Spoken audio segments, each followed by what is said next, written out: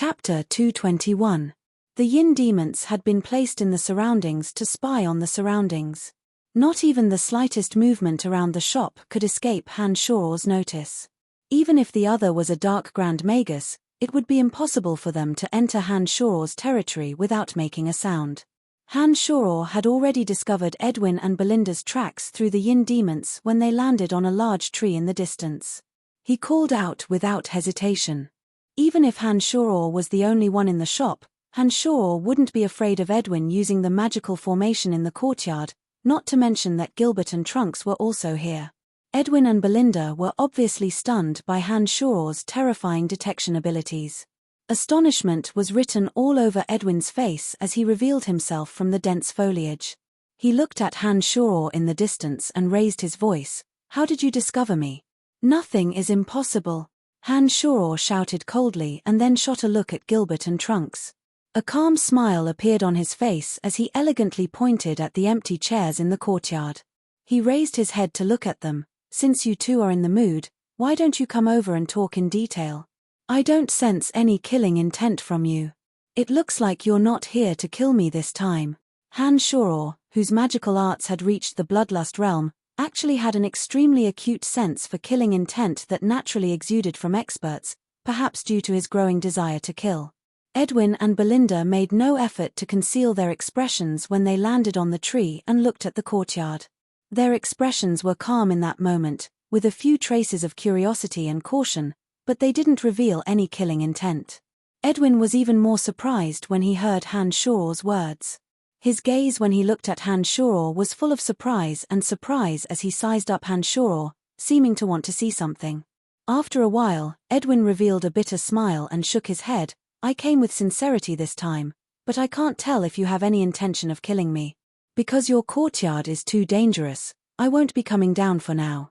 I don't want to be killed by a group of young but formidable children like you." As he spoke, Edwin landed lightly on the roof of the shop with Belinda. The two didn't dare approach the courtyard lightly, as if they were very wary of the mysteries within. They were prepared to deal with a sudden attack at any time and appeared to be very cautious.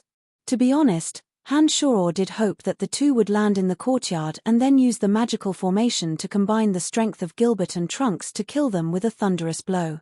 This way, he wouldn't have to constantly be on guard against Edwin's sudden attack. It was a pity that sly old fox Edwin wouldn't fall for it so easily. Edwin had come to spy on the situation last night and deeply understood the dangers of this courtyard. That was why he hadn't dared to take the risk and land in. Now that his plan had failed, Han Shoror's expression immediately darkened. He looked darkly at Edwin and Belinda on the roof and said impatiently, "If you're not here to kill me, then are you planning on working together to deal with Ferguson? He's an important figure in the Church of Light and has an irreconcilable enmity with you. You're the ones he should be focusing on. You're wrong. Perhaps you don't even know it yourself, but you've become the Church of Light's mortal enemy. They'll make you disappear from this world at all cost." Edwin looked deeply at Han Shoror and spoke lowly. "Oh, I don't think so. Ferguson doesn't represent the entire Church of Light. I think that my enmity with Florida isn't so serious that the entire Church of Light would act against me. Aren't you being a bit too alarmist?" Han Shoror was speechless and spoke mockingly. Looking at Han Shoror with a pitying expression, Edwin explained slowly, "Your miraculous performance last night made the Church of Light realize just how terrifying you are.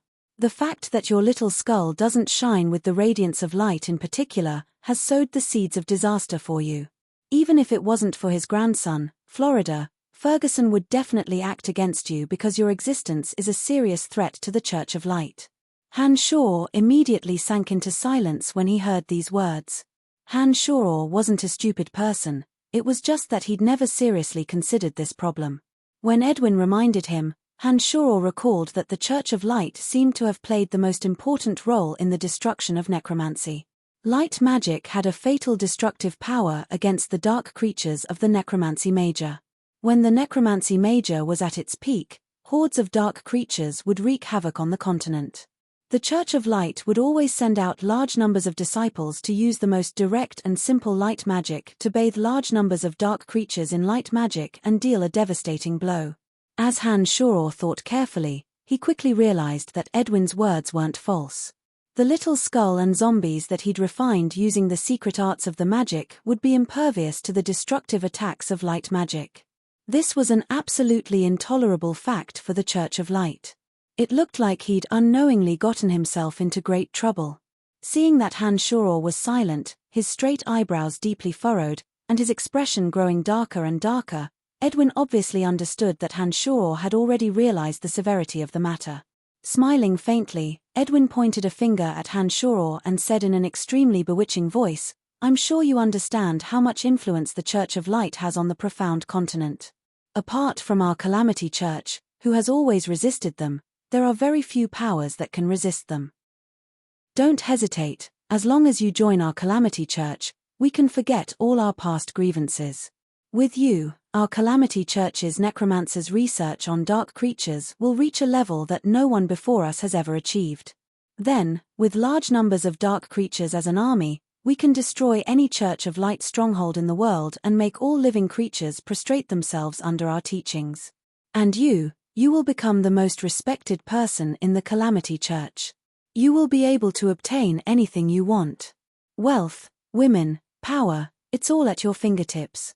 What a wonderful thing. I'm sure that with your wisdom, you can imagine the grand future. Honored Master, this old thing's words are quite reasonable. Just agree to him." Dark Dragon Gilbert was so excited when he heard about wealth and women that he didn't know which way was north. "Shut up." Han Shoror glared angrily at Gilbert before looking at Edwin. "I'm very sorry, although your suggestion is very tempting, I think I can't agree to it. It's your church's reputation that's poor. I don't want to become the target of everyone's criticism." The Calamity Church was a power that everyone hated on the entire continent. This church hid in the shadows and possessed power that no country dared ignore. They had a fanatical belief in destruction and an incomprehensible stubborn desire. They were incompatible with the creeds of any country or religion on the continent. If he joined such a church, Han Shoror would become the enemy of all countries. This was something that Han Shoror absolutely didn't want to see. Not to mention that every dark creature refined using demonic arts was extremely difficult to refine. It required an enormous amount of manpower and resources. Han Shoror didn't have the slightest bit of confidence that he would be able to refine even more wondrous creatures in large quantities. Even if he succeeded, according to the teachings of the Calamity Church, the profound continent would be shrouded in a sea of blood and fire, finally turning into a wasteland. This was obviously not something that he wanted to see. Han Shoror's resolute refusal without the slightest hesitation obviously puzzled Edwin. He was about to continue trying to persuade him when a beam of black light suddenly shot through the air, shooting straight for Edwin on the roof. "You should all die. I will avenge Big Sister Elaine today." Emily flew over with a furious expression on her face. Her long hair danced in the wind as she held her magic staff, baring her fangs and brandishing her claws. She looked like an enraged tigress.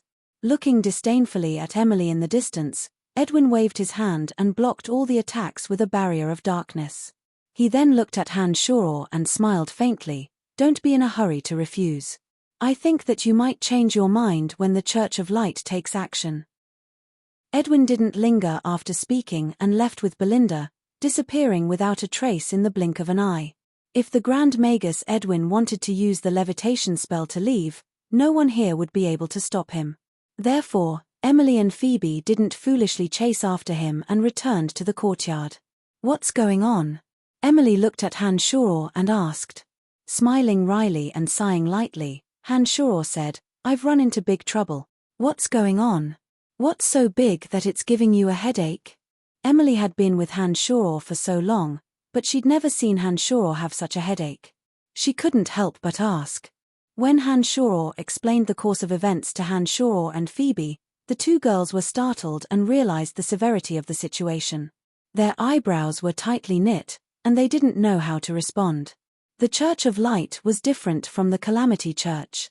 They were the most influential religious organization on the profound continent and had a wide network among the populace. Large numbers of people worshipped the Church of Light in any country, and their influence was greater than that of a small country.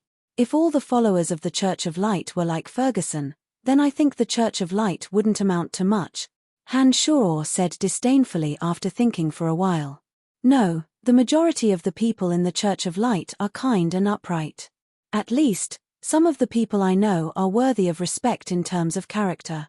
Ferguson wasn't a bad person to begin with, but he spoiled his grandson too much and often cleaned up after Florida's wanton and willful actions. That's why he gradually became so utilitarian.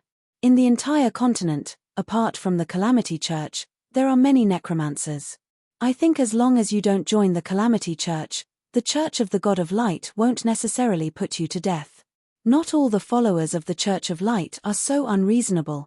Emily thought for a while and couldn't help but speak words of comfort to Han Shao. It's hard to say. This matter is indeed somewhat thorny. However, if the Church of Light wants to make a move against me indiscriminately, I won't be lenient. No matter what excuse anyone uses, as long as they want to kill me, I won't hesitate to find a way to kill them. Han Shao thought for a while and said in a low voice, Master, no matter what you do, your loyal servant Gilbert will swear loyalty to you. Dark Dragon Gilbert said in a timely manner. Trunks, all the Soul Destroyer mercenary band's operations in the future will be carried out under your name. Also, don't tell anyone about the relationship between this mercenary and me. Otherwise, I think it may bring unnecessary trouble to the mercenary band because of my identity. Han Shao suddenly said to Trunks after pondering for a while. Brian, do you think I'm someone who's afraid of trouble? Trunks was somewhat displeased as he said coldly. Shaking his head, Han Shao said, Don't think too much, the mercenary band is mine. However, don't make this matter public for the time being. It won't be too late to make it public after I've settled the Church of Light's troubles. You should know that our mercenary band has just started and I also want it to develop even faster. Therefore, we can't let this matter affect it for the time being. After hearing Han Shao's explanation, Trunks' expression returned to normal. He smiled faintly and nodded, saying, You're the leader, I'll do whatever you say. This is the mercenary band's rule. What have you two been doing today? Why haven't you been in the shop the entire day?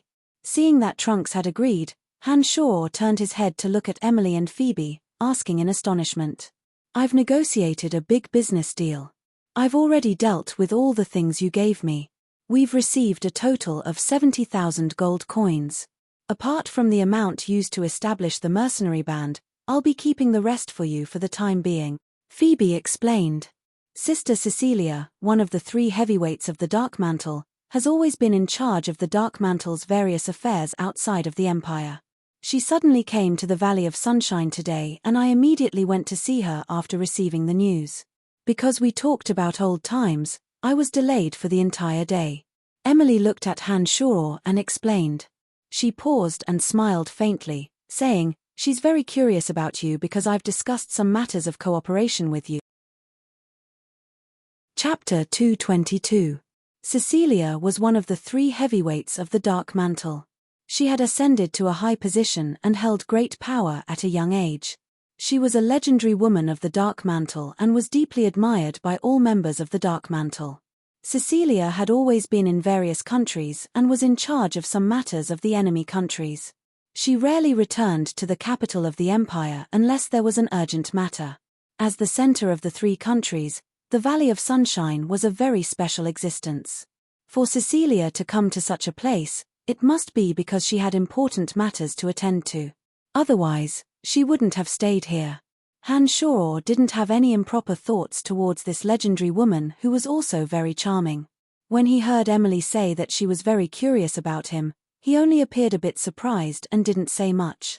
Brian, I have something to say to you in private. Look for me in a bit. Phoebe stretched and walked towards her room, muttering to herself, I've been busy all day. I'll take a bath and relax first. Trunks and Gilbert immediately showed dubious expressions to Han Shao when they saw Phoebe leave like this. Emily, on the other hand, pouted and snorted softly. She was probably a little angry. Trunks, make a list and see what kind of weapons our mercenaries need. I'll find the dwarfs to forge them in the near future. Han Shao suddenly remembered this matter and said to Trunks. The dwarfs live in a very mysterious place.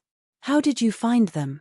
Trunks was very surprised and looked at Hanshaw in amazement.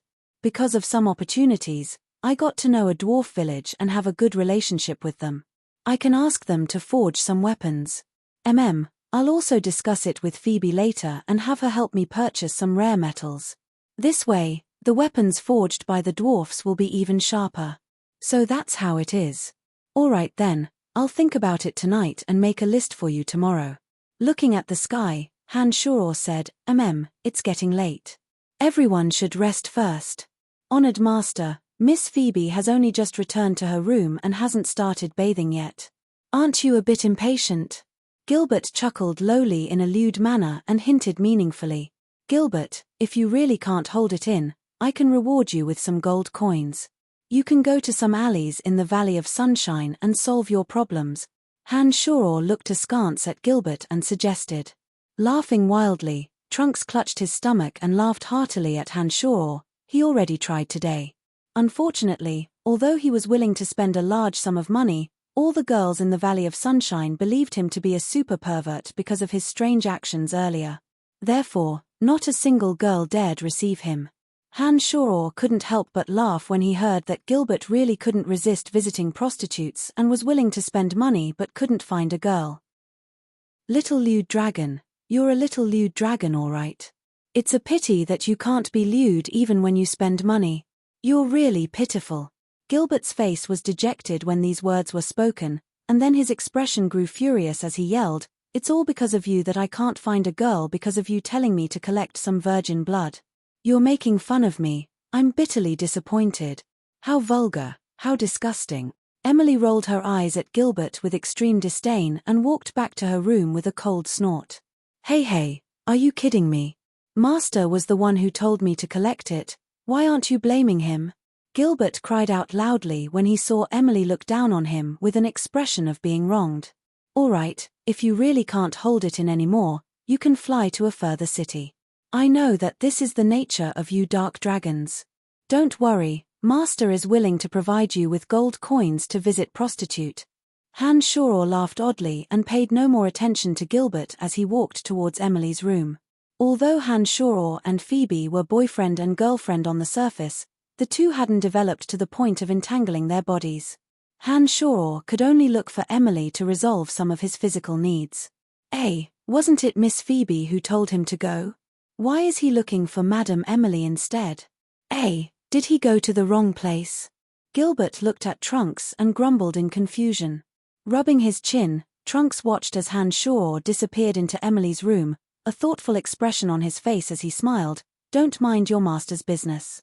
Talking less and doing more is the rule you should follow. When Hanshaw entered Emily's room, he placed one of the 3 yin demons monitoring the entire store outside her room. He then walked into the room with a cheeky smile. All right, don't be angry. Go find your little Phoebe, Emily said huffily as she glared at Hanshaw. If you want to find someone, you should find my little Emily first. Just let Phoebe wait. Hanshaw smiled as he walked towards Emily, ignoring Emily's resistance as he pulled her into his embrace. His hands moved up and down as he wantonly violated her voluptuous body, causing Emily to pant heavily. In just a short while, she was completely aroused and took the initiative to cooperate with Hanshaw. The two quickly took off their clothes and intertwined with familiarity. By the time Emily's body had softened into a ball of cotton and she'd been thoroughly exhausted by Hanshaw's ferocious thrusts, the lingering resentment in her heart had long since disappeared without a trace after a few moments of pleasure. At this time, her entire naked body was flushed as she lazily curled up in Hanshaw's embrace. Her slender fingers lightly tapped on Hanshaw's chest as she whispered, I know I shouldn't be angry, but sometimes I just can't control myself. His large hands caressed Emily's smooth back as Hanshaw said softly, This shows that you care about me. You don't have to explain anything. It would be strange if you weren't angry at all. Hanshaw and Phoebe said words of love after that, leaning against each other as they slowly became affectionate. They both ignored the passage of time and forgot about Phoebe's words from before. However, Phoebe, who was in the other room, waited for a long time after taking a bath and changing her clothes. However, she found that Hanshaw still hadn't come over. Gradually, She became somewhat impatient. After putting on her clothes neatly, Phoebe pushed open the door and left. She crossed the courtyard and walked straight to Han Shoror's room. When she arrived at the door, she knocked and said, "Brian, can I come in?" When Phoebe pushed open the door to her room, Han Shoror had already discovered her movements through the yin demons. Seeing Phoebe walk straight to his room, Han Shoror immediately put on his clothes in a hurry. He said anxiously, "Damn it, I forgot what Phoebe said just now." Afraid of being caught in bed, Emily's expression was also flustered. She hurriedly put on her clothes and casually tied up her messy hair. She urged Han Shoror, "You should go back quickly. If she finds out, it won't be good." While nodding, Han Shoror walked to the window at the back and jumped out. Then, he walked from the back wall to his room. He used the hidden strength of the demonic art to open his window and flipped over to jump in. He casually glanced at himself in the mirror before opening the door with an awkward expression. "Why did you only open the door now? I told you to look for me just now. Why didn't you come?" Phoebe looked at Han Shoror reproachfully. Then, she saw that Han Shoror's trousers were loose and asked suspiciously, "What were you doing just now? Why didn't you pull up your trousers?" Feeling guilty, Han Shoror's expression was a little flustered. A thought flashed through his mind and he hurriedly said, "No, nothing. I was going to the toilet." "So that's how it is." Phoebe chuckled and said understandingly. She walked towards Han Shoror with a smile and looked charmingly at Han Shoror. She said, "Then you should still pull up your trousers before opening the door. Look at you now, really." As he said this, to Han Shoror's surprise, Phoebe squatted down slightly with a faint smile on her face and helped Han Shoror pull up his loose trousers. However, a strong odor suddenly came from Han Shoror's trousers. In an instant, through close contact, it rushed into Phoebe's nose and mouth. As soon as this odor was inhaled by Phoebe, Phoebe immediately covered her nose and exclaimed involuntarily, "What? Why is there such a strong odor?" As she said this, Phoebe couldn't help but pay attention to Han Shoror's trousers. However, she found some white spots appearing on the trousers between Han Shoror's legs. It should be some kind of liquid that had just been air-dried. A beautiful cheeks suddenly turned red and hot. Phoebe obviously realized what those things were. For a moment, she was so embarrassed that she wanted to find a hole to hide in. She was stunned and didn't know what to do.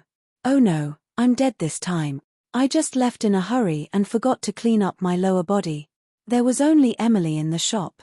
It seems that this time the matter has been exposed. Phoebe will definitely make things difficult for me."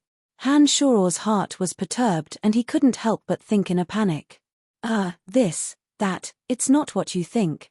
Han Shoror explained in a hurry and hurriedly fixed his trousers. It was difficult to hide the panic in his expression. Phoebe lowered her head and stood up. Her neck was red and hot. She actually didn't dare to look at Han Shoror. She turned around and walked outside. When she reached the door, Phoebe suddenly stopped and whispered in a very low voice, "Brian, it's really hard for you. You have me as your girlfriend, but you still have to solve these problems by yourself. I'm just not ready yet. Give me some time. Don't do this in the future. I heard people say that doing it by yourself is very harmful to the body." Under Han Shoror's dumbfounded expression, Phoebe blushed and said such words. She quickly left as if she was fleeing. It seemed that she was even more embarrassed than Han Shoror. Hey, it's not what you think."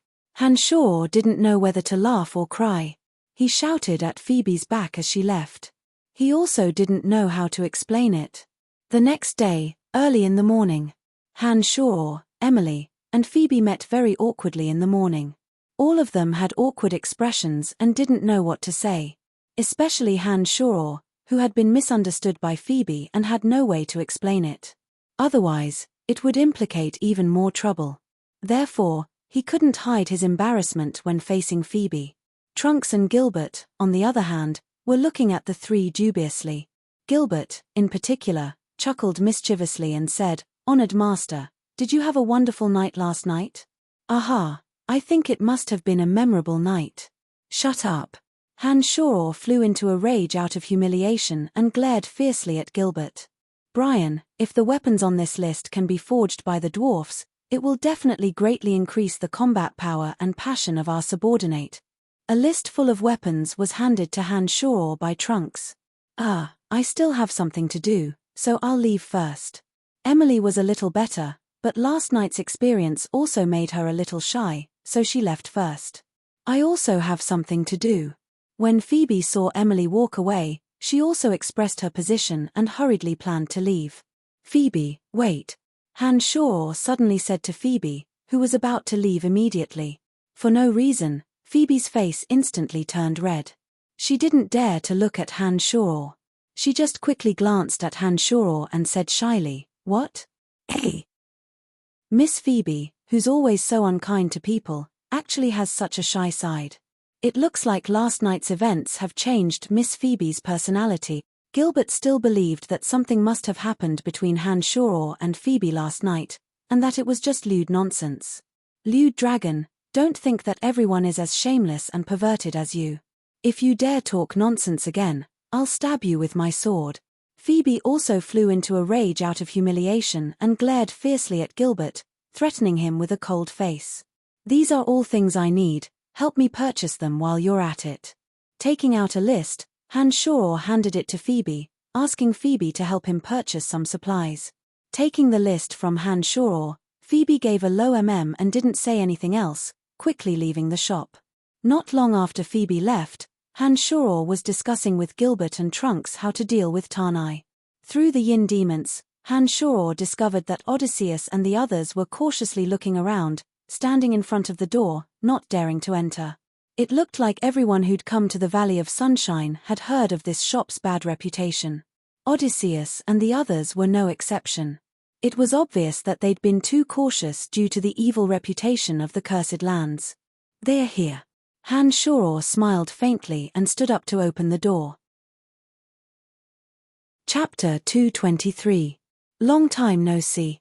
Opening the door, Han Shoror stood outside and looked at Odysseus' group of 6 with a slight smile. The group of 6 cheered when they saw Han Shoror appear, their faces brimming with genuine joy. Odysseus and Gordon even rushed to Han Shoror and gave Han Shoror a hug. "It's really you. Why are you living here?" After letting go, the restless Gordon looked inside and said with some surprise, "Heh, come in first. This place is very safe, it's not as scary as you think." Han Shoror leaned to the side and motioned for the 6 to come in and chat. The 6 of them had been a bit fearful of this place before confirming that Han Shoror was inside, but when Han Shoror's words left Han Shoror's mouth, they no longer cowered in fear out of their trust in Han Shoror. They walked in openly and directly to the center of the yard. Odysseus and the others were a team of 3 warriors, 2 mags, and 1 archer.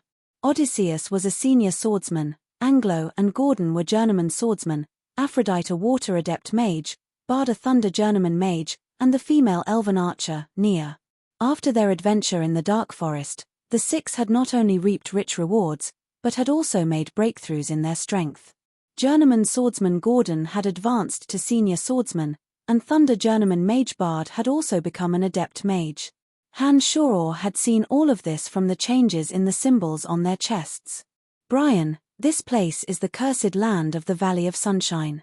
When we came to the Valley of Sunshine before, we'd heard people talk about the legend of this place, warning everyone not to enter this shop carelessly. Why are you living here?" Gordon was a straightforward person and couldn't hide his thoughts. He looked around when he entered the yard and directly asked Han Shoror after sitting down. "The legends aren't necessarily true. Those curses could be man-made. We haven't encountered any danger since we've been here for so long."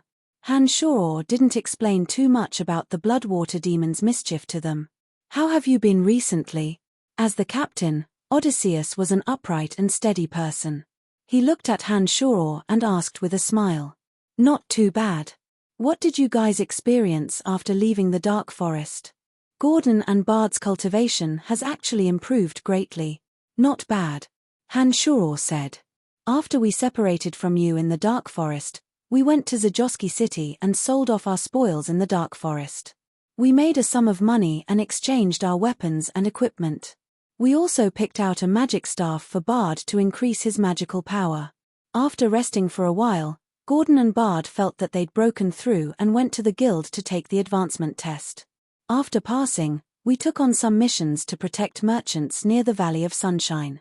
This time, we entered the Valley of Sunshine to protect a merchant caravan.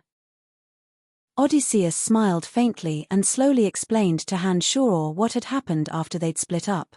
Han Shoror glanced at Trunks on the side and thought for a moment. He then looked at Odysseus and said, "We're friends, so I'll speak frankly. Trunks and I have formed a small mercenary band and we only have a few people at the moment. I'd really like you to join and help us make this small mercenary band a bit bigger." Odysseus and the others were all quite surprised when these words were spoken. They all looked at each other and didn't know how to respond for a moment. After staring blankly for a while, Odysseus looked at Han Shoror and said, "Brian, you're not joking, are you? Why did you think of forming a mercenary band? You've always been a loner. I don't think you're the kind of person who'd like to form a mercenary band. It's true, we've already applied for a title. I think that if this mercenary band succeeds, it should be quite good in the future. I wonder if you're interested." Han Shoror looked at Odysseus with a faint smile and sincerely invited them. "What's the specific situation? Can you tell me in detail?" Odysseus was obviously a bit interested, but he knew that this kind of thing couldn't be careless and asked carefully. Han Shoror briefly explained the origins and circumstances of the Soul Destroyer mercenary band, including Trunks' hatred and the recent conflict between Han Shoror and Florida. He didn't purposely conceal any of this. When Han Shoror finished speaking, the other five's expressions changed. They obviously hadn't expected that Han Shoror and Trunks had already done so many sensational things in Tanai under the glorious sun in such a short period of time. They all seemed eager to give it a try and revealed expressions of interest. "I think I'll need to discuss this matter with them and then give you an answer." As the leader of the six, Odysseus naturally needed to ask the other five's opinions one by one. Therefore, he couldn't give an answer so quickly. Nodding in understanding, Han Shoror smiled faintly and said, "I understand. You can think about it for a few days." In the following time, Han Shoror chatted happily with them about some interesting things in the dark forest. The six finally took their leave when it was almost noon. During this process, as a participant, Trunks would occasionally chime in with a word or two. However, Dark Dragon Jill seemed a bit bored and sat there, bored to death. He only sized up Aphrodite and Nia with a pair of lustful eyes, and only withdrew his lustful gaze after being glared at by Han Shoror a few times. "Let's go, we're going out for a bit," Han Shoror said to Trunks and Gilbert after Odysseus and the other five left. "Where are we going?" Trunks was a bit puzzled and asked. "The current situation in the Valley of Sunshine is complicated. Our original target was Florida, but now that Ferguson has joined the Rainbow Sickle mercenary band, I think it'll be hard for us to make a move in the near future. I think we need to talk to Lawton about Ferguson's arrival last night. We can also obtain more information through Lawton to decide what we should do next," Han Shoror said calmly. The group was quite familiar with the road to the Cairo mercenary band this time and didn't run into any obstacles along the way. However, before Han Shoror and the other two had even passed through the enormous square, they heard an earth-shattering explosion from the depths of the Cairo mercenary band. When Han Shoror and the other two arrived, they discovered that one of the buildings had collapsed. Black smoke was rising from within, and several badly mangled corpses were scattered around the collapsed building. Bald Lawton was like an enraged wild beast, his entire body brimming with an extremely dangerous aura. He was standing around the building and growling lowly at the people around him, showing signs of going berserk at any moment. Harris was standing not far away from Lawton, his expression also dark, and he looked to be in an extremely bad mood. When he saw Han Shoror and the other two walk over, he wasn't as polite as he usually was. He looked at the corpses on the ground with some annoyance and seemed to be blaming himself. It looks like we've come at the wrong time." Han Shoror curled his lips when they arrived. Suppressing the anger in his heart, Lawton took a few deep breaths and turned to Harris. "Bury these brothers properly. I will definitely find out who did this and tear them to pieces." Harris didn't say much and nodded painfully. He then directed the mercenaries that had gathered from all directions to carefully lift the dismembered corpses and start cleaning up the scene. "Come with me," Lawton's face was gloomy as he snorted softly and walked towards the largest building he lived in. It was very obvious that Han Shoror and the other two had coincidentally come across an attack on the Cairo mercenary band. However, Han Shoror and the other two didn't find any traces of the enemy when they looked around. They didn't know what had happened. When they entered Lawton's large house, he waved his hand for Han Shoror and the other two to find a stone bench to sit on. He said with a dark face, "The enemy wanted to kill me. The room that exploded is where I handle the daily affairs of the Cairo mercenary band. Under normal circumstances, I would have gone there at noon. However, I was delayed by something today. When I was 10 meters away from the door of the room, a strong mana fluctuation came from inside the room, and a violent explosion immediately occurred. It seems that there was a magic device set up beforehand. Otherwise, it wouldn't have exploded in such a timely manner. I almost died inside. There must be people from other powers in your Cairo mercenary band, otherwise this kind of thing wouldn't have happened. Also, when I was fighting Florida in front of the Valley of Sunshine last time, Andy of the Rainbow Sickle mercenary band arrived in time to save him just as I was about to kill him. At that time, there were only people from your Cairo mercenary band at the fence. Logically speaking, the Rainbow Sickle mercenary band wouldn't have been able to arrive in time to save Florida from my hands. I had my suspicions at that time, but it looks like my suspicions weren't unfounded." Han Shor thought for a moment and said, "That's for sure. I can arrange my people in other powers, so other powers can naturally do the same. It's just that it was too dangerous this time and I almost died. I don't know which power did it."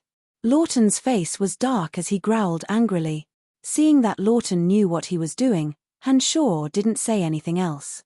He inwardly thought that Lawton looked like he had all brawn and brains, but his thoughts were actually so meticulous. No wonder he could replace the Rainbow Sickle mercenary band and sit in the position of first in the Valley of Sunshine. Florida's grandfather, the Light Grand Magus Ferguson of the Church of Light, has arrived. I don't know where Florida has been moved to, and I can't find a suitable opportunity to make a move. I've come to find you this time because I want to know where Florida has been arranged to be. Since you've also arranged for your people in the Rainbow Sickle mercenary band, I think you might know about this. If I don't know where Florida is, I have no way of making a move, so I need you to tell me." Han Shor thought for a moment and said to Lawton, "I already know about what happened last night, but since that old fox Ferguson has arrived, I think it's too unrealistic for you to assassinate Florida. After your attack last night, Florida will surely be protected even more carefully. Even if you know where Florida is, you may not have the opportunity to make a move." Lawton's expression had completely returned to normal by now as he looked at Han Shor and said directly. Han Shor understood that Lawton wasn't lying. However, now that the 3 yin demons had taken form and there was also the Earth Elite zombie that could burrow underground, Han Shor had every reason to believe that as long as he could find the hiding place of a heavily injured person, Han Shor believed that he would have a chance to succeed no matter how heavily protected the person was. "I understand everything you've said, but if you know where Florida is, I still hope that you can tell me." Han Shor smiled confidently. Lawton obviously felt that Han Shor had overestimated his own abilities this time. Although he understood that Han Shoror's strength was extraordinary, he felt that even if Han Shoror used the Cairo mercenary band's strength, he still wouldn't have the chance to assassinate Florida in the Rainbow Sickle mercenary band's headquarters. "All right, I'll keep an eye out. If I have news of Florida, I'll send someone to inform you." Lawton's expression was a bit impatient as he said with a cold face. At this point, Han Shor knew that there was nothing more to say. He nodded and left with Gilbert. "What the hell, we're helping him and his attitude is still so bad." Gilbert started cursing as soon as he left the Cairo mercenary band's territory. "If you were almost blown to death, I think your attitude would be even worse than his." It looks like Lawton was truly frightened today. Trunks looked at Gilbert and smiled. Lawton is in a bad mood.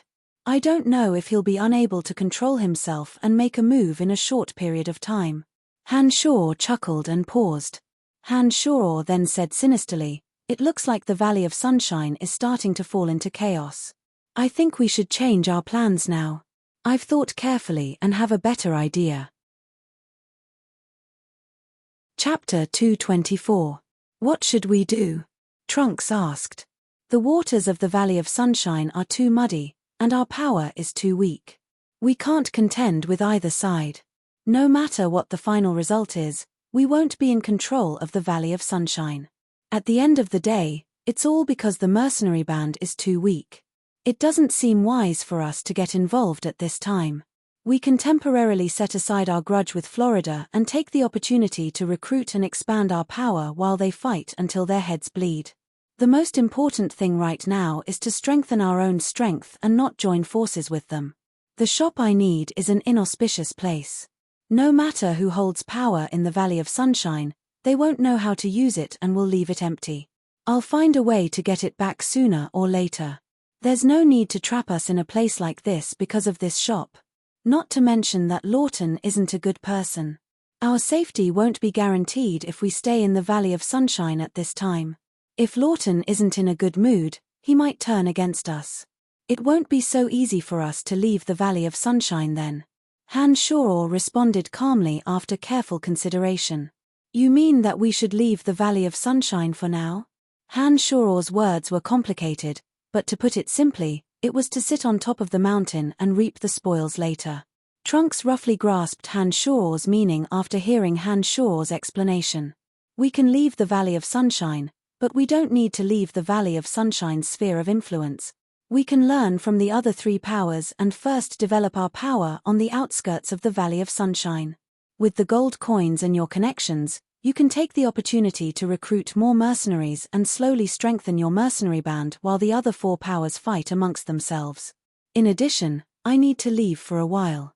If I'm discovered by the Church of Light, it may bring some unnecessary trouble to me and the mercenary band. I'll take advantage of this opportunity to help you go to the Dark Forest and have the dwarfs forge a batch of the weapons we need. We'll then see if we can get another batch of good stuff through the forest troll. When Han Shoror thought about it seriously, his mind was very active. He calmly calculated the follow-up course of action and slowly explained to Trunks. When Han Shoror finished, Trunks nodded with a smile. There are still a few months until the battle for the succession in the Valley of Sunshine. Our mercenary band has a large amount of gold coins as a foundation, so I can take the opportunity to recruit more experts. Perhaps this will be of some use when the time comes. Let's go back and discuss with Emily and Phoebe. We need to leave the Valley of Sunshine as soon as possible. Han Shoror looked at the sky, planning to leave the Valley of Sunshine as soon as possible in order to make preparations for the upcoming matters. On the way back to the shop, there were many people on the busy street. All kinds of strange items were placed outside by the merchants of various countries, attracting the attention of the passing merchants. There were muscular orcs with dense fur covering their skin, beautiful elves with sharp ears, and other strange races. They all lingered on the street, looking at the special items around them, trying to find a business opportunity that would bring them great profits. As he weaved through the crowd, Han Shoror suddenly felt an inexplicable sense of danger. It was as if there was an enemy watching him from the shadows, a faint killing intent locking onto him, ready to give him a fatal blow at any time. Being in the bloodlust realm, Han Shoror had a terrifying ability to sense others' killing intent towards him. Even in the bustling merchant street, he could still clearly sense the hidden killing intent. This was truly incredible. With a thought, the three yin demons flew out without a trace, like drifting air. They slowly spread out and circled around Han Shoror's blind spots, observing any places where danger might appear. With the help of the yin demons, not a single corner could escape Han Shoror's prying eyes. At this moment, Han Shoror imprinted everything within a dozen meters into his mind. Han Shoror quickly identified each and every person, trying to find the source of the danger. On the wall of a shop on the left, in a blind spot that was difficult for the naked eye to see, a beautiful face with impeccable features leapt into Han Shoror's line of sight. Female elven archer Maxine's eyes were like the edge of a sword, glinting with a cold light. She held an oddly shaped bow in her left hand, seeming to be waiting for the most opportune moment to give him a fatal blow. Thunder Archmage Asa stood shoulder to shoulder with her, his expression cold and dark. He held a magic staff in his right hand and was also ready, as if he could strike at any moment. However, There were many merchants from all over the world around the three of them on this street that had a large flow of people. If one wanted to carry out an assassination in such a place, one's grasp of timing had to be impeccable. Otherwise, it would be very difficult to succeed. A cold smile suddenly appeared on his face as Han Shao continued walking without a change in expression. The three Yin demons kept an eye on Maxine and Ace's movements, secretly thinking of a plan to deal with them. At the corner of a street, Han Shao's body, which had been moving forward, suddenly flashed inside. Trunks and Gilbert also disappeared without a trace at the same time. Maxine and Ace looked at Han Shao's group walk straight ahead, only to disappear around a corner. They looked at each other and were slightly startled. Their originally hidden bodies couldn't help but join the flow of people, attempting to find out what had happened at that strange corner. Where are they? Ace looked around the corner when he arrived, but didn't find any traces of Han Shao's group. He couldn't help but exclaim softly with a frown. At this moment, a low whistle suddenly sounded as a dark, cold light suddenly appeared in the noisy street. It moved in a miraculous curve, avoiding the endless stream of people. It was like a slithering snake, quickly baring its savage fangs in the darkness and biting towards the two. The sudden turn of events shattered the two's expectations. Maxine's slender eyes narrowed into a straight line as she abruptly shot towards the rooftops when the Demon Slayer Edge was about to shoot towards her chest, fleeing into the distance without a care for anything else. A ghastly howl sounded from Ace's mouth behind Maxine. The noisy street was thrown into chaos by this howl, and the more cowardly merchants all covered their heads as they scurried away. They didn't know what danger was about to befall them, so they immediately ran away. The various mercenaries that followed the merchants and were responsible for their safety first surrounded their employers before paying attention to their surroundings. Thunder Archmage Ace's right hand had been chopped off from the crook of his arm due to Maxine's departure. Blood gushed out like a fountain, splattering everywhere. The Demon Slayer Edge had chopped off a section of Ace's right hand and sent it flying high into the air.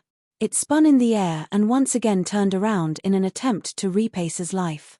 Ace was a qualified mercenary after all. He was able to maintain a cool head even in the most panicked of moments. Ace didn't hesitate in this moment where he could lose his life at any second. His empty left hand quickly picked up his right hand that had fallen to the ground after being chopped off. He used the levitation spell without hesitation and immediately flew into the air. At the same time, a circle of lightning instantly formed around his body, turning him into a man of electricity. The Demon Slayer Edge once again flew towards Ace, crackling with electricity. Before the Demon Slayer Edge could reach Ace's body, it was invaded by the fierce electricity and slowed down its piercing speed. When the Demon Slayer Edge reached Ace's back, a series of crackling sounds could be heard from Ace's body. The electrical net that had wrapped around Ace's body had invaded the Demon Slayer Edge with a strong electric energy, causing the magical yuan Han Shao had poured into it to become chaotic. In the end, the Demon Slayer Edge's speed was slowed down and it stabbed towards Han Shao's back, but didn't take Ace's life. Although Ace hadn't been stabbed to death, the rampaging magical yuan within the Demon Slayer Edge had violently churned about, causing Ace's back to feel as if he'd been struck by a heavy boulder. His fluttering body was like a kite with a broken string, swaying violently and almost falling down. Finally, he staggered all the way to a room and landed, crying for help as soon as he entered. "Let's go, Ace's injuries are even worse than Florida's. I think it's becoming more and more unrealistic for the Rainbow Sickle Mercenary Band to win against the Cairo Mercenary Band this time." Han Shao chuckled coldly as he walked out of an alley with Gilbert and Trunks. "Treacherous master, why didn't you take the opportunity to kill him? Ace would have died without a doubt if he'd just stabbed him again." Gilbert looked at Han Shao in puzzlement and asked in confusion. "The place where Ace landed is the resting area of the Cairo Mercenary Band. No matter how fierce the battle between the Cairo Mercenary Band and the Rainbow Sickle Mercenary Band is, anyone in Tanai under the glorious sun will be protected by the Cairo Mercenary Band. Whether the mercenaries are willing or not, they have to help Ace. We can't kill Ace inside, or we'll definitely offend Lawton." Trunks explained to Gilbert. When I ambushed Ace, the surrounding Cairo Mercenary Band members didn't say a word, and no one stepped out to help them from afar. This is already making things easier for us. You stupid dragon, use your brain more. Don't just think of some dirty thoughts all day long. Han Shoror lectured Gilbert, hating that Gilbert didn't live up to his expectations. It's a pity that we let that Maxine escape. That woman's vigilance is quite high, Trunks said regretfully. Nodding, Han Shoror said in agreement, it's a bit of a pity that she escaped. Perhaps it's because she's also skilled in the way of assassination that she's so vigilant. That woman hiding in the shadows is much more of a threat than Asa. You must be careful in the future and don't let her find an opportunity to take advantage of. The three talked as they returned to the path of the shop. The three yin demons had been placed in the surroundings along the way, and no one could escape Han Shoror's observation. They didn't meet any more danger. An orc shop had a few exotic flowers and grasses in front of it, as well as some intricate little trees. One of the plants had 3 golden leaves and milky white roots that were as hard as stalactites. It sparkled with a faint white luster and attracted Han Shoror's attention. Han Shoror had discovered this shop through the yin demons. After a moment's observation, Han Shoror said to the two, "Come, let's take a look at this shop." Trunks and Gilbert were already used to Han Shoror's strange behavior. They were used to Han Shoror's mysteriousness and didn't ask any questions. They followed Han Shoror to the orc shop in the distance. When they arrived in front of the shop, some exotic flowers and grasses attracted Han Shoror's attention. Some of the flowers and grasses had a refreshing fragrance, while others had strange shapes and colors. Many of the little trees had crystal-clear roots that looked like pieces of beautiful jade. He didn't know how they grew. Han Shoror moved closer to the 3 golden leaves and placed his nose close to them. An alluring fragrance seeped into Han Shoror's mouth and nose, making him feel relaxed and happy. Han Shoror stared at the veins of the 3 dazzling golden leaves for a while, then reached out with his hand and closed his eyes to touch the stalactite.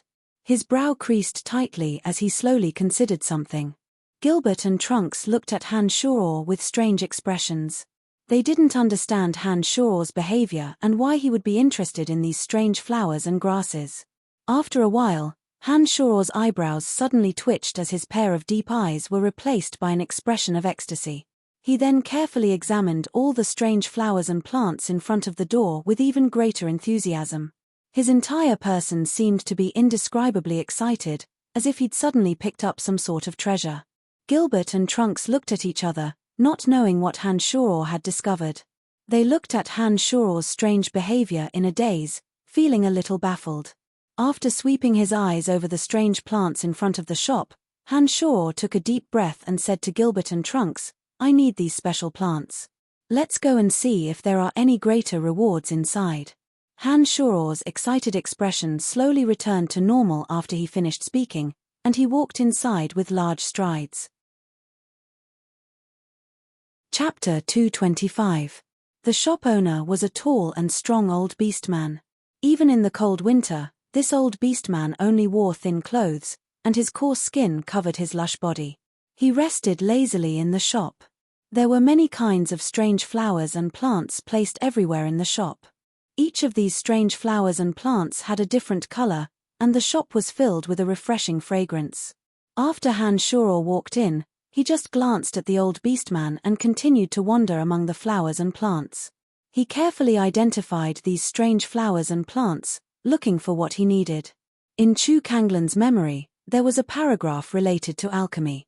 It was obtained after Chu Kanglan killed a cultivator who was an alchemist and took his alchemy technique for himself. There was a period of time when Chu Kanglan spent a lot of time studying alchemy techniques. Chu Kanglan even refined a few furnaces of alchemy pills by himself according to the alchemy technique. However, in addition to the alchemy furnace and alchemy technique, the most important thing in alchemy was the materials needed. The more precious the elixir, the rarer the materials needed. Many of them were spiritual objects between heaven and earth. If one wanted to refine the elixir, they must first have enough materials. In the world that Han Shoror originally lived in, all the famous mountains and rivers had gradually become tourist attractions because of the serious pollution. Some precious medicinal herbs had long been mined out. Even with Chu Kanglan's remarkable ability to fly in the sky and burrow into the ground, it took him a year or two to collect the materials for a furnace of energy-gathering pill. It was precisely because of the scarcity of materials and the fact that Chu Kanglan was not a very patient person that he finally gave up using elixir to enhance his strength. However, the memory of alchemy was still deeply imprinted in the depths of his memory. This time, the plant with golden leaves and stalactite-like roots in front of the old beastman's shop attracted Han Shuo's attention. After Han Shuo carefully examined it and carefully looked at the strange plant according to the method in his memory, he finally confirmed that this strange plant only grew in caves with natural stalactites. It absorbed the stone marrow inside for hundreds of years and gathered the yin qi of heaven and earth to form the golden marrow grass. The golden marrow grass was cold in nature, and was a natural treasure of the great yin. Together with some other spiritual objects, it could be used to refine the nirvana pill, which could expand the bones and meridians of a mortal. The body would undergo an earth-shattering transformation, becoming a body suitable for cultivation. There was also a small tree that was bright red like a ruby. It was full of vermilion fruits. The bright red fruits were round and crystal clear. Under the illumination of the sunlight, they shone with a faint red light, like a few miniature suns that were dazzling. When Han Shuo carefully examined them, he confirmed that they were actually fire attribute treasures, the blazing fruit. Cultivators who practiced fire attribute cultivation methods or devil cultivators could directly consume this blazing fruit and use their own methods to channel the enormous power of the sun, greatly improving their cultivation in a short period of time. However, if one did not practice fire attribute cultivation methods and consumed the blazing fruit by mistake, they would not be able to withstand the fire power contained within it. They would be burned by the power of the blazing fruit, and when they turned into charcoal, the spirit power of the blazing fruit would slowly dissipate between heaven and earth. Apart from the golden marrow grass and the blazing fruit, this shop also had dragonfly fruit, 100-year vine heart, extreme frost grass, and other rare items. They were all precious materials that some pill refiners needed. When Han Shuo discovered these treasures, he naturally wasn't willing to let them go so easily. After a while, Han Shuo arranged all the rare spirit herbs that he recognized in this shop neatly and placed them in front of the old orc's counter. He said with a smile, "Old man, how much do these things cost?" The old orc had been sitting there lazily and had long since seen Han Shuo's actions. He had been observing Han Shuo closely, and only stood up unhurriedly when Han Shuo finally placed all the items in front of him. Contrary to Han Shuo's expectations, the tall, strong old orc did not immediately respond to Han Shuo's question about the price of these herbs. Instead, he looked at Han Shuo with some interest and asked Han Shuo in response, "You recognize these things and know what they are used for?" The old orc's voice was hoarse and thick, and sounded a bit awkward when he spoke the human language. His two large nostrils snorted as he spoke, making him look a bit odd. I just thought it was a bit odd and wanted to buy it to study." Han Shuo responded with a smile. The old orc was a bit disappointed when he heard that Han Shuo didn't recognize them either. He said to himself with some self-deprecation, "I knew it. So many pill refiners don't recognize them. How would you know what these things are?" Pointing at the blazing fruit, the old orc explained to Han Shuo, "Curious human lad, these things aren't fun. These strange poisonous herbs grow in the barren lands of our home, and no one dares to play with them. For example, this red fruit. Even some ferocious wild beasts will be burned to death if they mistakenly eat this red fruit. Also, if you put your hand on the branches and leaves of these strange little flowers, you'll feel a bone-piercing chill. Whoever eats them will be frozen into a block of ice. You're not a pill refiner, so it's best if you don't try to mix them carelessly. According to what I know, even some pill refiners have suffered terrible injuries when mixing them." The old orc obviously didn't know the wondrous uses of these natural treasures and instead thought of them as terrifying poisonous herbs. The blazing fruit and extreme frost grass were treasures of extreme heat and cold.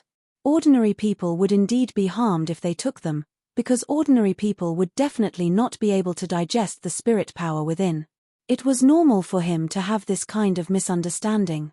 Chuckling lightly, Han Shuo said with a smile, "Don't worry, I'm not using these things carelessly. It's just that I know a pretty good pill refiner and he's quite accomplished with some strange herbs. I'm just giving them to others. Of course, I'll remember your reminder and tell them the characteristics of these poisonous herbs. All right then, it was quite difficult for my children to bring these herbs from the faraway barren lands. You can give me 100 gold coins for all of these items. This is a very fair price, and there are some pill refiners who are very interested and willing to pay a large price for them. The old orc obviously didn't know what it meant for these items to fall into the hands of a knowledgeable person like Han Shor. 100 gold coins wasn't even enough to buy a single leaf from one of the herbs. On account of the old orc's kind reminder earlier, plus the possibility that these herbs might be delivered to him in the future, Han Shor generously threw down 500 gold coins and said, "Many thanks to the old man for your reminder. Your kind reminder is worth 400 gold coins, otherwise my friend may have run into great trouble. If you have more of these herbs, feel free to bring them over from the barren lands. I'll be sure to pay a large price for them when I have the time." "Oh, esteemed guest, your generosity will definitely be rewarded. Thank you very much." The old orc excitedly accepted a bag of 500 gold coins. His gaze when he looked at Han Shor was completely different as he happily praised him. "Wait a moment." Suddenly, a clear voice rang out from outside the door.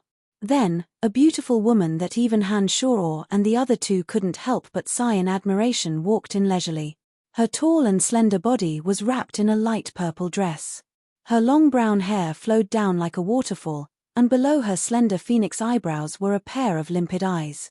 Further down was a delicate nose, small crimson red lips, tender and smooth skin, and an oval face. All of these were the elements that a beautiful woman should have. She looked to be only in her early 20s, but her entire being exuded the air of someone who held great power and had experienced great things. Although she didn't purposefully reveal it, her entire being naturally exuded a disdainful aura, as if she could easily decide the life and death of others. "Hi, beautiful, are you talking to me?" After a loud whistle, Dark Dragon Gilbert looked at the woman excitedly and said lightly, "Not you." She flicked a glance at Gilbert and responded faintly. She didn't look at Gilbert again and walked directly towards Han Shor.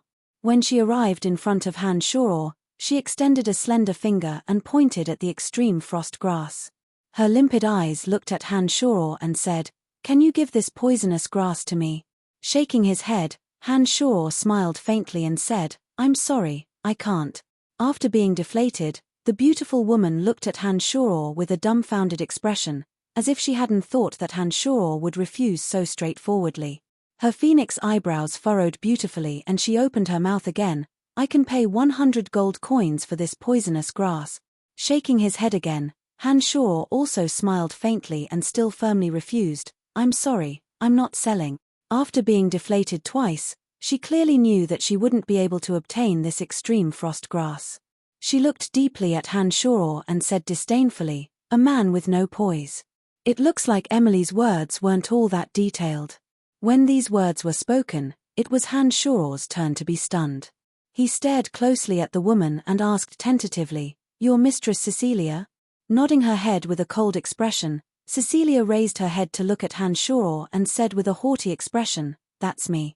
May I ask Mr. Brian, what will it take for you to give this poisonous grass to me?" "I won't give it to you no matter what," Han Shor responded, then said with a smile, "It's very nice to meet you, Mistress Cecilia. Goodbye." When these words were spoken, Han Shor didn't look at Cecilia again and walked around her, directly walking out of the shop. Chapter 226. Honorable Master, I don't think this is your style. Why are you suddenly so cold to a beauty? On the way back, Gilbert had a puzzled expression. "First of all, I have a use for that poisonous grass, so I definitely won't give it to her. In addition, this Cecilia thinks that her position is higher than mine, so she's swaggering around in front of me. This kind of attitude really disgusts me, so she can forget about getting the poisonous grass from my hands." According to Emily, Cecilia was a priest, and she also majored in pharmaceutics. Her attainments in pharmaceutics were extremely high. Although she wasn't the main combatant in battle, an expert like Cecilia, who majored in both, could play a crucial role. Such a character could allow warriors and mags in battle to quickly recover their physical strength. Even if they were injured, they could use some priest's magic and some potions to quickly treat them, so that the warriors' and mags' injuries could be stabilized, so that they could join the battlefield faster. After leaving the old orc's shop, Hanshoro didn't continue to stay outside, and went straight back to his base camp. Phoebe and Emily sat lazily on two wide chairs in the middle of the courtyard as they bathed in the crimson glow of the evening sun. They were happily chatting about something. As soon as Hanshoro walked into the courtyard, the two women's four eyes all turned to look at Hanshoro. After going through a day, the two women's expressions were natural, without the awkwardness in the morning. Under the illumination of the red evening glow, the two charming faces were bright red, gorgeous beyond compare. Their beautiful eyes were also full of affection, like a young wife at home looking forward to the return of her husband. In an instant, Hanshoro's heart was filled with a warm emotion. In a trance, Hanshoro felt that at this moment, the two women were so beautiful. If the truth was revealed, and the two women could still live in harmony, it would be a pleasant thing for any man. "What are you thinking about, standing there with a silly smile?" Only when facing Hanshoro would Phoebe be so easy to get close to, and her tone would be much softer. "No, nothing. Beautiful wishes could only be wishful thinking for now."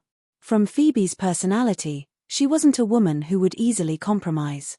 Therefore, Hanshoro naturally wouldn't reveal any clues to avoid angering her and causing trouble. "Brian, I'm afraid I'll have to leave first this time. I've just received a mission with Sister Cecilia. I can't stay in the Valley of Sunshine any longer." Emily looked at Hanshoro reluctantly and said apologetically. Hanshoro was first taken aback, then fell silent. He understood that Emily, as a senior member of the Dark Mantle, had many things that she needed to do. She couldn't stay in the same place forever. Nodding, Hanshoro revealed an understanding smile and said, "I understand. It's not suitable for us to stay in the Valley of Sunshine for the time being. I'm also preparing to leave." Under Phoebe and Emily's astonishment, Hanshoro repeated to Emily and Phoebe what he'd said to Trunks and the others today, weighing the pros and cons in detail. Hanshoro's decision wasn't wrong, so he quickly received the approval of Phoebe and Emily. "Then, what do we do next?" Phoebe's beautiful eyes focused on Hanshoro as she asked softly. "You're in charge of the Boot Merchant Guild, so I don't think you can stay in the Valley of Sunshine forever. You can go attend to your matters first. I'll take care of some matters of my own and then head to the capital to find you. Trunks has enough gold to support him. I think with his abilities and connections, he'll be able to better develop his forces in the outskirts of the Valley of Sunshine. All right, it looks like we'll need to split up for now. Here, this is what you need. The Valley of Sunshine is really a good place. You'll be able to find whatever resources you need as long as you have enough patience." Phoebe took out many strange ores and some rare metals from her space ring and placed them in the courtyard. She then looked at Hanshoro with a smile.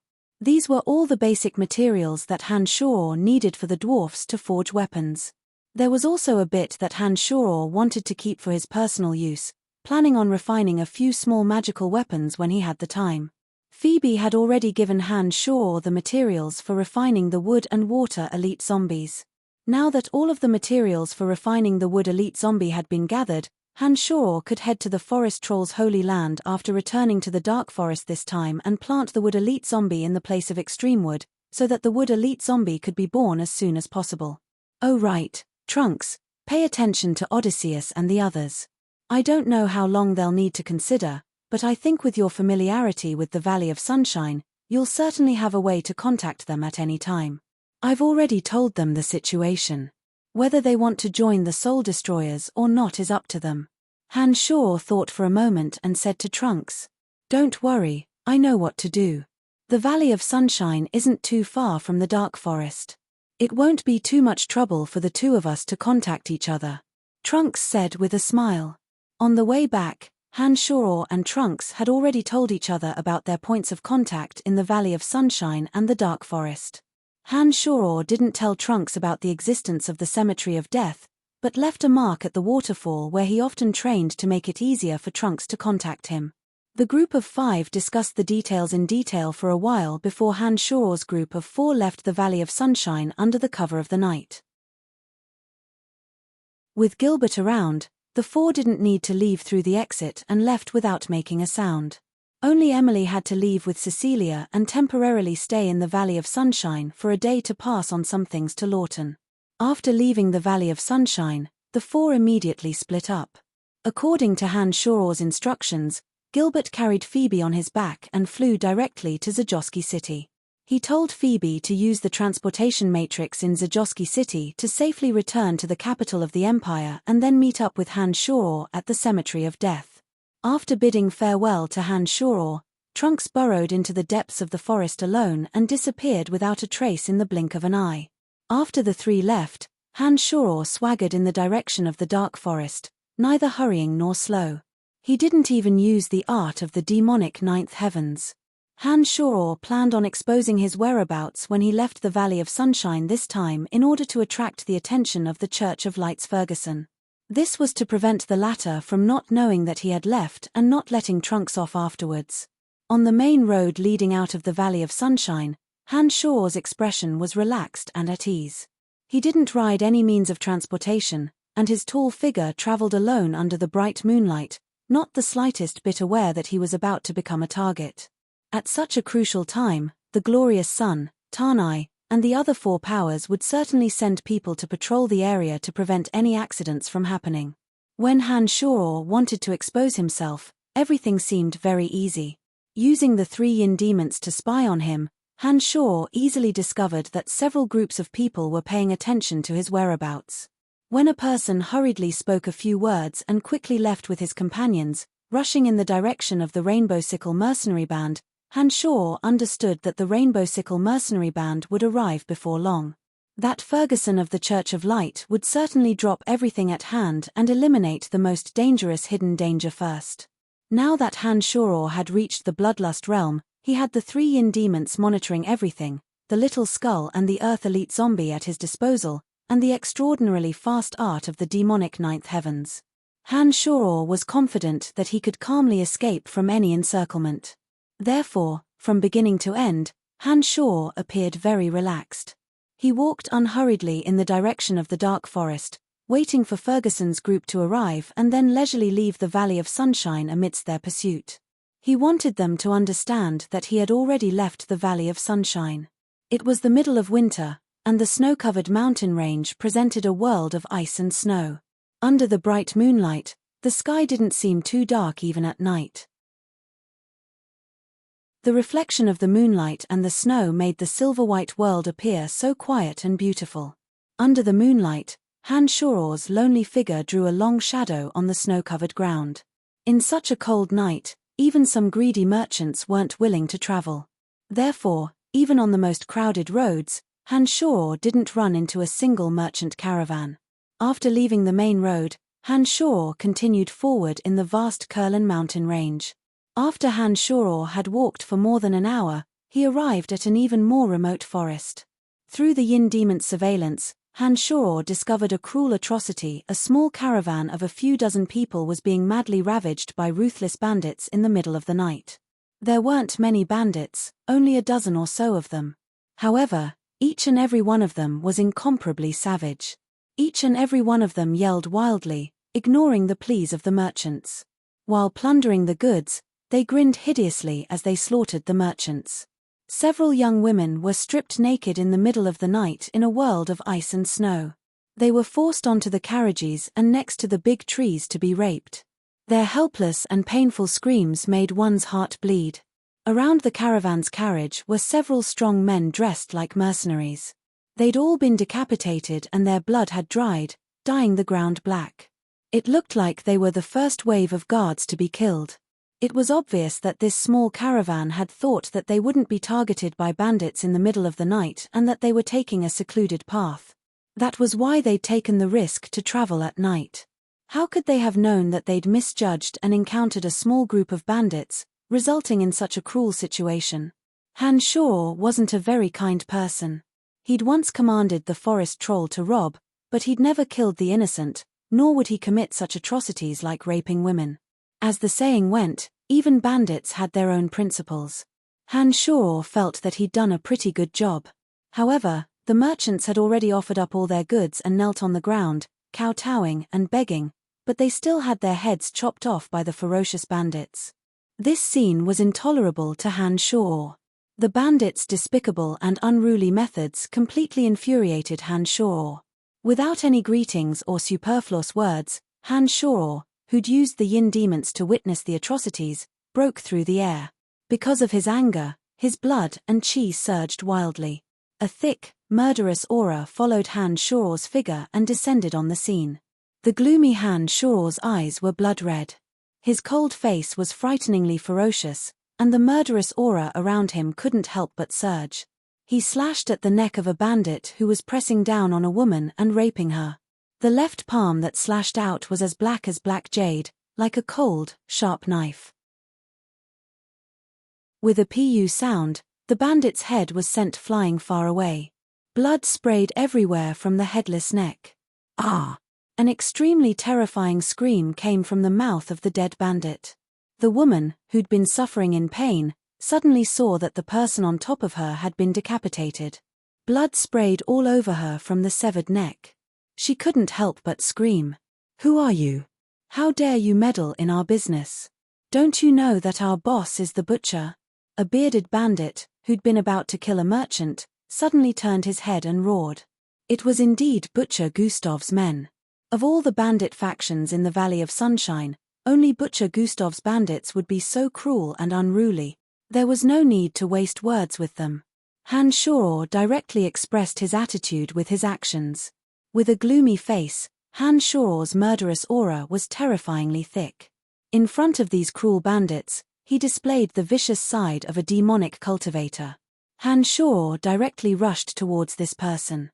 Before he could react, the violent Han Shor's fist blasted down like a sharp iron awl. The bearded bandit's chest was directly pierced through by this punch. When Han Shor pulled out his bloody fist, there was a huge bloody hole in his chest. Even his shattered internal organs could be clearly seen. Han Shor's heart was filled with rage as he panted heavily. He was like a demon king who only knew how to kill. He used his ruthless coldness and perverse physical strength to crush the bandits one by one. With a rip of his hands, he tore a bandit in half. With a punch, the bandit's bones were all shattered and his flesh exploded. Hot blood sprayed all over Han Shor's body. A gust of bloody whirlwind blew past and a group of more than 10 bandits were all turned into scattered pieces of flesh. Compared to the innocent people they'd killed, their fates were even more terrible. Not a single corpse was whole. When Han Shor discovered Ferguson and Maxine's figures through the yin demons, he suppressed the bloodlust in his heart and continued walking in the direction of the dark forest with heavy steps. He didn't linger a second longer in this place that reeked of blood. Chapter 227. A wide river blocked the way. The surging river water flowed all the way to the low-lying area. Han Shor panted heavily as he stood in front of a towering ancient tree. He did his best to suppress his frenzied state of mind. His blood-red eyes were wide open as he turned his head to look at the two approaching figures. The two figures slowly approached under the bright night sky. Ferguson was carrying Maxine with magic, and they appeared in Han Shor's line of sight like two drifting clouds. "You've finally arrived. I've waited for some time." Fiendish aura churned all over his body as streaks of crimson light encircled Han Shor's body. This was the strange energy that his body had naturally absorbed from the bandits' fear and resentment just before their deaths. "Although your methods were cruel, you saved those people. This means that you're not a heartless person. I've already investigated you and know that you're not from the Calamity Church. However, some of the things you've grasped are too dangerous to this world. Therefore, I'll capture you and imprison you in the Church of Light forever. However, I won't take your life." Ferguson's body flew to the top of a tree branch as he looked at Han Shor calmly. The elven divine archer Maxine's pretty figure landed gracefully. She knocked an arrow and took aim at Han Shor. A sense of danger suddenly leapt into Han Shor's heart and he couldn't help but cast a few more glances at Maxine. "The Calamity Church has nothing to do with me. Moreover, I have no way of using the knowledge I possess to transform large numbers of dark creatures.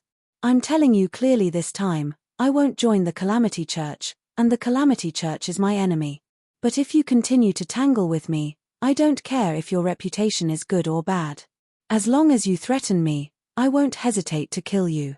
Suppressing the crazy thoughts in his heart, Hanshaw's expression was sinister as he spoke viciously. Ferguson shook his head and said resolutely, "I'm sorry. Not killing you is already the biggest concession I can make. I definitely can't let you go, because the things you've grasped are far too dangerous for us." It seemed like there was no way to back down.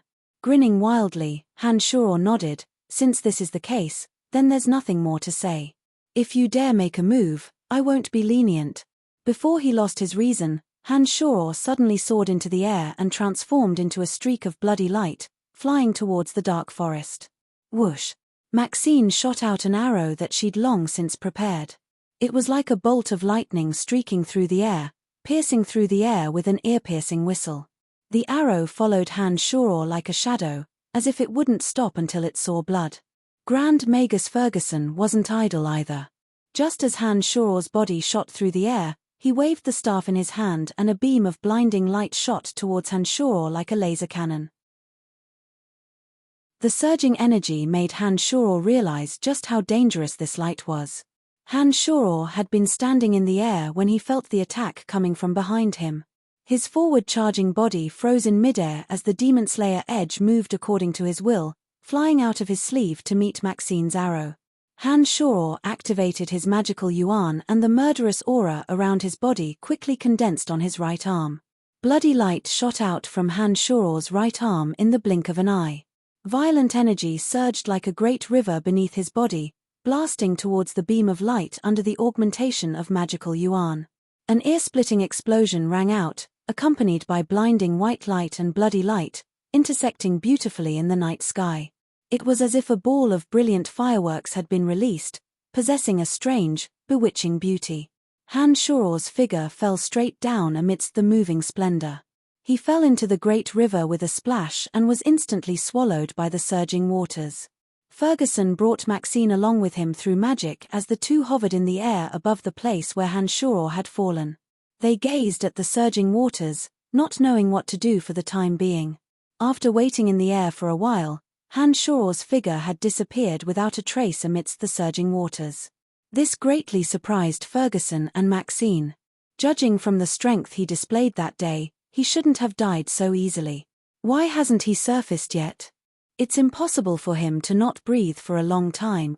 Ferguson looked around in astonishment and said with some doubt. He might have died already, otherwise he would have left the water long ago. No one can stop breathing. Maxine was also perplexed and speculated with some uncertainty. If he's not dead, then he must have been washed downhill by the current. Come, let's go take a look downhill. After waiting for a while, Ferguson confirmed that Hanshaw was no longer here and flew towards the direction of the river with Maxine. Dark Grand Magus Edwin and the female alchemist Belinda walked out from the shadows of a large tree after Ferguson and Maxine had disappeared. It's a good thing we were far away, otherwise that old fox Ferguson would have discovered us. It looks like that Brian must have run into big trouble, Edwin said with lingering fear. He was attacked by Ferguson and Maxine at the same time, so he must have fallen into the water. He's probably dead since he hasn't come out for so long. Belinda guessed the same thing as Maxine as she gazed at the surging waters. Shaking his head with a faint smile, Edwin said with certainty, "No, he's definitely not dead. The onlooker sees the game more clearly than the onlooker. I noticed a few details when they were exchanging blows. Although Brian's weapon also fell into the river after colliding with Maxine's arrow, its trajectory was stable. According to what you said before, his weapon should still be under his control. This means that Brian didn't faint or die after falling into the river, otherwise he wouldn't be able to control his weapon." Belinda thought back with astonishment after Edwin's words and agreed, "Yes, he must still be alive. Heh, the stronger he is and the more he can protect himself, the more advantageous it is for us. As long as he's not dead, we'll have a chance to obtain him. He'll definitely appear again. We need to understand everything about him before then." We must obtain this person. Edwin cackled lowly and left with Belinda. The surging river was incomparably wide. A figure shot into the air like a sharp arrow from a place far away from where Hanshaw had fallen into the water. After ascertaining his direction in the air, he shot towards the dark forest like a bolt of lightning. Edwin's judgment had been quite accurate. The killing aura that had condensed on Hanshaw's right arm had completely blocked Ferguson's blinding beam of light when he'd faced the two's previous attacks. His body hadn't been harmed at all. He'd already used his consciousness to summon the Demon Slayer edge into his hand when he'd entered the river and then dashed wildly through the river, avoiding Ferguson and returning to the air. Hanshaw had originally planned on fighting Ferguson and Maxine, but Edwin had exposed himself in his eagerness to see what was going on and was discovered by one of the 3 yin demons. This caused Hanshaw to give up on the idea and take the opportunity to dive into the river and create the illusion of drowning, taking advantage of this opportunity to leave that place of trouble. With Hanshaw's current strength, he was confident that he could easily retreat with the help of the Little Skull and the Earth Elite Zombie, as well as his magical yuan and necromancy magic. Although he might not be able to defeat Ferguson and Maxine, he was confident that the two would be unable to stop him. However, Edwin and Belinda's appearance forced Hanshaw to give up on the idea of fighting. To Hanshaw, these two from the Calamity Church were just as hard to deal with. If they ambushed him while he was fighting Ferguson and Maxine, it would be a very unpleasant experience. Therefore, after weighing the pros and cons, Hanshaw felt that there was no benefit in staying.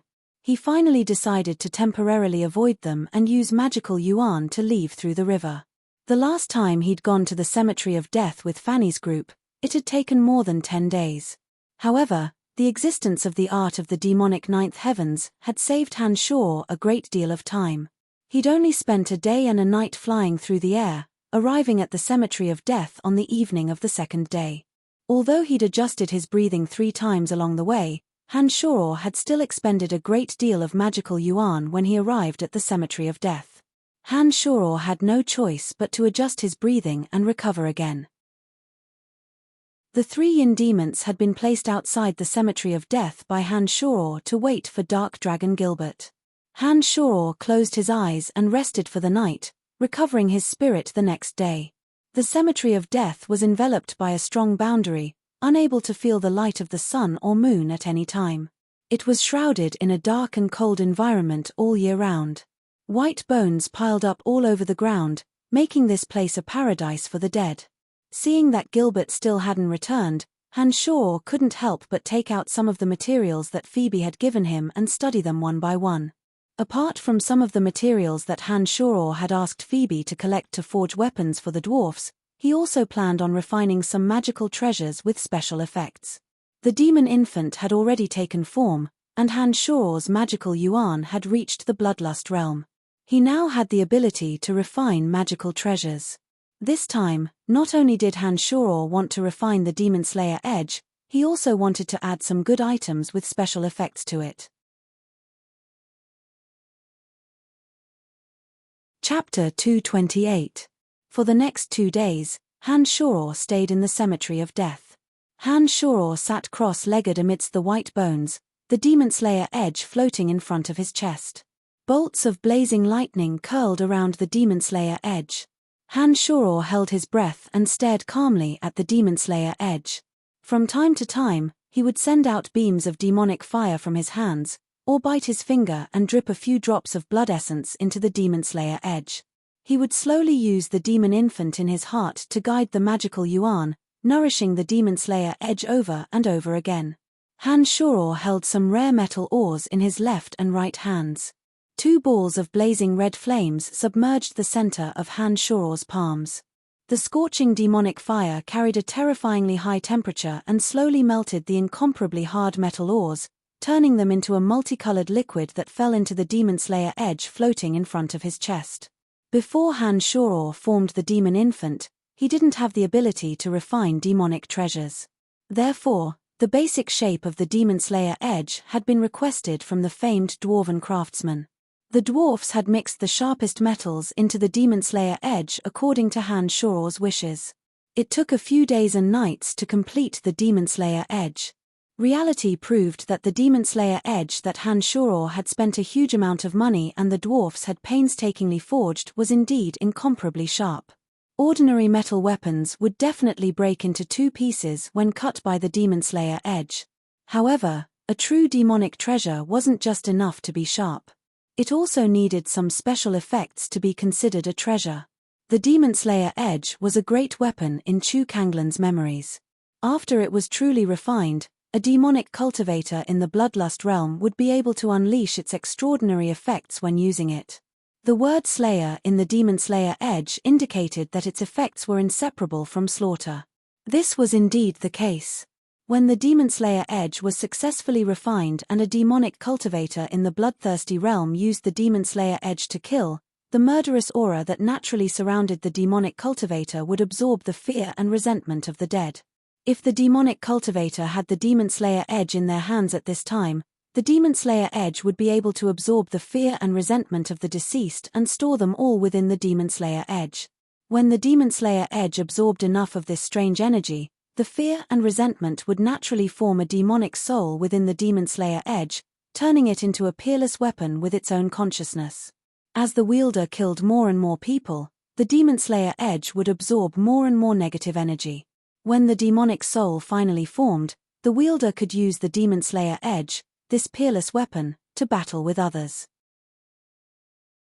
Just the enormous amount of killing intent within the Demon Slayer edge alone would be enough to cause others to lose their mind, and the demonic soul within the Demon Slayer edge would destroy all their confidence. Apart from that, when the Demon Slayer edge became a great weapon and possessed a demonic soul of its own, it would also possess some other inconceivable uses. It could even be used to refine Han Shoror's avatar, which would be able to continuously evolve like Han Shoror's main body and grasp even more terrifying power. However, in order for such a powerful weapon to take shape, the number of strange materials required exceeded Han Shoror's imagination.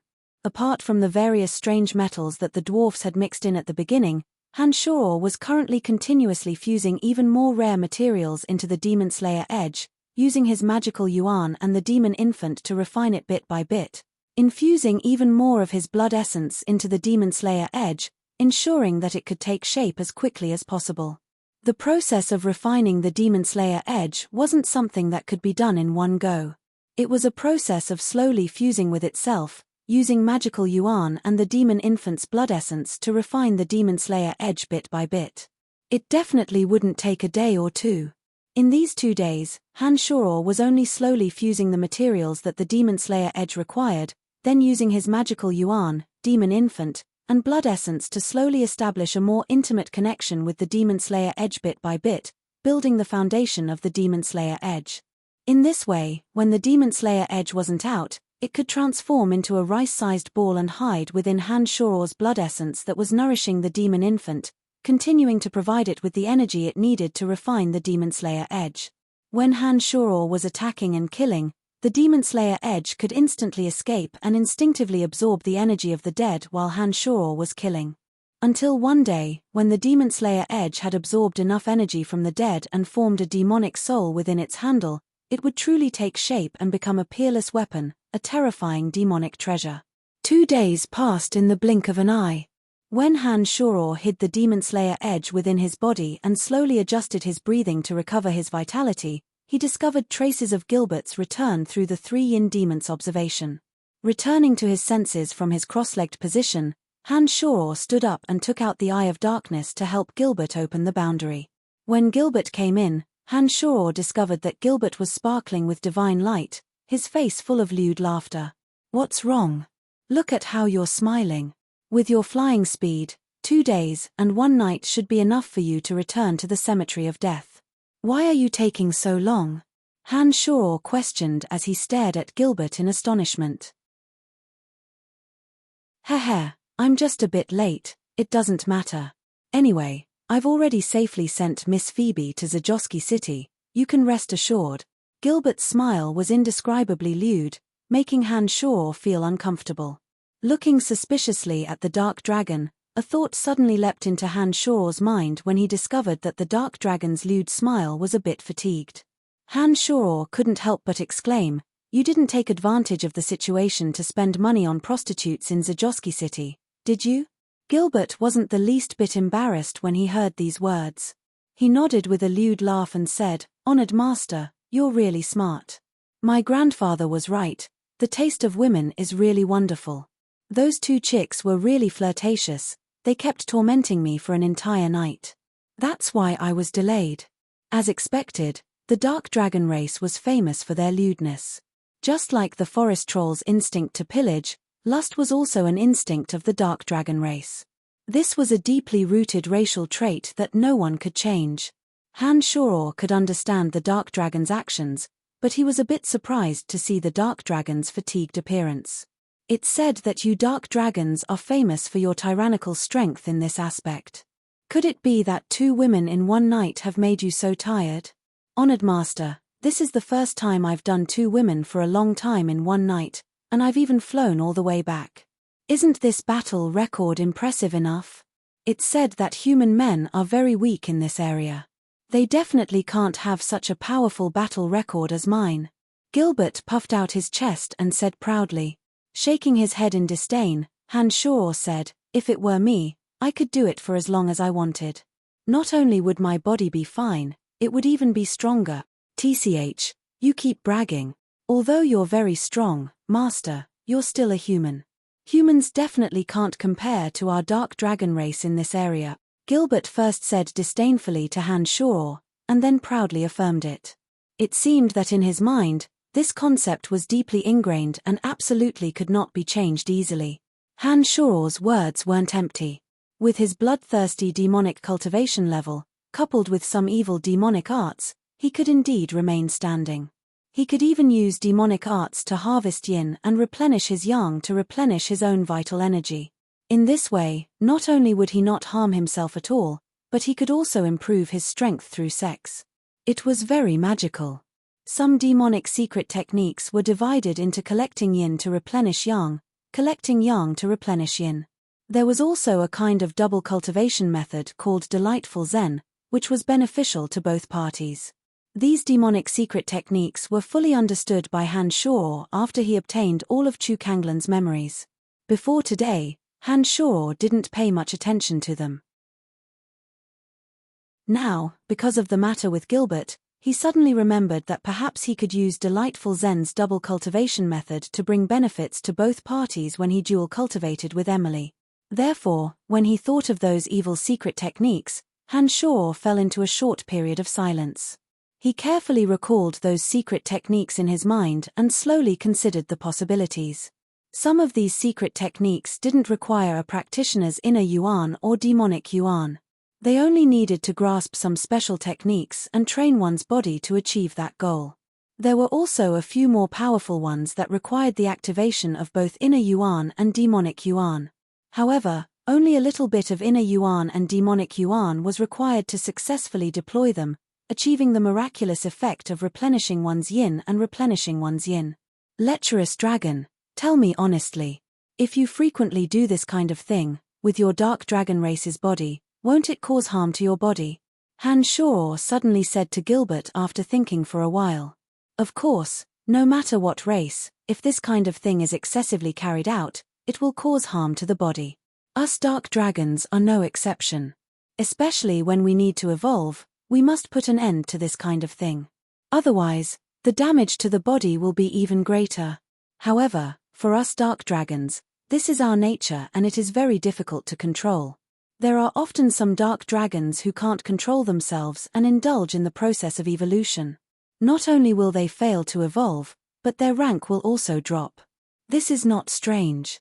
Dark Dragon Gilbert answered Han Shoror's question honestly. Creatures like giant dragons were the most powerful super-rank magical beasts among magical beasts. However, there was also a strict division of ranks among super-rank magical beasts due to the difference in strength. In general, super-rank magical beasts were divided into 5 ranks, which was completely opposite to the division of ordinary magical beasts. The strongest super-rank magical beasts were rank 5, and those that were just born were rank 1. For example, Dark Dragon Gilbert hadn't evolved even once. He was still a rank 1 magical beast when he was just born, and belonged to the lowest rank among super-rank magical beasts. He only possessed some of the innate characteristics and offensive abilities of his race. Heh, little lecherous dragon, oh little lecherous dragon. You've been with me for so long, but Master has never given you anything good. This time, I'll make it up to you in one go. I'll teach you a miraculous martial technique so that you won't have to worry about the consequences in the future. Not only will your body not be weak in the slightest when you visit prostitutes, your strength will also grow stronger and stronger. It won't matter even when you evolve. Han Shoror looked at the black dragon and laughed strangely. I don't believe it. How can there be such a mysterious martial technique in this world? This is absolutely not true, don't try to lie to me. Dark Dragon Gilbert obviously didn't believe Han Shoror's words and shook his head nonchalantly. You'll definitely believe it. Han Shoror walked towards Gilbert and placed his hand on his shoulder. A stream of magical yuan flowed along Gilbert's body and slowly flowed towards his lower abdomen. What is this? Dark Dragon Gilbert jumped in fright and said in shock, why does it feel like a small snake has drilled into my body? Stay still and don't move. Master is inspecting the structure of your body, Han Shoror shouted softly and stopped Gilbert's strange movements. The stream of magical yuan then followed Han Shoror's thoughts and traveled once around Gilbert's lower abdomen. He discovered that the structure of Dark Dragon Gilbert's transformed body was indeed a bit different from his own. After thinking for a moment, Han Shoror carefully recalled a secret method of harvesting yin to replenish yang and tried to move it around Gilbert's body. After half an hour, Han Shoror dripped a drop of blood essence into Gilbert's body, lifted his clothes, and dropped it into Dark Dragon Gilbert's navel. He then shouted in a low voice, try to control the snake according to its trajectory and slowly guide it into your navel. As long as you can do it, you will be able to use this mysterious martial technique in the future. After saying this, Han Shoror released his hand from Dark Dragon Gilbert's shoulder and looked at Dark Dragon Gilbert with sparkling eyes. He watched as sweat beaded on his forehead and nervously followed Han Shoror's instructions with a face full of fear and trepidation. However, he still couldn't grasp the essence of the technique. At this time, Han Shoror had no way to guide him. He had to grasp the knack of the technique himself so that he could use it proficiently in the future. The drops of blood essence that entered his navel were like a seed that could turn the tides of the universe. They could provide a hiding place for the magical yuan Han Shoror injected, allowing him to successfully execute the secret method of harvesting yin to replenish yang. Han Shoror had already done everything that could be done for him.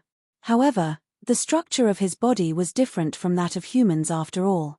Whether or not he could succeed would depend on his own luck. Although it should be possible in theory, Han Shoror wasn't confident in himself and sized him up with some apprehension.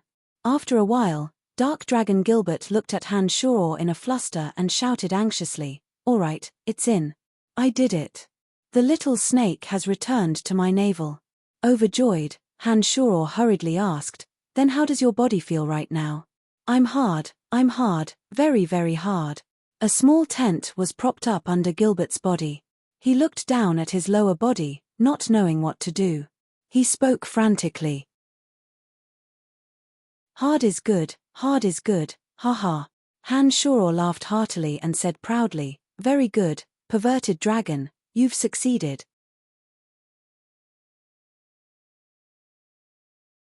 Chapter 229. After spending half a day under Han Shoror's guidance, Dark Dragon Gilbert finally grasped this evil technique of harvesting yin to replenish yang. Gilbert, who was originally in disbelief, slowly started to have doubts as his body continued to transform. However, before he could confirm it, Gilbert did not dare believe that such a martial technique could have such a miraculous effect. Remember, you can only steal a bit of yin energy at a time. Too much and you'll die. Han Shoror cautiously reminded after Gilbert had completely grasped the technique. If this evil technique of harvesting yin to replenish yang could be used appropriately and only absorb a bit of yin energy from a woman's body at a time, it wouldn't cause too much harm to the woman's body. However, if it was used excessively and absorbed too much yin energy, it would harm the woman's body. In serious cases, it could even cause death. Under Han Shoror's repeated reminders, Gilbert seemed to understand, but not quite. He grumbled, "Got it, it's hard to say if it's useful or not. I'll tell you after I try it." Afterwards, Hanshaw and Gilbert made a trip to the Dwarf's Valley. Leaving Gilbert outside, Hanshaw went in and had a chat with village chief Calvin. He handed over the list of materials needed for forging weapons to Calvin, and only left the valley after the negotiations were concluded. With Gilbert's presence, Hanshaw saved a lot of effort. Riding on Gilbert's back, the two flew towards the depths of the dark forest, towards the Holy Land where the forest troll lived. After flying for most of the day, Hanshaw and Gilbert arrived at the Holy Land of the forest troll, the place where the statue of the demon Dadara was worshipped. The forest troll guarding this place all recognized Hanshaw. No one stopped Hanshaw and allowed Hanshaw to enter freely, even shouldering the responsibility of protecting him. Even in the cold winter, the sacred land of the forest trolls in the place of extreme would displayed a verdant and lush air of spring. Dense vegetation, tall shrubs, and ancient trees that reached into the sky all grew exceptionally strong and healthy. Colorful flowers bloomed all over the sacred mountain valley, and the air was filled with a fresh and mellow fragrance. As far as the eye could see, it was all green and full of vitality. All the plants were so perfectly grown, so unbelievably strong. There were even some exotic flowers and plants that even Hanshaw had never heard of before. Any plant would grow very well in the place of extreme earth. Thick earth yuan qi filled the surroundings, and towering ancient trees covered the horizon. The old branches intertwined with each other, strong and powerful. This was why the Holy Land of the forest troll could be built on top of these tree trunks. After arriving here, Hanshaw first had some of the surrounding forest troll temporarily evacuate from this area of the Holy Land. He then leapt into the air and observed the feng shui of the 5 elements from above. He carefully identified the place according to the descriptions in Chu Kanglan's memories before landing on the roots of an ancient tree.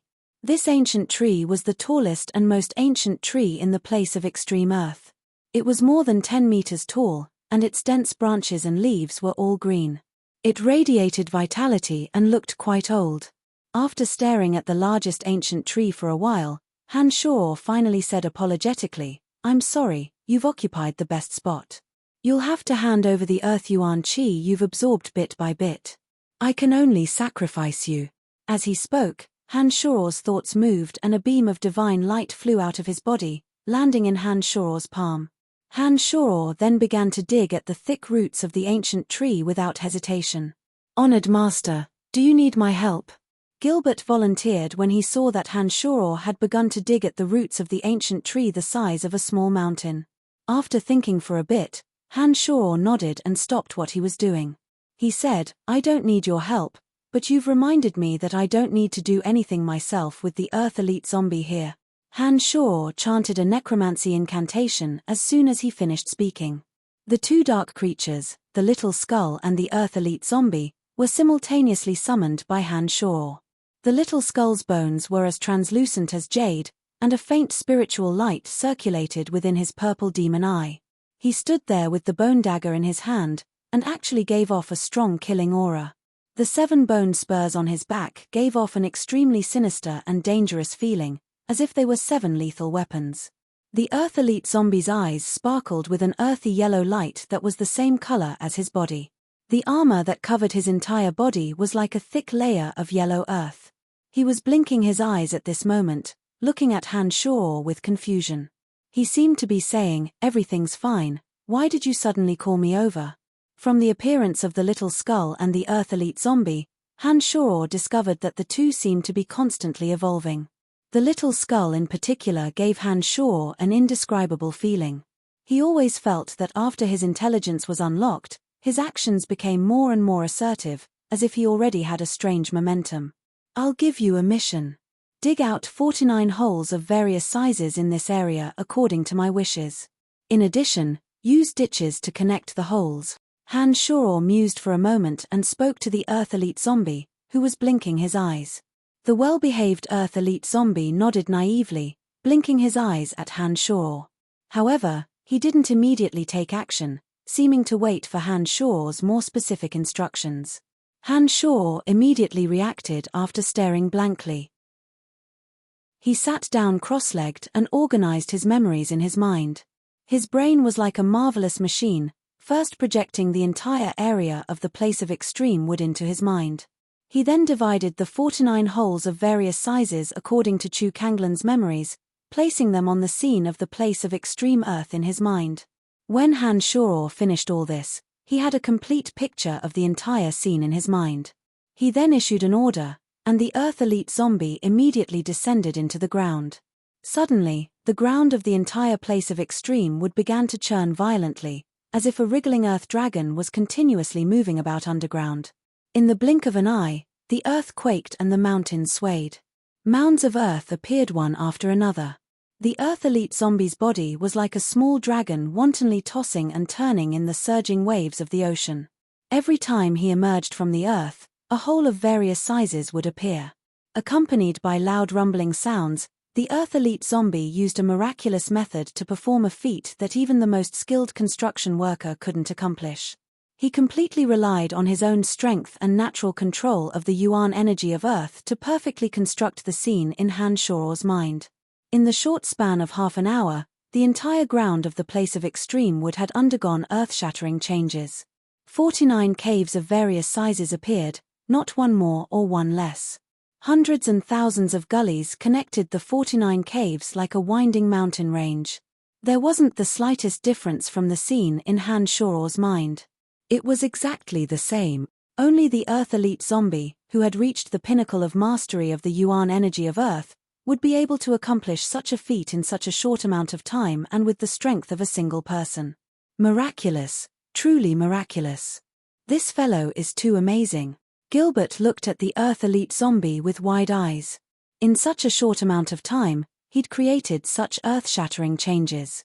He looked at the Earth Elite Zombie as if he'd seen a ghost and praised him.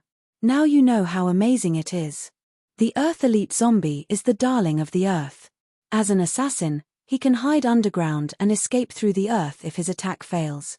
Even if someone dodges his attack, they won't be able to catch him. Han Shuro laughed heartily and looked askance at Gilbert. After completing all this, the Earth Elite Zombie's body rose from the last large hole. The thick earth was like air, unable to obstruct his body in the slightest. It was as if he'd floated out of the water, creating a bizarre visual impact. He took out a large pile of materials from his space ring and filled the empty space in front of him, piling them up like a small mountain. Then, using his connection with the Earth Elite Zombie with the little skull, Han Shuro, together with the Earth Elite Zombie and the little skull, quickly shuttled back and forth between the large and small holes, placing the various materials that were as high as a small mountain into the holes one by one in a special order. After finishing all this, Han Shuro let out a long sigh and said, "All the materials have been placed in. Currently, only the most basic thing is left." "Why is that hole empty?" "Nothing has been placed in it." Gilbert looked at everything that was happening with great interest. As soon as Han Shuro finished speaking, he looked around and discovered that in the center of the 49 holes, there was a hole the size of a person. It happened to be right next to where Han Shuro was standing, which was also the root of the oldest and tallest tree in the area. Nonsense, that hole is the center of the formation. Naturally, only the master can enter it. Han Shuro rolled his eyes at Gilbert and casually explained. Han Shuro started chanting a magical incantation as soon as he'd finished speaking, summoning a few zombie warriors. He planned on using the same method and letting them fight it out to decide who would be the most suitable candidate to be chosen. However, just as Han Shuro was about to do so, the Earth Elite Zombie hurriedly shook his hand and walked in front of Han Shuro. He quickly blinked his earthy yellow eyes and anxiously explained something to Han Shuro. As he did so, he didn't forget to wave his hand at the little skull and communicate with the little skull with joy. It seemed that he wanted the little skull to persuade Han Shuro with him. Han Shuro was surprised. He then held his breath and focused his mind. He carefully sized up the Earth Elite Zombie and the little skull while slowly comprehending the message the two transmitted. The Earth Elite Zombie seemed to know what Han Shuro was planning to do. He constantly gestured with his hands in disagreement, then communicated with the little skull. The little skull also seemed to suddenly come to his senses and joined the resistance with the Earth Elite Zombie. A short and chaotic message was continuously transmitted from the two to Han Shoror's mind. After a while, Han Shoror looked at the two in amazement and asked, "You mean, you two will choose a suitable person?" The Earth Elite Zombie and Little Skeleton both nodded ferociously as soon as he'd finished speaking. The Little Skeleton walked up to the zombie warriors and clenched his bony claws into fists, pounding them with a series of crackling sounds. The zombie warriors that Han Shoror had summoned were all beaten into a prostrate position on the ground. Then, the little skull stood in front of the zombie warriors and proudly gestured something with his head held high and chest puffed out. It seemed to be saying that these guys weren't good enough and that they weren't worthy of such magical treatment. Han Shoror looked for a while and finally understood. He nodded and said with a smile, "All right, I'll send you two back. I'll give you a few minutes. Then, you two grab a zombie warrior of your choice and I'll try to summon you two together." The Little Skull and the Earth Elite Zombie nodded vigorously in unison when they heard Han Shoror's words. Han Shoror could feel the joy and excitement in their hearts. Han Shoror laughed involuntarily and gave them a reminder. He chanted an incantation and sent the two fellows back to their homes. His heart was full of surprise, as he hadn't thought that the Little Skeleton and Earth Elite Zombie would have such strange reactions. How can such low-level dark creatures possess intelligence? Gilbert was baffled as he looked at Han Shoror and sighed. Next time, don't talk about low-level dark creatures in front of them. Otherwise, they'll definitely be angry and might even beat you up. Now that they've surpassed the scope of dark creatures, I think that even high-level dark creatures may not possess such magical powers. Han Shoror glanced at Gilbert and warned the nonsensical Gilbert. After a while, Han Shoror sensed the Little Skull's call from an extremely distant plane. He chanted necromancy magic again and began to summon the two who had just left. A beam of light flashed by. The Little Skull and the Earth Elite Zombie were carrying a thin and tall zombie warrior that looked like a bamboo pole. The zombie's face was dark green, and there was no light in its white pupils. It was obvious that it only possessed the simplest of obedience. The Little Skull and the Earth Elite Zombie were carrying the thin and weak zombie warrior at their waists. One shoulder was higher than the other, and the other was lower. Their silly expressions were quite comical. To Han Shoror's surprise, the Little Skull pointed at the thin and tall zombie warrior and gestured with one hand, as if to say, "He's one of us."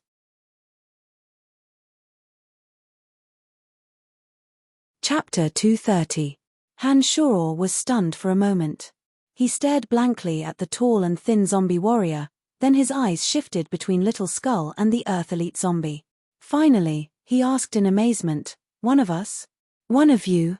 Nodding their heads in unison, Little Skull and the Earth Elite Zombie looked rather pleased with themselves. They gestured something at Han Shoror with their empty hands, and pieces of messy information were transmitted into Han Shoror's mind like electric waves. After a while, Han Shoror sorted out the pieces of information and his heart was filled with shock. He looked at the two little fellows in disbelief and exclaimed, "You're saying that you have your own subordinates and forces in another world?" The two fellows puffed out their chests at the same time, their expressions extremely pleased. They looked as if they were cackling and nodding. It was obvious that Han Shoror had hit the nail on the head. On the other side, Dark Dragon Gilbert watched as Han Shoror slowly communicated with the two creatures. He also felt that it was unimaginable and couldn't help but let out an A to express his astonishment. After recovering from his shock, Han Shoror quickly thought about it and couldn't help but laugh out loud. "Not bad, not bad. You've done a good job." With Han Shoror's current understanding of necromancy magic, he clearly knew that as he continued to improve, he would one day be able to directly pass through the constraints of space and descend to that magical plane with Little Skull and the Earth Elite Zombie. In addition, if Han Shoror reached the realm of a sacred Magus necromancer, he could even set up a large-scale transportation matrix to directly connect to the two worlds outside and transport soldiers. If Little Skull and the Earth Elite Zombie developed a powerful force in another plane, when Han Shoror's necromancy magic reached a certain level, he would be able to share resources. This made Han Shoror very excited. Little Skull and the Earth Elite Zombie were overjoyed to hear Han Shoror's praise. Little Skull pointed at the zombie warrior he was carrying, then at the hole beside him, indicating that Han Shor would use this zombie warrior to refine it into a wood elite zombie that could use wood energy. Nodding his head, Han Shor smiled to express his understanding. He waved at Little Skull, indicating that he should drop the thin and tall zombie warrior into the hole. When Little Skull and the Earth Elite zombie carried the zombie warrior to the hole, Little Skull put it down and raised his head to look at the zombie warrior. The purple light in his purple demon eye flickered continuously, as if he was issuing some order to the zombie warrior. After a while, Little Skull stood on his tiptoes and patted the zombie warrior's shoulder comically, like a general encouraging his subordinates, conveying the message of do a good job. The thin and tall zombie warrior seemed to only have the intelligence to obey. After receiving the order from the purple demon eye, it nodded clumsily and stiffly, as if it understood Little Skull's meaning. It jumped into the hole and laid down obediently, looking at Han Shor with eager eyes, waiting for Han Shor's next move. Seeing that everything was in place, Han Shor took a deep breath and dripped 2 drops of blood essence into the zombie warrior's body with practiced ease. He then released a seal of darkness magic to form a deeper connection with the zombie warrior. Afterwards, Han Shor sat down cross-legged and gave an order to the Earth Elite zombie. Rays of black light shot out from his hand and fell into the zombie warrior's body. Upon receiving Han Shor's order, the Earth Elite zombie leapt into the soil as if diving into the water, disappearing in an instant like a loach. All that could be seen was an earth dragon wriggling around the entire scene. The 49 holes were quickly covered up and became flat, exactly the same as before. When Han Shor's last few hand seals fell into the body of the thin and tall zombie warrior, the soil around the hole seemed to be attracted by some kind of power, covering the zombie warrior's body in an extremely short amount of time. Then, the Earth Elite zombie rose up from the ground and even clapped his hands, revealing an expression that said it was a piece of cake. Wood aura, obey my command and return immediately. Han Shor formed a seal with both hands and roared. A ball of black light fell into the place where the thin and tall zombie warrior was. All of a sudden, the 49 caves that had been restored to their original state seemed to be connected by many green natural threads, forming a dense web that looked like it had been weaved by spiders. At the center of the web was the place where the tall and thin zombie warrior was hiding. In an instant, the rich Earth Yuan energy seemed to be connected by the many green ribbons, as all of it converged towards the center of the zombie. From afar, it looked like many small streams were converging towards the river in the center, giving off a strong visual impact. Some of the verdant weeds in the furthest distance slowly withered and turned yellow. Even the originally sturdy branches of the largest old tree seemed to slowly undergo changes that were difficult to see with the naked eye due to the loss of the earth aura. All of this was absorbed by the thin and tall zombie warrior in the center. For the sake of his existence, all of the surrounding greenery would eventually wither and die. This is truly miraculous. Master, how did you do this? Dark Dragon Gilbert couldn't help but exclaim as he looked at the enormous changes that had taken place in the entire scene. All of the plants in the surroundings of the place of extreme wood will have to spit out the earth aura that they have absorbed over the years. The day the wood elite zombie takes form will also be the day their branches and leaves wither and turn yellow. They will be completely finished. Survival of the fittest. Every living thing in this environment is survival of the fittest. This is their fate, Han Shor said callously. Gilbert looked around and finally fixed his gaze on the Earth Elite zombie and the little skull. What do we do now? Nothing. We'll leave this place and make a trip to the forest troll's residence. This place is guarded by the forest troll warriors, so there shouldn't be any problems. The changes here will become more and more obvious as time passes. I'll instruct the forest troll not to worry about it. When that zombie absorbs the wood aura here and becomes a wood elite zombie, he will naturally contact me. When that happens, I'll come over and wake him up. Han Shor explained faintly. Together with the little skull, Gilbert and the Earth Elite zombie, they left the perimeter of the place of extreme wood and headed straight for the village where the forest troll resided. After spending half a day, they arrived at the forest troll's village. The arrival of Han Shor and the little skull caused the forest troll's village to be brimming with a festive atmosphere. As their guardian deity, the little skull had already been seen as the embodiment of the great goddess Dadara in this world. The successful robbery last time, as well as Han Shoror's large financial support for daily necessities, had caused the forest troll to trust Han Shoror even more. The old priest of the forest troll arrived in front of Han Shoror after a while with the help of his subordinates. He knelt down and kowtowed to Han Shoror and the little skull. "Hi, how have you been?" Han Shoror asked with a smile after letting the old priest rise. "Under your wise guidance, we have enough rations to survive this winter. No merchants are willing to pass through the dark forest in the cold weather, so we've all been resting in the village and haven't gone out to hunt." The old priest responded respectfully, his expression somewhat relaxed. Nodding his head, Han Shoror said in a harmonious voice, "Very good. Train well this winter and cultivate stronger warriors and priests for the race. When spring comes next year, you'll be able to put them to good use. We will definitely listen to the messenger's orders and train those children well." The old priest nodded and promised Han Shoror, "Yes, during this period of time, send more warriors to protect the sacred ground. The great goddess Dadara may be recuperating inside for a period of time.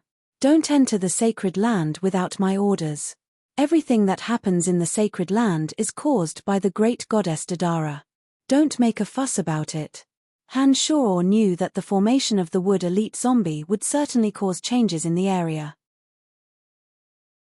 He had to inform them in advance just in case the old priest and the others didn't understand the situation and disrupt Han Shoror's arrangements. "Don't worry, we'll definitely follow the messenger's orders and guard the area closely." The old priest didn't ask for the reason and directly made a solemn vow. The old priest appeared quite relaxed when he didn't have to worry about food or clothing. "All right then. If there are any further instructions, I may come personally, or I may have this fellow pass it on." "Heh, I think you know who he is." Han Shoror smiled and pointed at Gilbert beside him. "Of course, this is the powerful Mr. Dark Dragon, your humble servant." The old priest had been with Han Shoror during their last trip to the underground world. He had seen very clearly how the Dark Dragon had submitted and made a contract with Han Shoror. He naturally understood the origins of Dark Dragon Gilbert. Seeing that everything that needed to be explained had been clearly explained, Han Shoror didn't say anything else and left the forest troll's village. After sending Little Skull and the Earth Elite Zombie back home, Han Shoror rode Gilbert into the depths of the dark forest. There was a mysterious race in the depths of the dark forest, an extremely powerful and terrifying existence. Of course, such a place would naturally have even more ferocious magical beasts, some wondrous plants, and some legendary treasures. Han Shoror planned on refining pills, so he wanted to try his luck in the depths of the dark forest. He wanted to see if he could find some wondrous spirit herbs and replenish some of his basic ingredients. After flying for a while on the Dark Dragon, Gilbert took the initiative to put Han Shoror down. He actually cried out with lingering fear, "There's really something wrong with this dark forest. I suddenly felt a chill run down my spine just now, as if something was treating me as prey. This is too inconceivable. Your feeling should be correct. Just now, I also felt a very powerful aura lock onto the two of us. However, I have no way of knowing where this powerful presence came from. It looks like this dark forest is indeed mysterious beyond compare. Let's not fly in the air, lest we attract the attention of some powerful creatures." When Han Shoror had felt that powerful presence, he had immediately released the 3 yin demons to scout the surroundings. However, Han Shoror had no way of identifying where this presence had come from. The 3 yin demons circled the surroundings and didn't discover anything out of the ordinary. This not only didn't make Han Shoror relax, but instead made Han Shoror even more cautious. Strangely, the depths of the dark forest didn't seem to be affected by the cold winter. The frigid winds disappeared as the two ventured deeper, and the temperature also gradually rose. It was a bit similar to the scene in the place of extreme wood. This place was lush and verdant, with ancient trees reaching the sky and dense shrubs. Springs gurgled along the way, and a few hot springs were scattered everywhere, with white mist rising in spirals. With the help of the Yin Demon's vision, Han Shoror saw all kinds of ferocious high-level magical creatures appear continuously in some places.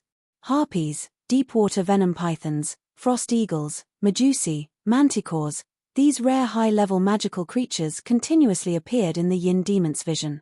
Sometimes, it wasn't just one or two. These high-level magical creatures were rarely seen in the outskirts of the dark forest. Often, there would only be one of these high-level magical creatures in a large area. Ordinary adventurers would flee in panic when they encountered them, deathly afraid of being ambushed. However, in the depths of the dark forest, they had become the most common of existences, and were no longer so rare and peculiar. In some special places, there were many strange flowers and plants that Hanshoro had never heard of or seen before. These strange flowers and plants grew enormous flower buds. Hanshoro saw through the yin demons that a windblade wolf would twist miraculously when it passed by a flower bud, instantly sucking the windblade wolf's body into its stamen. The thick roots chewed and sucked like a neck, quickly digesting the windblade wolf amidst the thick blood. Not even the bones were spat out. There were also some strange plants whose branches and leaves intertwined like human hands. They also possessed terrifying destructive power. Once a magical creature approached them, it would be wrapped around by their thick branches and strangled to death bit by bit. Follow me and be careful. There are dangers everywhere in the dark forest. No wonder Trunks kept telling me that although the rewards would be greater the deeper we go, we could also lose our lives at any time. Hanshoro moved forward carefully and spoke calmly to Gilbert. However, Hanshoro himself lost his cool as soon as he'd finished speaking. His body shot out with a whoosh and he rushed towards something with a face full of joy.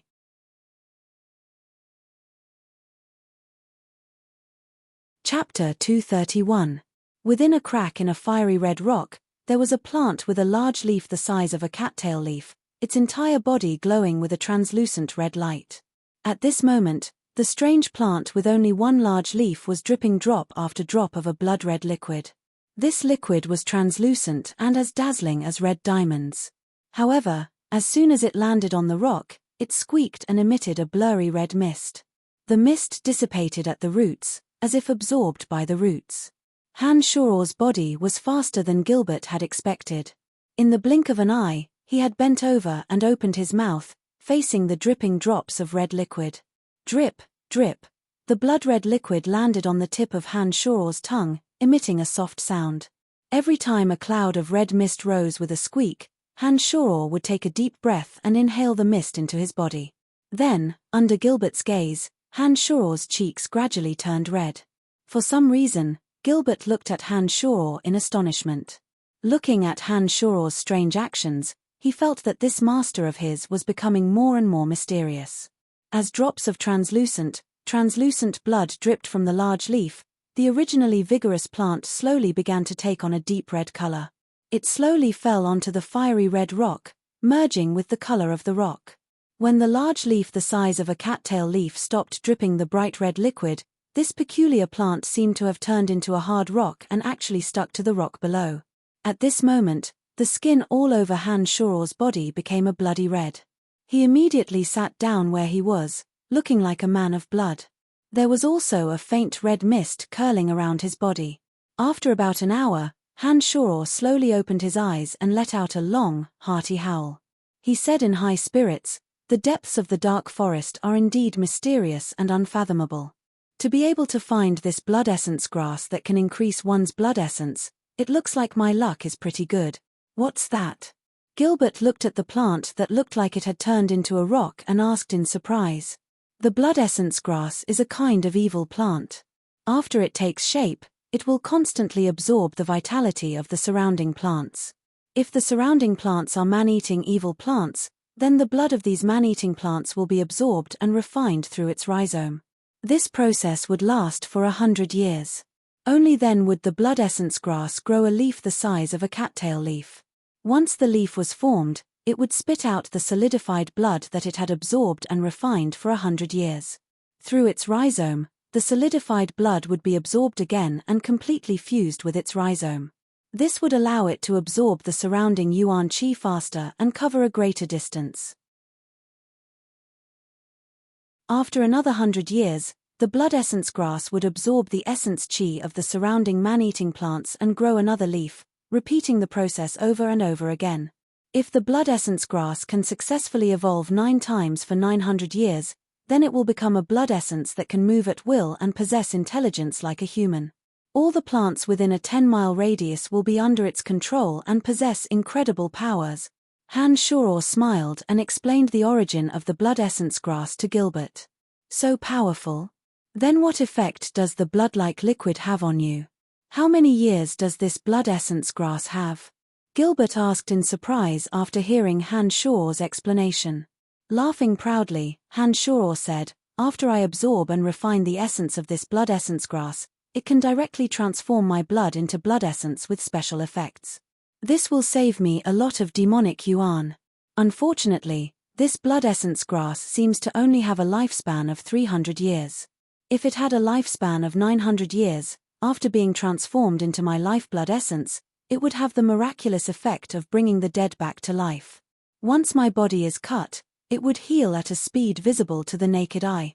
So miraculous. Perhaps there are other blood essence grasses in the dark forest. We can look for them." Gilbert was dazed for a while and then exclaimed excitedly. Ignoring the excited Gilbert, Han Shoror summoned the demon slayer Edge and carefully cut open the fiery red rock that the blood essence grass was entrenched in. He dug up the surrounding soil and finally put the fiery red rock into his space ring. "What use does this rock have?" Gilbert asked curiously.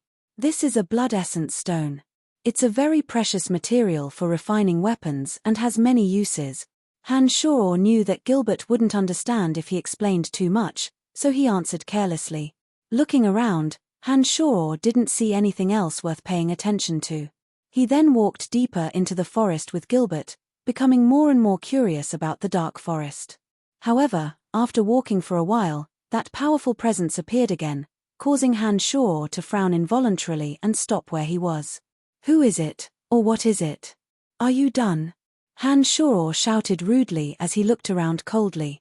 A being with such a powerful presence and able to avoid the detection of the 3 yin demons, even if it wasn't human, it must possess intelligence.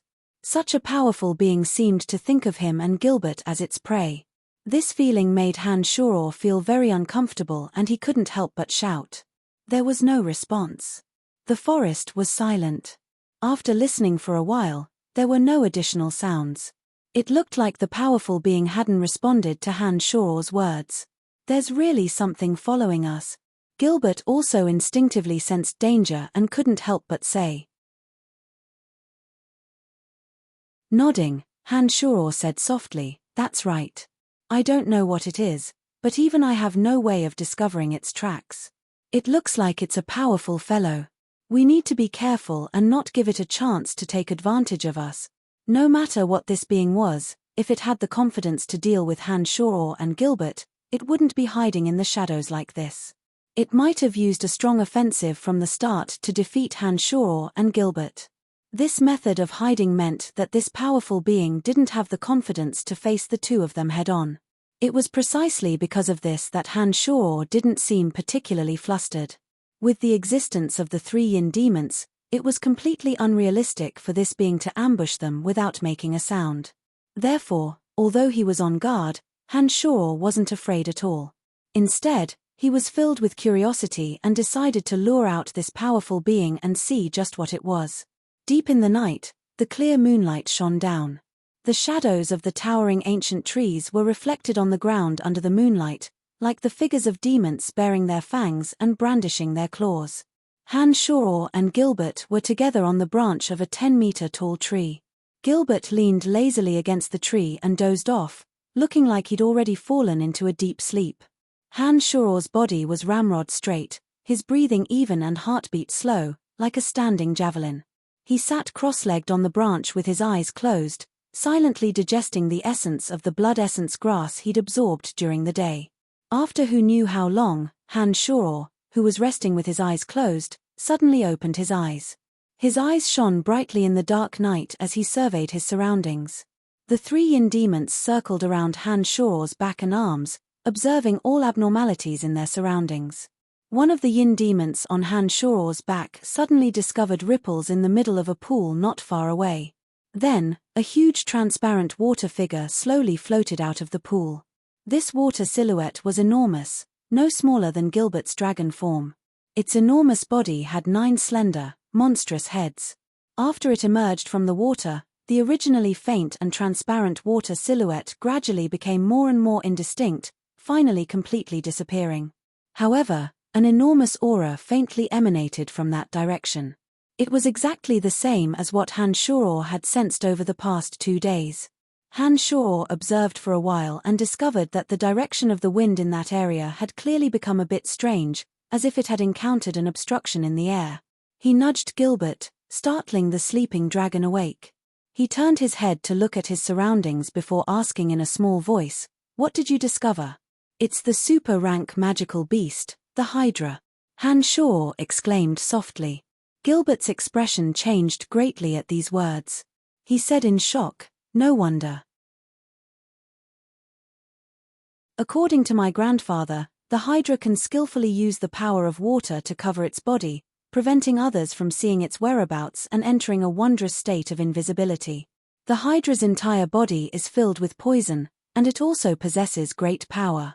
I didn't think that it would actually target the two of us. This Hydra should have only evolved once. No wonder it didn't dare to act rashly even though it had its eyes on us. Get ready, we'll show it what we're made of," Han Shuo exclaimed softly, his body remaining motionless as he continued to sit there, waiting for the Hydra's arrival. Gilbert understood and pretended to continue sleeping, letting out light snores from his mouth.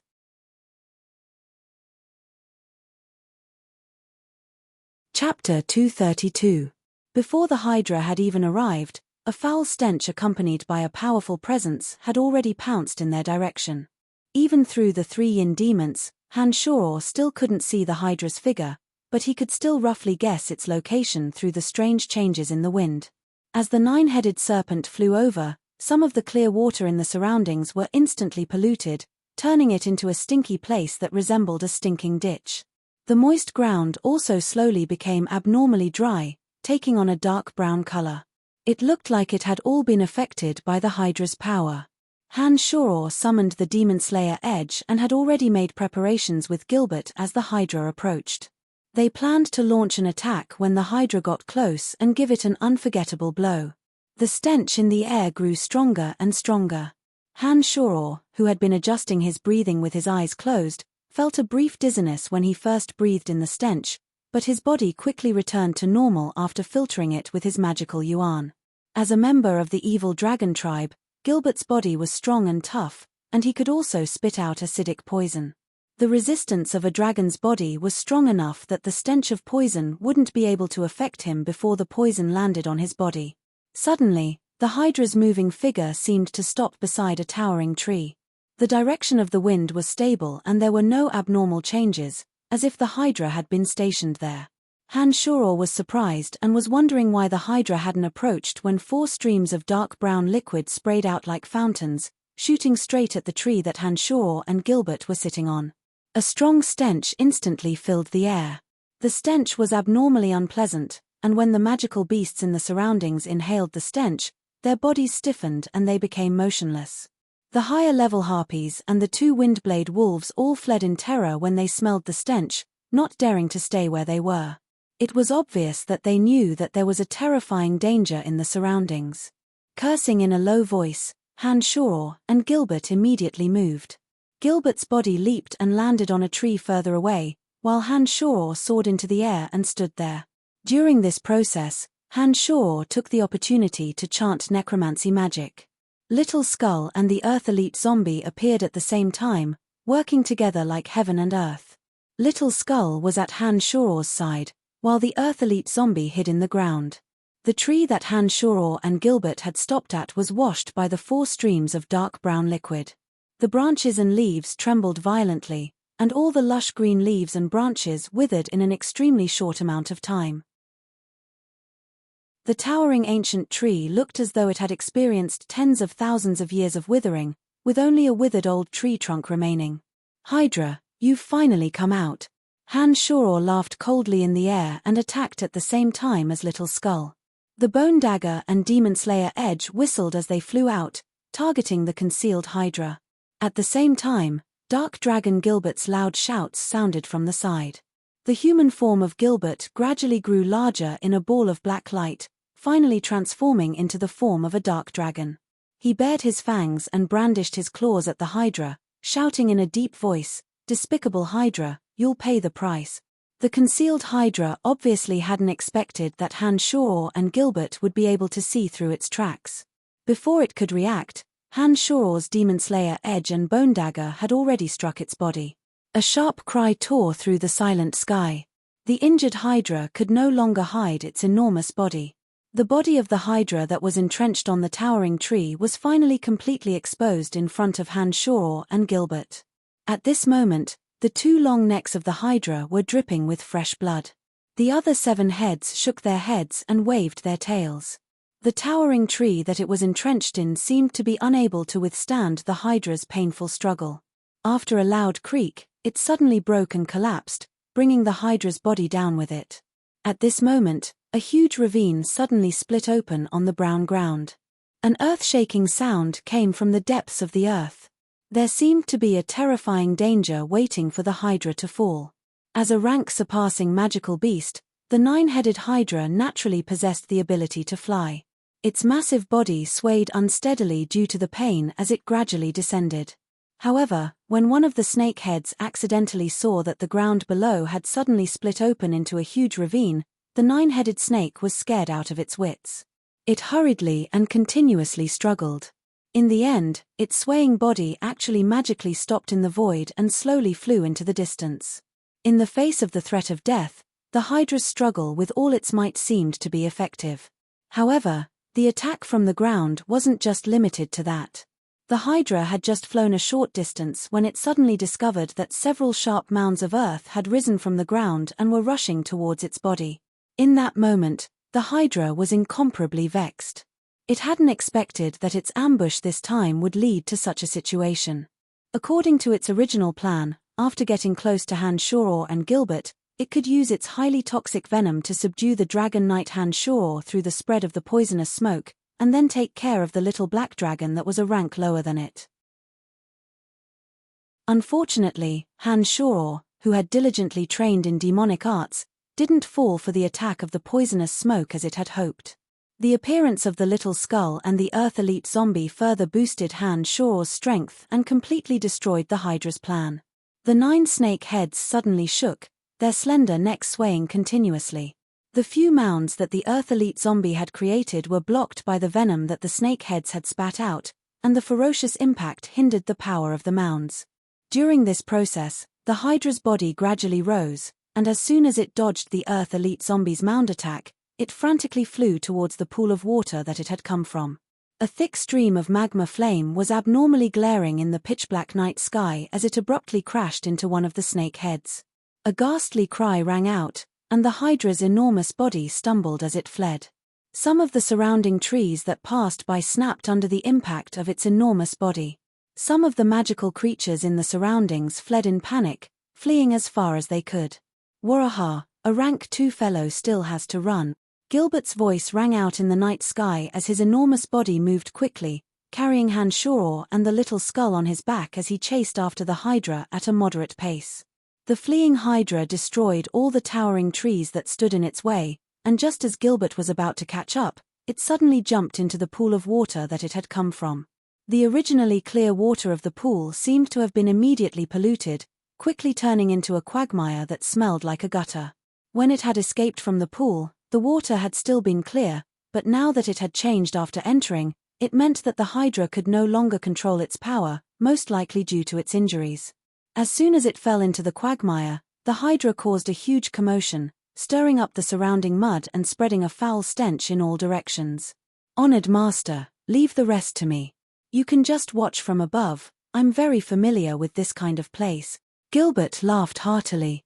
When Han Shoror had first met Gilbert, he had been hiding in a quagmire, using the advantage of the quagmire to confront the Dark Elves. It was obvious that he was very used to fighting and hiding in this kind of place.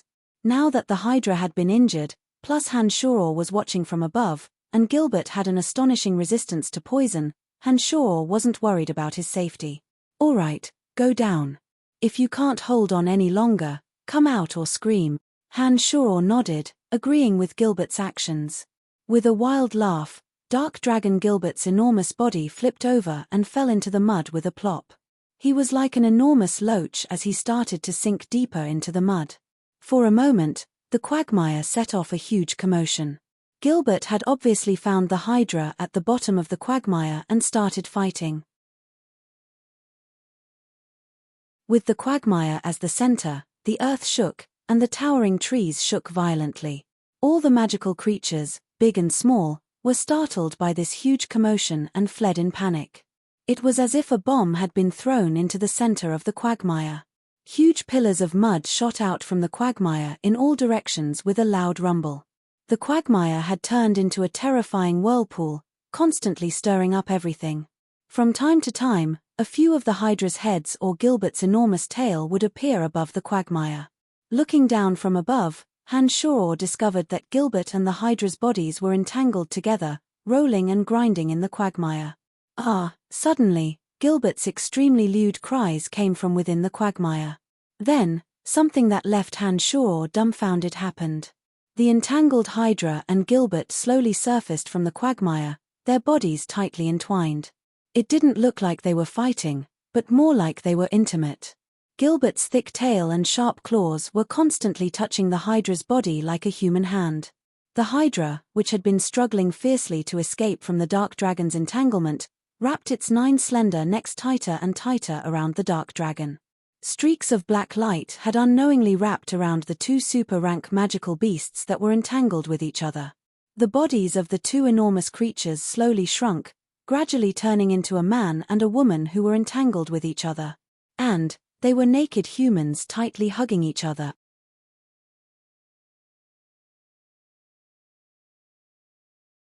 Chapter 233. Hanshaw stood high up in the sky, dumbfounded as he looked at the changes below. For a moment, he was stunned, and his entire person froze. Gilbert and the Hydra had become 2 naked mud men entangled together. The original battle had actually turned into another form of battle. Moreover, the battle was in full swing, and the waves were roaring incessantly.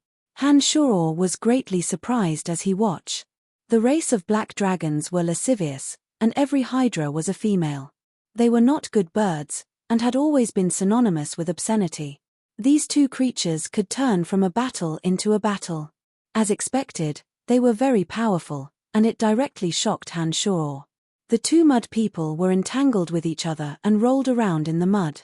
Because their bodies were covered in mud, it was impossible to see their original appearances. Only the curvaceous body of the Hydra was able to distinguish the characteristics of a woman. The lewd Hydra had big breasts and plump buttocks, and was entangled with the black dragon. They were in the midst of intense copulation, and the sound of intense panting was incessant, resounding in the quiet night sky, stirring one's soul. Hanshaw, who was watching excitedly, felt that it was unimaginable. Suddenly, he felt someone tugging at the corner of his clothes. He couldn't help but look back, and saw the little skull with 7 bone spurs flashing. The little skull's purple demon eye shone brightly, and it stretched out a white bone claw to point at the black dragon and Hydra who were engaged in the act below. It asked Hanshaw, "What are they doing?" Hanshaw, the little skull tugged at the corner of Hanshaw's clothes again, and the purple light in its purple demon eye flowed. It seemed to be very confused, as if it couldn't understand what was happening. It sent another message to ask Hanshaw. "The black dragon is conquering it. Children shouldn't ask so many questions." Hanshaw couldn't argue with it, and so he gave a strange smile. Half of the Earth Elite zombie's body was buried in the ground at some unknown time. He waved his 2 arms wildly, looking at the 2 people in the quagmire in great bewilderment. He seemed to be considering whether or not he should approach and attack. That quagmire was very wide and contained a large amount of poisonous liquid. If the Earth Elite zombie rushed inside, he wouldn't be able to fully utilize his abilities. Adding to that, the current situation was very strange. Hanshaw hastily used his consciousness to stop the Earth Elite zombie's movements. Gradually, the 2 people who were originally above the quagmire slowly fell into it and disappeared from Hanshaw's sight. However, the huge movement in the quagmire did not disappear with it.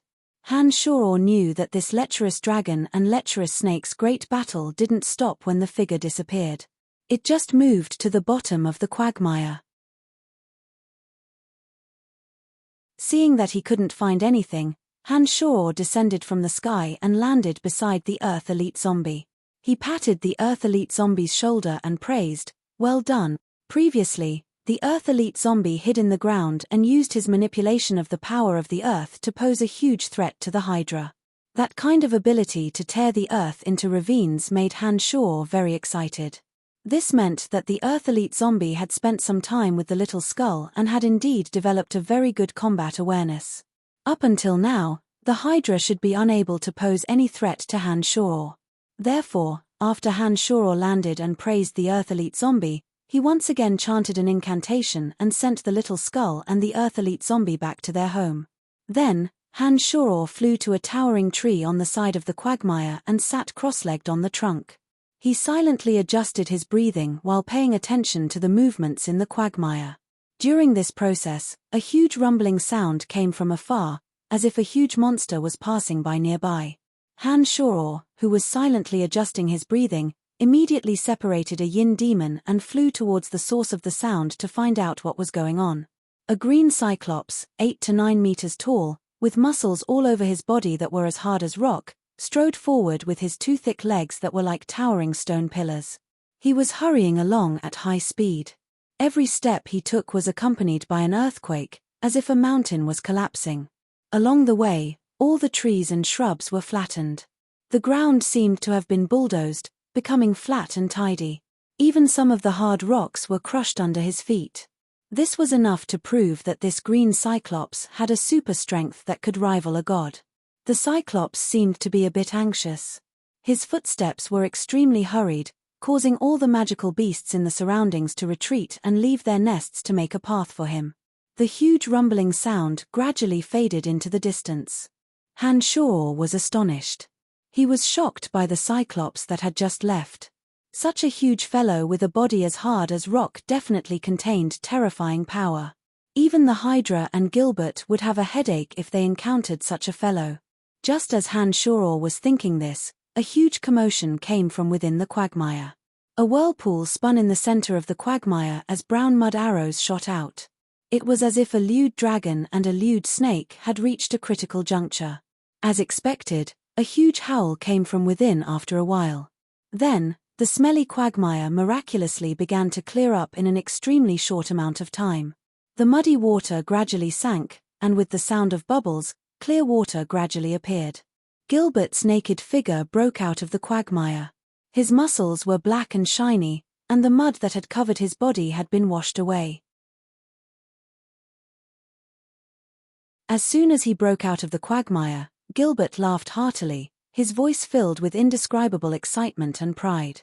He lowered his head to look at the gurgling water below and couldn't help but laugh lewdly. He seemed extremely arrogant and savage. "Honorable Master, you are a living god in this world. You possess miracles that transcend all common sense. You have allowed your humble servant to possess a supreme skill that will allow him to dominate the Black Dragon City in the future. I will always praise you. Oh, you are so great." After Gilbert leapt out of the water, he spat out a string of flattery. His tone was sincere, his emotions were passionate, and his words were mushy. This was more than any of his previous flattery. It was obvious that Gilbert was truly excited and ecstatic at this moment. This wasn't just pure flattery. "What, did you use that supreme skill?" Hanshaw chuckled oddly as he looked at Gilbert with a smile that wasn't quite a smile. Nodding repeatedly, Gilbert was truly excited. He exclaimed loudly, "Of course, it's just too miraculous. I've taken care of that female snake. She can't even move now. What's the exact situation?" Hanshaw started and then asked Gilbert in a low, furtive voice, as if he was afraid that the Hydra in the quagmire would hear him. With a low, vulgar chuckle, Gilbert said softly and proudly, "Honorable Master, I've already stolen a bit of her essence in the process. I can feel that my body has received unimaginable benefits. Will this Hydra pose a threat to us again?" Hanshaw nodded in understanding, then frowned and asked calmly, "Don't worry, I definitely won't. Moreover, I have a way to subdue her. In that case, you will have another powerful helper in the future, Master." Gilbert made a solemn vow. The smile on his face was perhaps obscene. Well, since you're so confident, I'll believe you this time.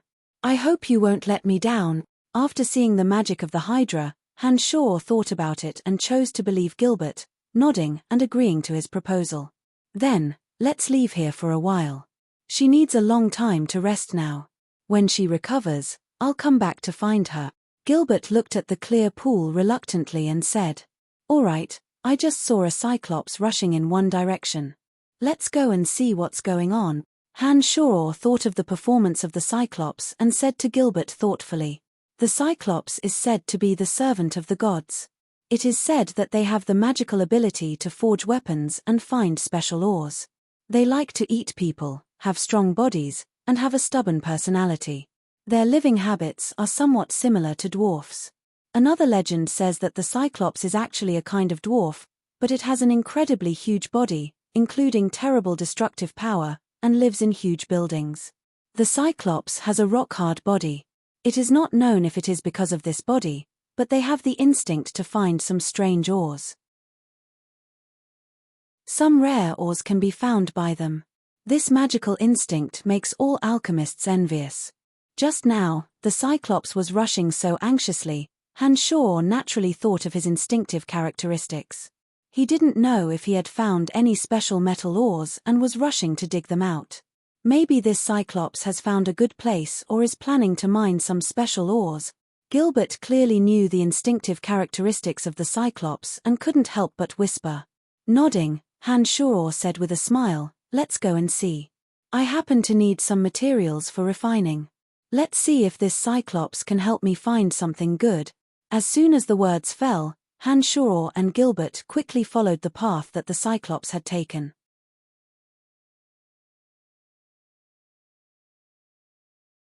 Chapter 234. The enormous cyclops displayed its powerful physique to its heart's content. Along the way, the earth shook, the mountains shook, ancient trees snapped, and all beasts retreated. Even in the dark forest where danger lurked on every side and super-rank magical creatures frequently roamed, there were still very few creatures who were willing to provoke a creature as powerful as the cyclops. It wasn't an easy thing to become enemies with such a big fellow. Hanshaw and Gilbert followed the tracks the cyclops had left behind and caught up to him without much effort. In order to avoid attracting his attention, Hanshaw rode on Gilbert's dragon body and purposefully kept a large distance from the cyclops. Following behind the cyclops, Hanshaw paid close attention to his surroundings along the way. He actually discovered a few powerful presences that seemed to be interested in the cyclops' movements. However, these presences also purposefully avoided the cyclops and hid far away, unwilling to approach him. They only followed the tracks the cyclops had left behind, seeming to have the same intentions as Hanshaw. When Hanshaw sensed these powerful presences, he immediately had Gilbert transform into his human form and used the art of the demonic ninth heavens to drag Gilbert along. This was to prevent Gilbert's enormous size from attracting the attention of these powerful creatures and becoming their prey. The three yin demons were placed in the surroundings, constantly on the lookout for danger that could descend at any time. Danger was everywhere in the dark forest, and Hanshaw had to be cautious. The cyclops' towering body covered a distance of 5 to 6 meters with each step. After a period of turbulent travel, they finally entered a small mountain, Tanai.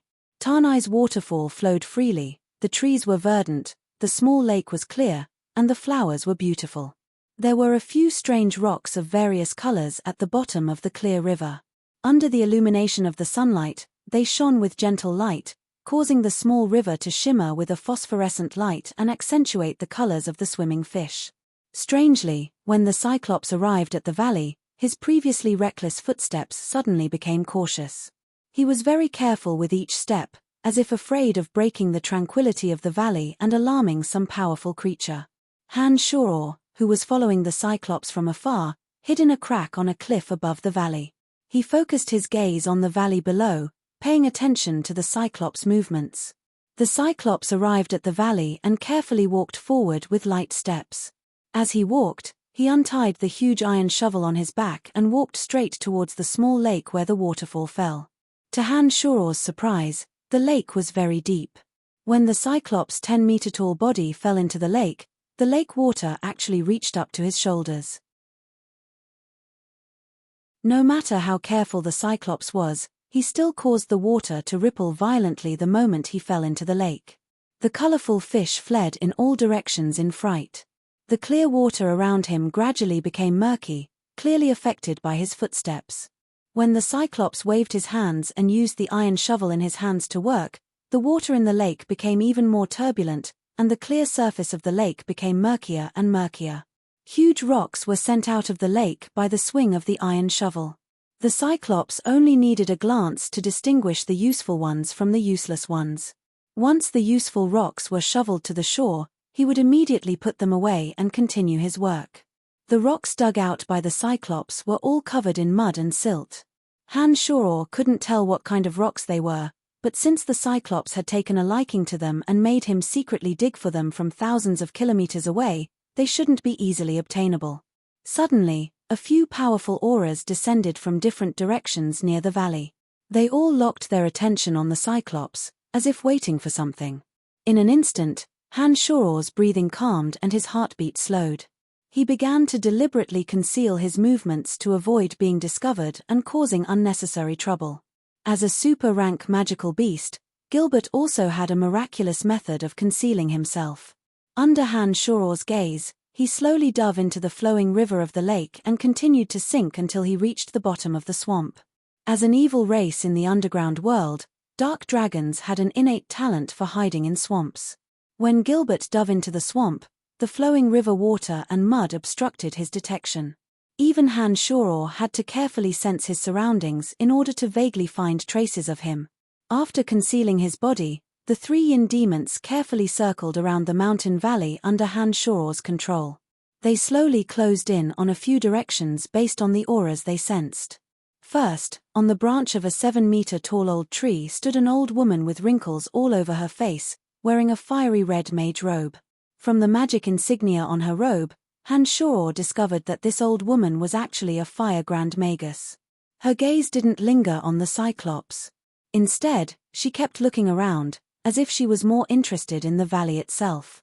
The second person was a middle-aged man with a handsome and robust appearance. His short golden hair stood on end, and he seemed to be in high spirits. He stopped behind a rock and focused his attention on the Cyclops. This middle-aged man had a strange aura that was actually somewhat similar to that of Dark Dragon Gilbert.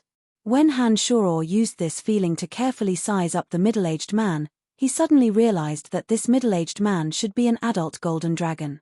The third powerful creature landed in the shrubbery. It was a giant ape around 4 meters tall, with long silver fur and a pair of blood-red eyes. The nails at the ends of its slender arms were as sharp as knives, and there were even traces of blood on them, as if it had just torn apart a magical beast. The last person was a beautiful girl on a Pegasus, hovering in the air. Her teeth were white, her eyes were bright, and her skin was fair. Her beautiful and flawless face exuded a holy aura. She sat on the Pegasus, her slender body straight and her chest high and full. Her attention was also focused on the Cyclops. Through the prying eyes of the three yin demons, Han observed the 4 powerful beings hidden in the valley one by one. He couldn't help but be shocked.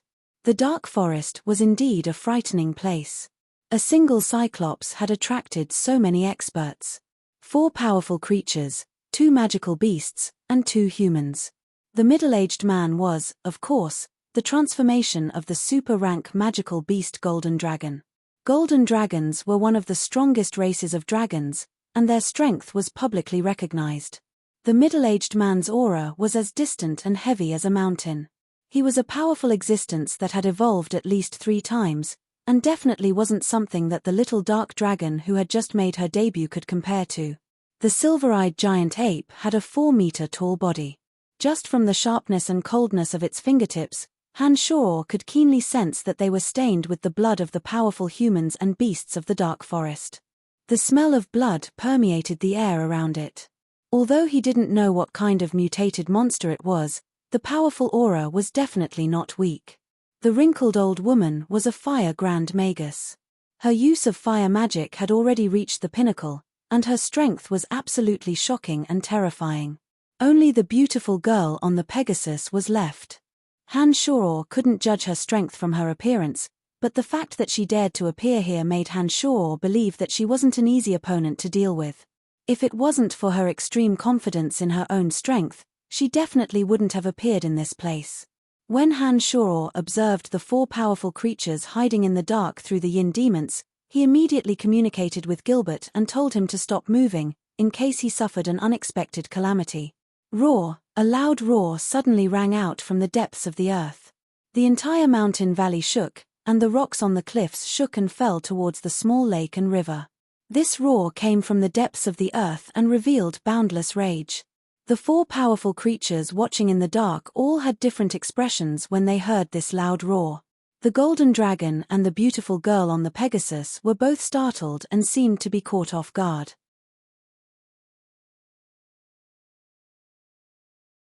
They didn't know what had happened, and their gazes moved away from the Cyclops to look towards the lake and river. The Fire Grand Magus and the giant silver ape seemed to understand what had happened, and their expressions were filled with unconcealable excitement. After a loud roar, the temperature of the small valley, which was originally at a comfortable temperature, soared. The small lake and the cool river water suddenly became like a hot spring. Steam rose from them and gradually spread throughout the valley. The Cyclops obviously also knew what had happened. His originally gentle movements immediately sped up, as if he was hiding from something. He wanted to obtain more of the strange ores in the lake in the shortest amount of time possible, and frantically increased his pace of work. Following the loud rumbling sounds, Tanai's earth trembled and the lake and river seemed to split open from the ground. The temperature in the mountain valley rose steadily, and a few tender flowers were the first to wither, unable to withstand the heat.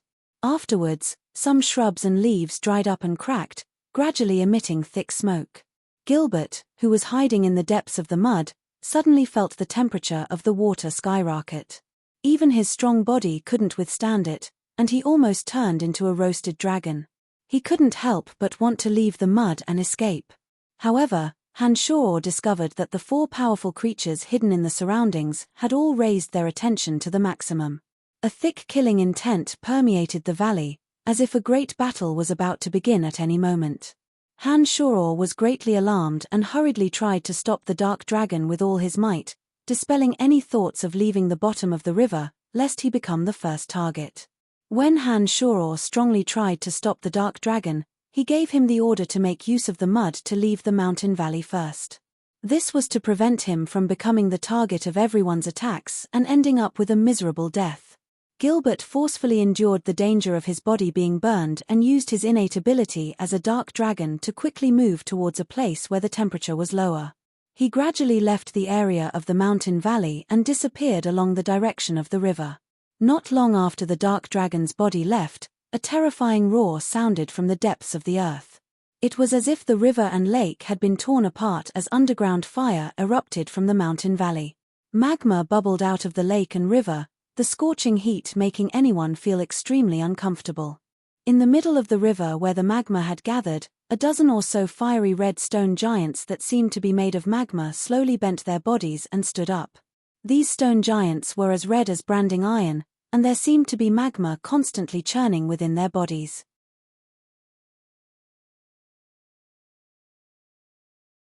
Each of them was as tall as the giant silver ape, and magma flowed from their eyes, making them appear extremely terrifying and sinister. As the rolling magma spread, they charged towards the Cyclops. It's the Flame Demon Battle General. It's here indeed. The Fire Grand Magus couldn't help but exclaim in surprise and excitement. The giant silver ape had a sinister appearance, and a fierce light flickered in its blood-red eyes. At this moment, it was anxiously waving its 2 thick arms, as if planning to rush forward and fight, but also hesitating and waiting for something. The golden dragon and the Pegasus girl seemed to only be targeting the Cyclops and obviously hadn't encountered such a situation. They stood there in a daze for a moment, rapidly thinking about something. Just as the 4 experts lurking in the dark were contemplating what to do, the flame demon generals made of lava stood up straight from the river and charged at the Cyclops. At this moment, the Cyclops didn't dare to stay here any longer.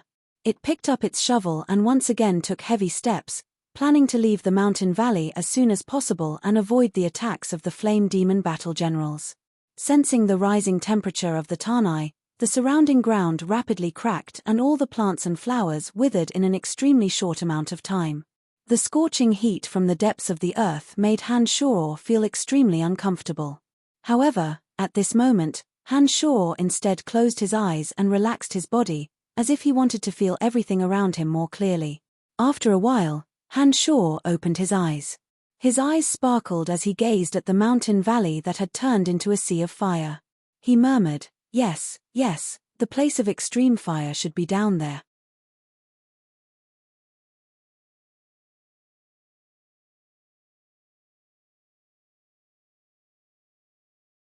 Chapter 235. Roar. Another terrifying roar came from the depths of the earth. The valley shook violently under the roar, and large pieces of rocks rolled down from the cliffs. The boulders that formed the waterfall creaked as if they would collapse at any time. An extremely powerful aura leaked out from the depths of the cracked ground. The impact of the powerful sound waves caused the withered trees to collapse and the ground to rapidly crack, forming huge ravines. Han Shao's 3 yin demons didn't spread out to observe the surroundings at this time. They immediately retracted to his side and surveyed the surroundings. Their bodies had been stuck close to the rocks, but because of the scorching heat, the rocks were already as red as branding iron. Han Shao had no choice but to temporarily take to the air. Accompanied by the impact of the terrifying sound waves, the flame demon generals that walked out of the lava attacked the Cyclops without any hesitation. Streams of lava intertwined with each other as they flew out from the river of lava under the control of the flame demon generals, shooting towards the Cyclops' enormous body. 3 4-meter-tall flame demon generals walked out from the depths of the ground and blocked the Cyclops' path of retreat. They charged towards the Cyclops with blazing flames all over their bodies. The Cyclops' enormous body was twice the size of the flame demon generals. His green muscles were as hard as granite, and the huge iron shovel he held in his hands became his weapon of defense. Every swing of the shovel carried a violent force, bringing a violent gust of hot wind to the valley. Crackling sounds could be heard coming from the Cyclops' side. Every time he waved his shovel, a stream of lava would be slashed to the side. Blazing sparks flew everywhere as the red rocks wrapped in lava shattered and shot in all directions. Some of the withered trees and flowers in the surroundings were immediately set ablaze when they came into contact with the flaming rocks. The raging flames quickly spread and enveloped the entire valley in a sea of fire. A fiery red rock the size of a head was swung by the Cyclops, carrying a high temperature and emitting thick flames. It shattered from the lava and shot towards Han Shao. The raging flames carried a violent force, forcing Han Shao to retreat in a sorry state. With a rumble, the fiery rock the size of a head smashed into the hard rock that Han Shao had been standing on. Brilliant sparks flew everywhere as the blazing flames burned on the rock. It was so wondrous that one couldn't help but gasp in amazement. Firespark stone was an excellent material for forging weapons. Han Shao stared at the burning rock with bright eyes. He immediately recognized the wondrous rock from the blazing flames surrounding it. It was the Firespark stone, a material that cultivators greatly needed for forging weapons. He extended his left hand, and a ball of purple demonic fire rose from his palm like a ghost. It shrouded the Firespark stone with a bone-chilling aura. When the blazing heat and the bone-chilling aura came into contact, thick white smoke immediately rose, accompanied by a sizzling sound. Feeling the effects of the mystical glacial spellfire, Han Shao immediately circulated his magical yuan. The ball of purple flames that covered the Firespark stone jumped even more alluringly. Clouds of dense white mist rose from the Firespark stone. Under the assault of the bone-chilling aura, the blazing Firespark stone slowly extinguished and returned to calmness. Finally, it became an ordinary fiery red rock, sparkling with a resplendent red light like a ruby. When he saw that the flames on the Firespark stone had been extinguished, Han Shao's face lit up with joy. He immediately put the head-sized Firespark stone into his space ring, in case he needed to use it when he wanted to refine weapons in the future. No matter if it was a martial practitioner or a demonic practitioner, as long as they forged weapons, they couldn't do without some special flames. After all, some special materials could only be melted through high temperatures. This kind of firespark stone was very miraculous. If it didn't come into contact with flames, it would be as ordinary as an ordinary rock, without the slightest bit of heat. However, as soon as the firespark stone came into contact with the slightest spark, it would immediately burst into flames. Only when all the energy within the firespark stone had been burned away would it become the most ordinary rock. During this process, the firespark stone's enormous flame energy could melt all the materials for the cultivator, making it convenient for the next step of forging weapons. Han Shoror was overjoyed when he collected the firespark stone. His eyes sparkled as he began to search for more firespark stones amidst the sparks in the sky. Then, a fiery dragon streaked across the sky and landed around the beautiful girl on the Pegasus. At the end of the fiery dragon's path was an even larger firespark stone burning fiercely, instantly enveloping the entire area in a sea of flames. At this moment, the 4 powerhouses that had been hiding in the valley were all on high alert. Due to the chaos in the valley, traces of some people had been exposed. These powerhouses had all discovered each other's traces, but none of them made a move. To be able to appear in this valley without fear in the face of such a terrifying scene, they were either brainless or fearless powerhouses. Every powerful creature understood that before the situation was clear, they couldn't act rashly. Thus, even though they knew that there were other powerhouses hiding in the surroundings of the valley, they didn't dare act rashly. That larger firespark stone started burning fiercely. Waves of heat surged out, causing the Pegasus girl to sweat profusely.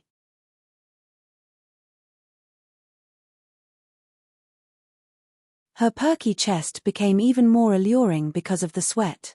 Once a firespark stone started burning, it would continue burning until there was no special method to stop it. As he watched the firespark stone scatter its energy to its heart's content, Han Shoror hesitated for a moment before finally flying towards that area. "Who's there?" A light shout came from the Pegasus girl's mouth. She had obviously discovered Han Shoror's movements. Her long eyelashes fluttered as she looked cautiously at the rapidly approaching Han Shoror. "I don't have any ill intentions, I'm just picking up something," Han Shoror called out lowly, slowly revealing his tracks in coordination with his voice. He was deathly afraid that if he moved too quickly, he'd attract the girl's surprise attack. Han Shoror was also on his guard during this process. The Demon Slayer Edge had already been summoned by his mind, and a yin demon was secretly observing her every move and expression. As long as this girl showed any signs of hostility, Han Shoror would make the first move without any hesitation.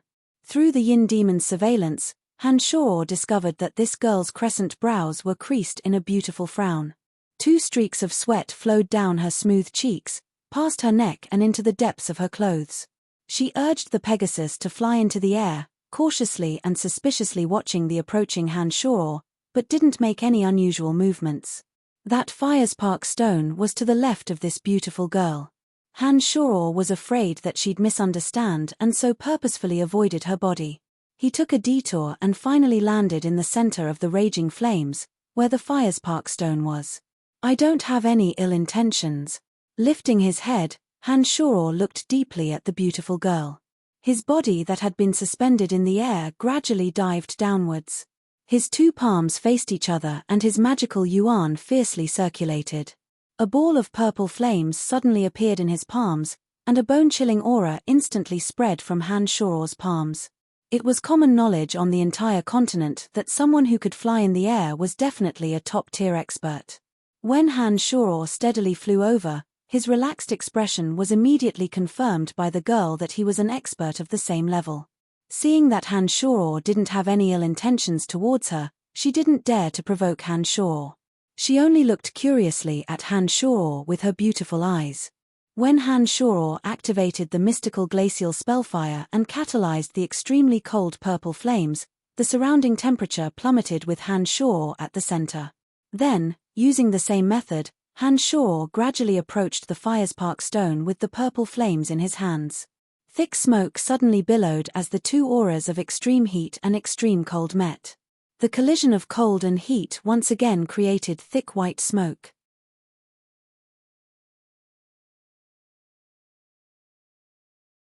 The firespark stone that had been burning fiercely started to extinguish piece by piece amidst the sizzling sounds. The spirited Pegasus beneath the beautiful girl wasn't used to the high temperature of the mountain valley and kept swaying restlessly. It was only because the girl repeatedly suppressed it that it didn't immediately leave the mountain valley. However, when Han Shuro used the purple flames, the surrounding temperature abruptly dropped with Han Shuro at the center. It was like a paradise in the scorching heat, creating a strong temptation for the spirited Pegasus beneath the girl. Without the girl's orders, the Pegasus approached Han Shuro of its own accord and flew greedily around Han Shuro, as if it was extremely reluctant to leave this place with such a suitable temperature. Han Shuro, who was focused on collecting the firespark stone, saw the Pegasus and the girl's actions clearly through the Yin Demon's observation. During this process, the beautiful girl tried to stop the Pegasus from approaching, but obviously didn't succeed. Raising his head, Han Shuro looked at the beautiful girl again and revealed a kind smile, indicating that he understood that she didn't approach him on her own accord and that she didn't have any ill intentions. "Thank you." The girl smiled sweetly like 100 flowers blooming, her voice soft and her tone sincere. "You're welcome." Han Shuro lowered his head and continued activating his demonic arts, planning to extinguish the firespark stone as quickly as possible. He didn't take another look at the beautiful girl. With the existence of the 3 Yin demons, even if Han Shuro was immersed in his work, he could still see Tanai's situation with a single glance. A few flame demon generals blocked the Cyclops' path and fought with the enormous Cyclops, attempting to keep the Cyclops in the mountain valley forever.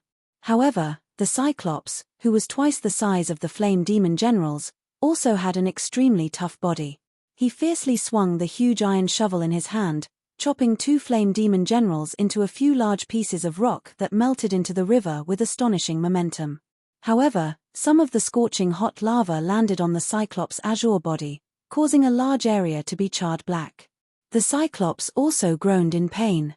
One of its eyes was filled with anxiety as it looked towards the depths of the river from time to time, as if it was afraid that some powerful creature would suddenly break through the ground and walk out. The Fire Grand Magus was completely enveloped in a red magic shield. The old woman within the magic shield had an excited expression as her old eyes shone with light. Her attention was focused on the depths of the lava, as if she was waiting for something. The robust golden dragon was drenched from head to toe in the high temperature of Mountain Tanai. He slowly moved towards the outside of the mountain valley, as if he was preparing to take the opportunity to attack the Cyclops. The giant silver ape's shiny silver fur stood up like steel needles. A few sparks landed on its silver fur, but there wasn't a single trace of being charred. Its 2 steel claws clenched and relaxed repeatedly, and its blood-red eyes focused on the depths of the river of lava, but it didn't dare to approach. Roar! Another loud roar rang out, and the mountain valley really started to collapse. The earth was also torn apart. The underground creature was truly enraged now, as if blaming the flame demon generals for their incompetence. Fissures appeared in the ground, and even more lava burst out, shooting in all directions like a fountain. In an extremely short period of time, the beautiful scenery of the entire mountain valley no longer existed. An enormous creature over 10 meters tall stood up from the largest crack in the ground, along with the rolling lava. This enormous creature had a pointed head and a round lower body. Its entire body was red like hot iron, just like the flame demon generals. It was like a moving, burning volcano, and an enormous aura emanated from its body. The sky seemed to be set ablaze, and large patches of fiery clouds covered the sky above the mountain valley, causing the sky and earth to become one color, becoming a kingdom of flames. The heavens fell and the earth cracked, and the rocks of the mountain valley came crashing down. After this enormous creature walked out from the depths of the earth, its enormous body swayed backwards, causing even more lava to shoot out in all directions. It was truly a volcanic eruption. It's actually the Lord of the Flames. No wonder the flame demon generals have appeared. The beautiful girl beside Han Shuro cried out in surprise. She got off her Pegasus and shouted softly, "Leave this place, quickly." The Pegasus that was infatuated with the temperature around Han Shor was clearly very happy when it heard the girl's order. It flew up gracefully, planning to leave this place of trouble. However, the terrifying Lord of the Flames and its raging flames burned the earth. The fiery clouds in the sky weren't fake. They were actually under its control, and they completely covered the sky above the mountain valley. When the girl and the Pegasus took off, the fiery clouds ignited with intense flames, turning the sky into a sea of fire. No one would be able to escape from the sky. Furious killing intent spread from the Lord of the Flames to the surroundings. Every expert realized that this flame controller was indeed cruel to the guests who trespassed into its kingdom.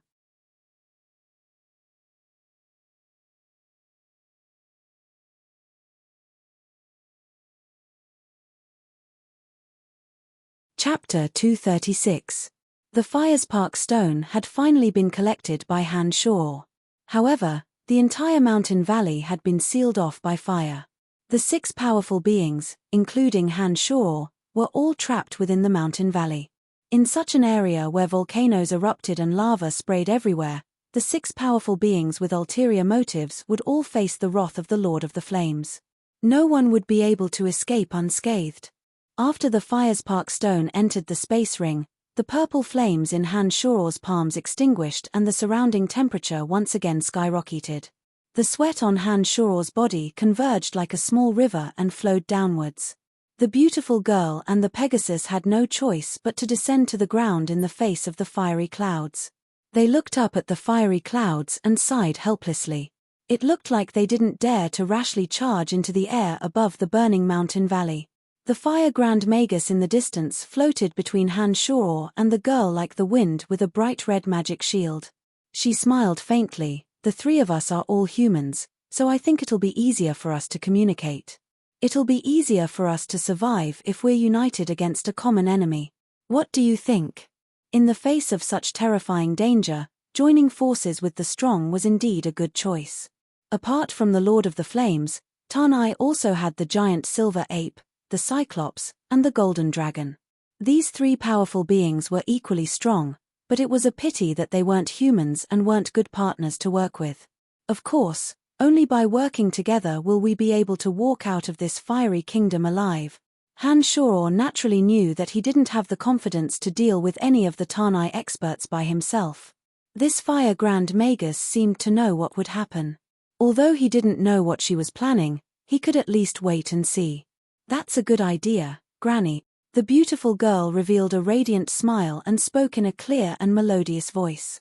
The Fire Grand Magus seemed to have long since known that Han Shor and the beautiful girl would agree. She lightly waved the magic staff in her left hand and chanted a profound incantation. With Han Shor's group of 3 as the center, a house-sized barrier was instantly formed. This barrier was invisible and formless, but it isolated the high temperature. The surrounding lava that was erupting was blocked outside. After the old lady created the barrier, the magic shield on her body disappeared. She smiled at Han Shor and the girl, and introduced herself. I'm Mosso from the Brut Merchant Alliance. I major in fire magic. Brian Han, from Lancelot Empire, a necromancer. Han Shor replied. Sophie, I come from the Kossi Empire. I am a knight. He can be considered half an incompetent summoner. The beautiful Pegasus girl replied simply. As soon as she finished speaking, she softly chanted a spell, and the Pegasus she had been riding magically disappeared without a trace. The old lady Mosso and the girl called Sophie seemed to have heard of each other's names. When the 2 of them introduced themselves, the other revealed a surprised expression. Only Han Shor was unknown. Mosso and Sophie clearly hadn't heard of Han Shor before, and both looked at Han Shor with some confusion. Anyone who could fly in the air and appear here was definitely not a nameless person. As a powerful practitioner of necromancy magic, if there was such a person in the Lancelot Empire, they would definitely have heard of him. Therefore, when Mosso and Sophie realized that they hadn't heard of Han Shor's name, they thought that Han Shor had given them a fake name. Faced with the 2's confusion, Han Shor shrugged his shoulders and explained with a wry smile, I'm telling the truth. I've only just started my career, so it's normal that I'm not well known. There's nothing strange about it. Roar, the Lord of the Flames' enormous roar reverberated throughout the valley. Accompanied by terrifying sound waves, the Lord of the Flames moved its enormous body and chased after the Cyclops. Streaks of scorching flames danced wildly like ribbons, and the violent heat caused the air to crackle. The flames mixed with magma entangled the Cyclops under the Lord of the Flames' control, causing the Cyclops to dodge in all directions. It was obvious that it was no match for the Lord of the Flames. The Golden Dragon's target should have been the Cyclops, but at this moment, he realized that he was also facing great danger. He seemed to have given up on the idea of immediately dealing with the Cyclops. He stood at the entrance of the Valley of Fire, as if pondering how to leave. The giant silver ape pounded its chest and roared loudly. Its body, which had been standing still all this time, suddenly moved. Like a bolt of silver lightning, it tore through the air and shot towards the Lord of the Flames who was chasing after the Cyclops. In the air, it intertwined its two sharp claws in front of its chest and danced. A few cold glints that looked like swords shot out from its claws. The few flame demon generals in the surroundings were swept by the streaks of cold light, and their bodies suddenly cracked with loud crackling sounds as they quickly melted into the magma. Han Shoror couldn't help but pale with fright when he saw this scene through the yin demons. He didn't know what kind of mutated magical beast this giant silver ape was, but it had such terrifying destructive power. The two iron claws were actually able to shoot out sword-light attacks, as if they possessed the great power to tear through everything. Before the flame demon general, who was as tall and had a body as hot as iron, could even get close to it, it was already smashed into pieces by the iron claws.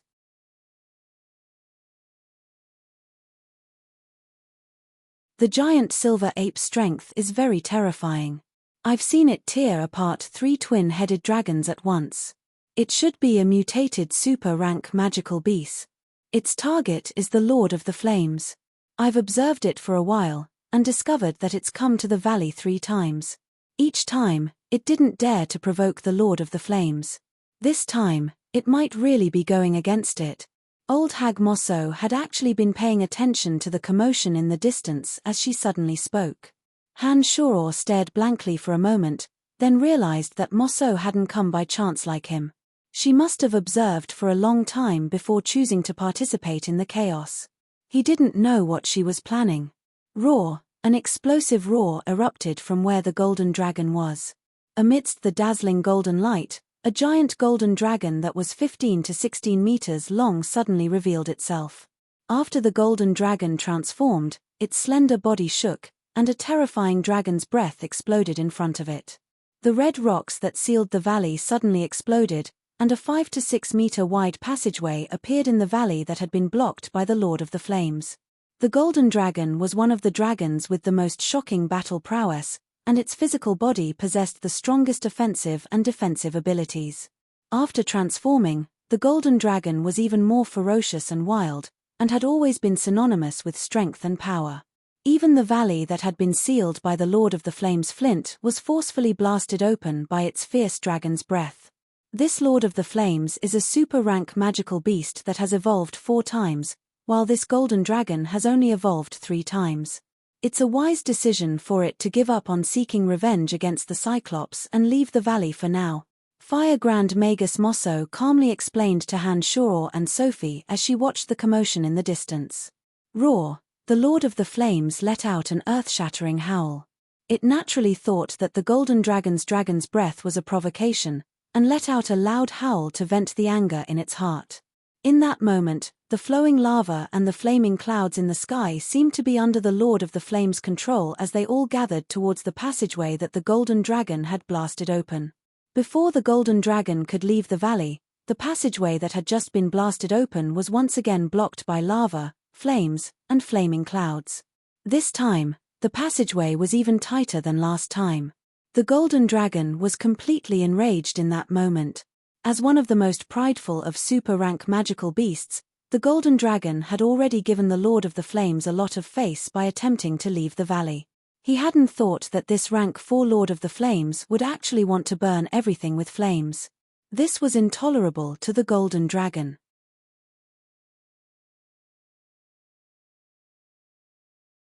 A frightening dragon's roar rang out from the golden dragon's enormous mouth.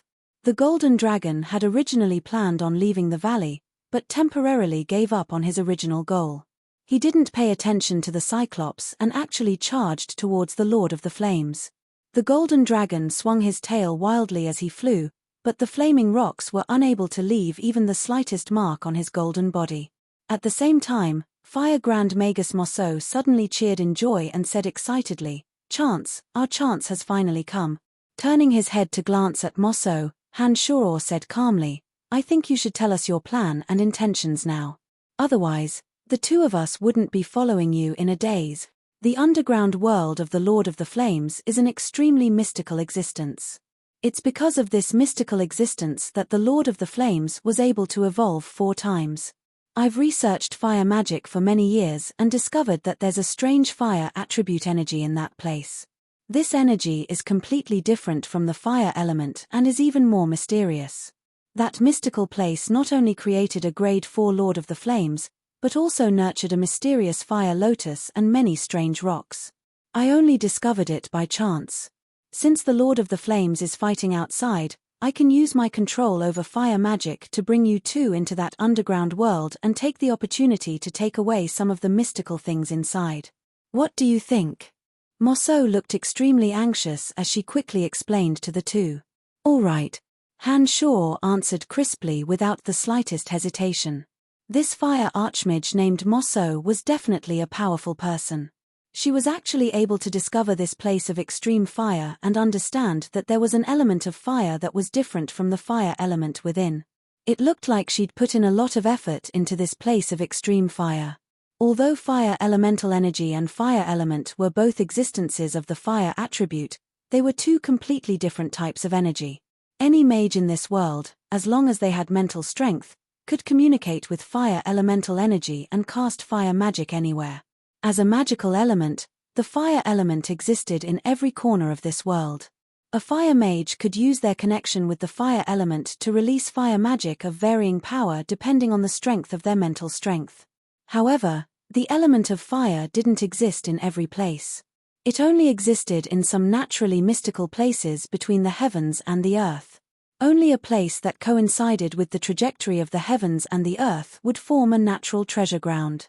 Only after thousands of years of evolution would it be possible to form the element of fire in some fiery places. Among them, the place of extreme fire was undoubtedly the best place to nurture the element of fire.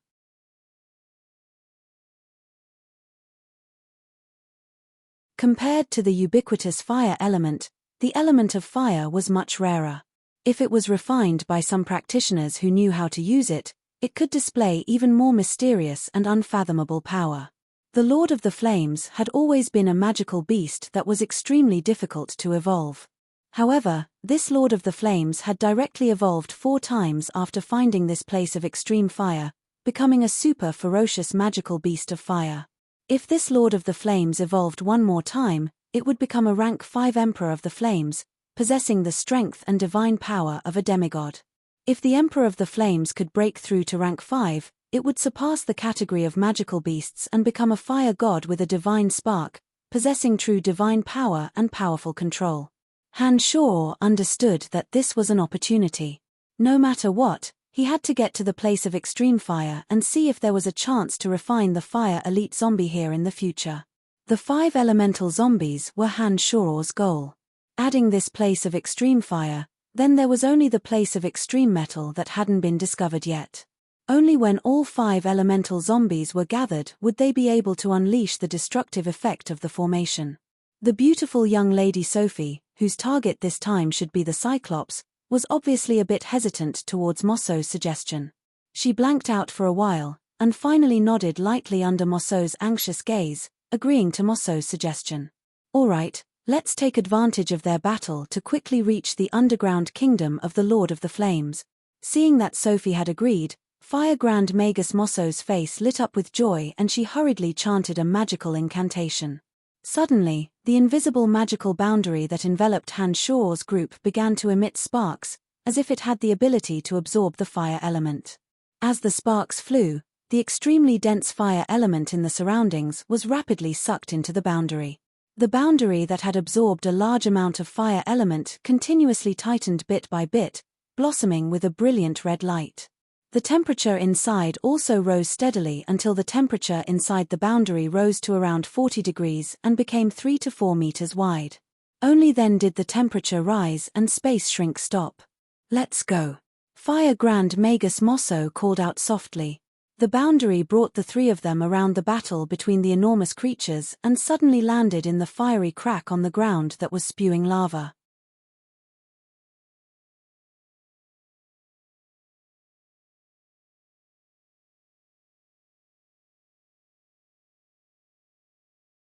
Chapter 237.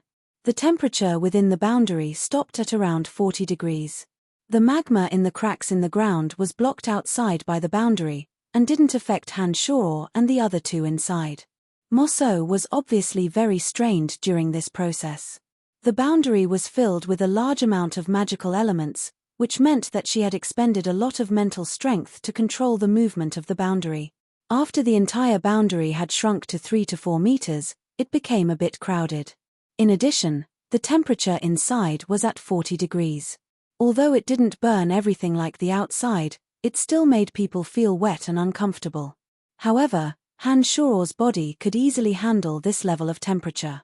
Even if he didn't activate his magical yuan to resist it, Han Shor didn't lie down with his body drenched in sweat. Instead, he used this rare free time to sit down and meditate to recover the magical yuan he had just expended. The beautiful female knight, Sophie, was wearing tight clothes that stuck to her beautiful body. Her clothes were drenched in sweat, as if she had just finished bathing and walked out of the bath, accentuating the curves of her body. Due to the high temperature, fragrant sweat flowed all over her body, and her breathing was uneven. She kept waving her hands to fan herself, as if she wanted to cool herself. Fire Grand Magus Mosso was completely focused on controlling the boundary. She was as focused as Han Shor.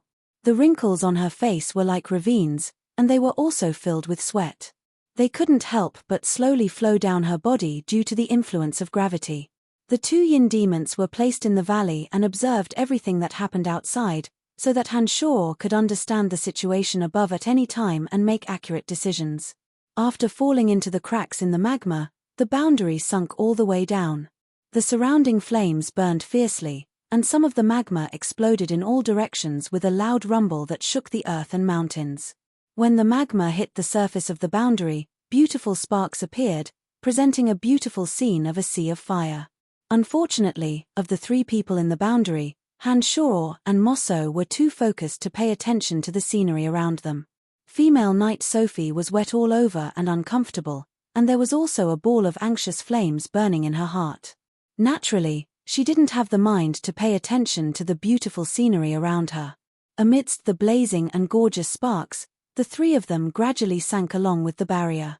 Among them, Fire Grand Magus Mosso controlled the boundary to shift its direction and slowly descend into the depths of the Earth's core. She seemed to be familiar with the situation here. Finally, the moving boundary suddenly came to a halt. Han Shor instantly opened his eyes and sized up the scenery around him with glistening eyes.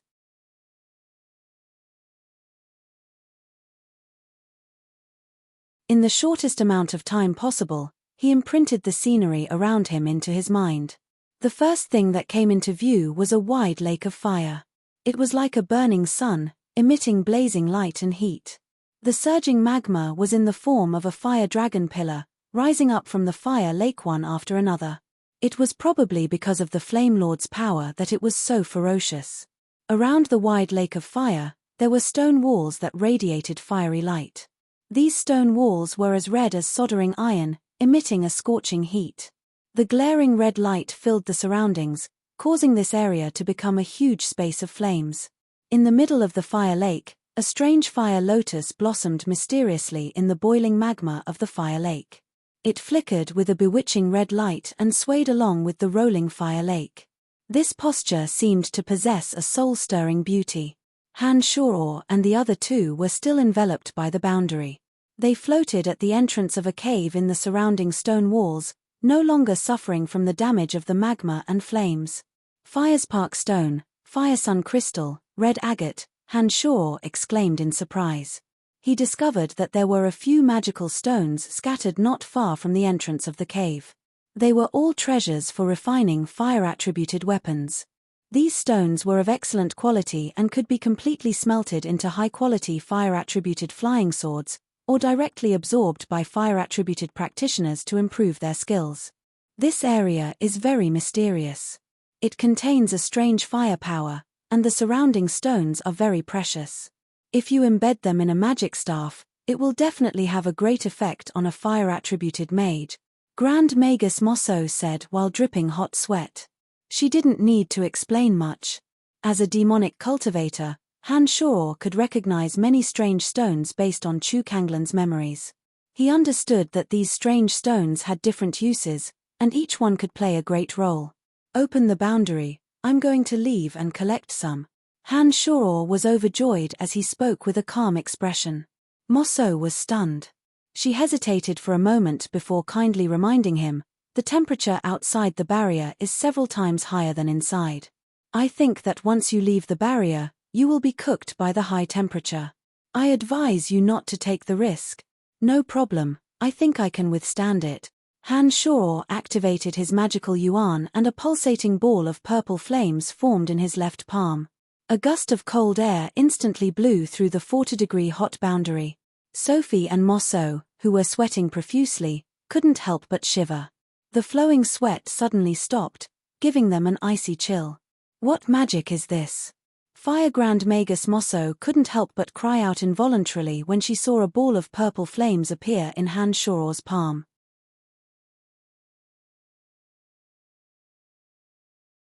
The high temperature within the boundary was immediately dispelled, and the extremely hot area almost turned into an ice cave. Hihi, it's just a strange martial technique. Don't worry, I think I can withstand the high temperature outside. Han Shor smiled slightly as he held the pulsating ball of purple flames and looked confidently at Mosso. I think you're right. Mosso nodded and then said, pay attention, when I count to 3, I'll send you out of the boundary. Prepare yourself. Taking a deep breath, Han Shor activated his magical yuan. His fingers began to move nimbly, and balls of purple flames flashed from his fingertips. When Mosso counted to 3, the boundary where Han Shor was at seemed to have been sliced open by a knife, and the space between the two of them was directly removed. In an instant, the high temperature hit them head-on. The scorching wave of fire broke through the boundary's obstruction and instantly enveloped Han Shor's entire body. Without Mosso's control, the boundary that blocked the high temperature shattered like an eggshell. Not only did it lose the ability to block the heat wave, but it also lost the ability to remain in the air. The rock where Han Shor's foot landed was scorching red. As long as his foot landed, the sole of Han Shor's foot would be charred black in an instant.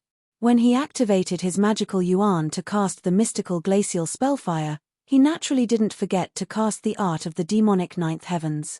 Just as Han Shor's foot was about to land on the flint, he suddenly stopped in midair and didn't move. The yin demon that had accompanied Han Shor in the boundary was immediately placed behind him, constantly paying attention to Mosso and Sophie's movements. Han Shor himself didn't waste a single moment. He used the extreme cold of the mystical glacial spellfire to emit thick white smoke from his body and began to carry out some secret plans.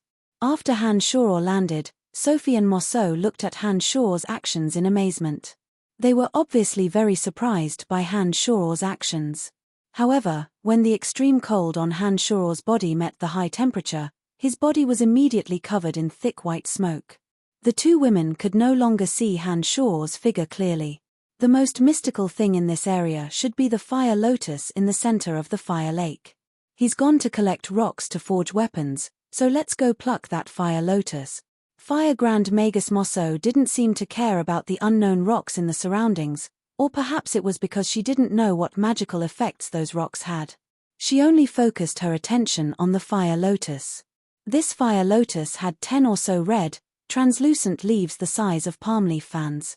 They were as clear as jade, and there was a strange red light circulating within the veins of each leaf, as if they were nurturing a life of fire.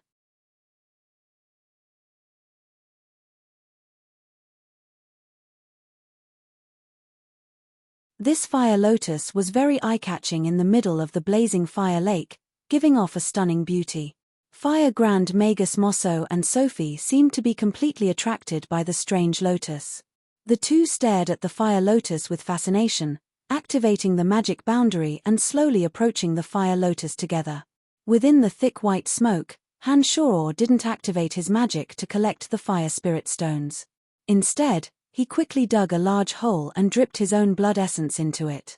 His eyes shone with a divine light as he looked at the fire lotus from time to time. His expression was incomparably calm, as if he was rapidly thinking about what to set up. Han Shoror had heard Mosso's description before coming down and understood that a fire lotus had been nurtured in the place of extreme fire, so he already had his own plans. No matter what, this fire lotus couldn't be obtained by Mosso and Sophie. As a treasure nurtured in the place of extreme fire, the fire lotus had the miraculous effect of directly wrapping around zombies and turning them into a fire elite zombie. Depending on how long the place of extreme fire had been formed, as well as some special opportunities, treasures of the 5 elements could be nurtured. The places of extreme earth, extreme wood, and the Valley of Sunshine's extreme water that Han Shoror had discovered hadn't produced any treasures, perhaps because they'd been formed for too long, or perhaps because there hadn't been any suitable opportunities. However, this place of extreme fire might have already existed for tens of thousands of years. After accumulating all sorts of energy over the years, in addition to the existence of the Lord of the Flames, it had actually successfully nurtured the fire lotus. As a treasure of the place of extreme fire, the fire lotus had grown for tens of thousands of years and absorbed all sorts of fire elemental energy, becoming a wondrous treasure. With the existence of the fire lotus, Han Shoror didn't need to waste a huge amount of time to gather all sorts of materials. He could directly use a secret technique to form a large formation in the place of extreme fire, then use his blood essence to activate the formation and throw a zombie into the fire lotus.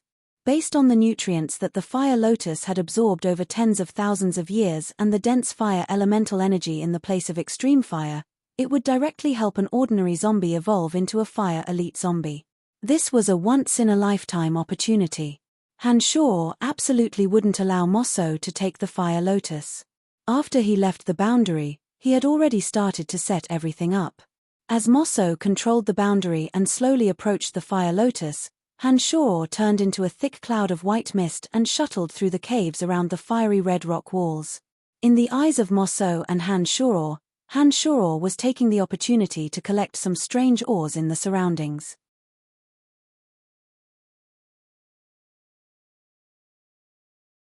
What they didn't know was that under the cover of the thick smoke, Han Shoror had already quickly and successfully excavated the formation I needed to refine the fire elite zombie. Although there was the fire lotus, there weren't any other materials to refine the fire elite zombie. Han Shoror's blood essence had completely replaced the practice between the formation eyes. Fortunately, Han Shoror had swallowed a 300-year-old blood essence grass and converted enough blood essence. Otherwise, he definitely wouldn't have been able to successfully use the large formation this time. After Han Shoror walked around the surrounding rock walls and successfully excavated the formation eye, he immediately chanted an incantation and summoned the little skull from a distant plane. "Hurry up and bring a zombie that you approve of. He'll receive the same treatment as the Earth Elite zombie." Han Shoror passed on an order. Without waiting for the little skull to nod in understanding, he sent the little skull back to a distant plane. Then, purple flames danced between Han Shoror's hands as he activated his magical yuan. In the direction where the little skull had been standing, the purple flames danced in Han Shoror's hands, creating a suitable temperature for that area. The little skull's body was purely made of sparkling white bones. After many times of forging and tempering, Han Shoror had sufficient confidence in the little skull's body's toughness. He knew that this level of high temperature wouldn't affect him at all. However, if an ordinary zombie suddenly appeared in such a place, it would definitely be burned to a painful state by the high temperature. It was hard to say whether it would be directly burned to death. Therefore, in order to successfully refine the fire elite zombie, Han Shoror had no choice but to make preparations in advance, lest he be roasted to death by the high temperature once he fell into this space. An urgent call came through the little skull from an infinitely distant plane. When Han Shoror received this call, He immediately chanted an incantation.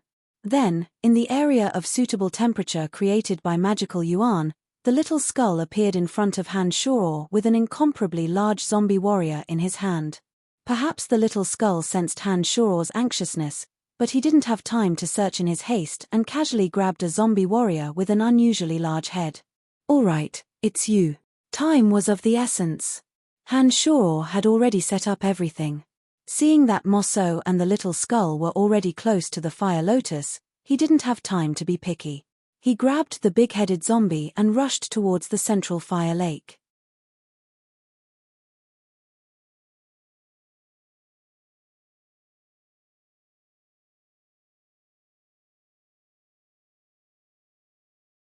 Chapter 238.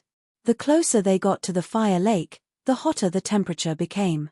Afraid that the big-headed zombie wouldn't be able to withstand the heat, Han Shuo had no choice but to use his magical yuan to activate the mystical glacial spellfire to lower the temperature around them. Zombie warriors that were used to darkness had an instinctive aversion to sunlight and blazing heat. This big-headed zombie was no exception. Its body couldn't help but sway in Han Shuo's hands, as if it was afraid of the burning fire lake. However, with Han Shuo's steel-like grip, it couldn't move at all. Two large clouds of white smoke rapidly approached from the surrounding rock walls, arriving next to Fire Grand Magus Mo So in the blink of an eye. At this time, Mo So and Han Shuo were only 3 meters away from the fire lotus below. As they were worried that the temperature of the fire lake would be too high for the barrier to withstand, the two didn't dare to approach the fire lotus too quickly.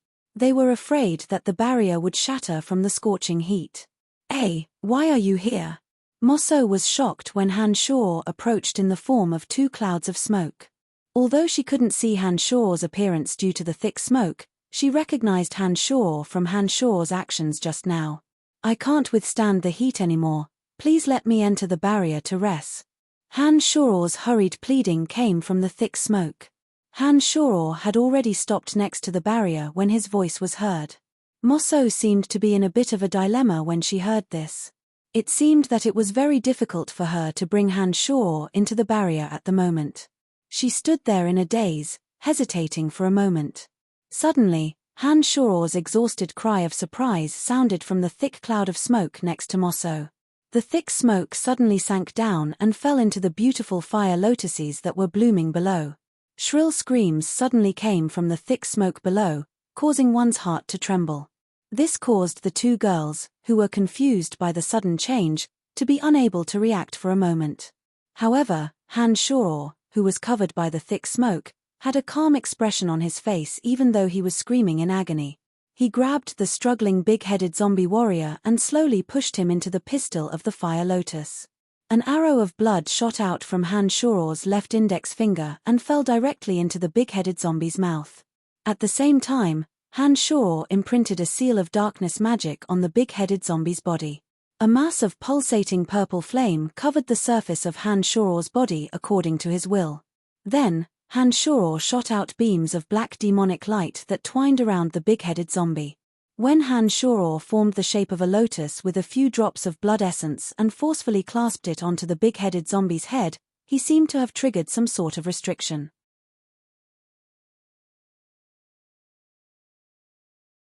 In the blink of an eye, 24 blazing, blood-red beams of light suddenly shot out from the cave walls surrounding the fire lake, all converging towards the fire lotus. The dense fire origin energy seemed to be escorted by 24 ribbons as it frantically gathered towards the fire lotus in the center. The beautiful fire lotus blossomed with dazzling red light like a dancing flame. It slowly began to shrink its petals at a miraculous speed and trajectory, wrapping around the big-headed zombie that Han Shuo had ordered to stay in the pistil bit by bit. "What's going on? What's going on?" Mo So, who was 3 meters above Han Shuo, couldn't help but cry out when she saw the mysterious changes in her surroundings and felt the frantic gathering of the fire origin energy. However, Han Shuo's shrill screams completely drowned out Mo So's cries. This made Mo So, who was unaware of the situation, unable to guess what had happened to Han Shuo below. She didn't dare to descend another 3 meters to see what was happening below. The dense fire origin energy around the fire lake, under the influence of the formation, was all channeled towards the center of the fire lotus, providing sufficient nourishment for the fire elite zombie's formation. On the day that the fire elite zombie was formed, the fire lotus that it nurtured would very likely become a treasure that the fire elite zombie could control and help him obtain all sorts of strange abilities. 24 beams of blood-red light gathered towards the fire lotus in the center from the cave walls. The fire origin energy that had lingered in the entire place of extreme fire for tens of thousands of years was slowly nourishing the big-headed zombie's body through the fire lotus. With the protection of the fire lotus pistol, the big-headed zombie didn't need to endure the scorching heat. It only needed to continuously absorb all sorts of pure energy and cultivate according to the imprint that Han Shoror had left in its mind. It would be able to continuously change its body and become a powerful fire elite zombie. Roar! A terrifying roar sounded from above the fire lake. The Lord of the Flames seemed to have sensed the changes in the Kingdom of Fire and couldn't help but roar.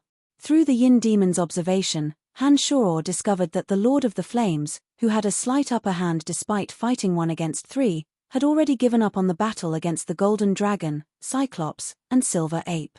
It roared as it moved its enormous volcanic body, slowly walking towards the largest crevice in the valley.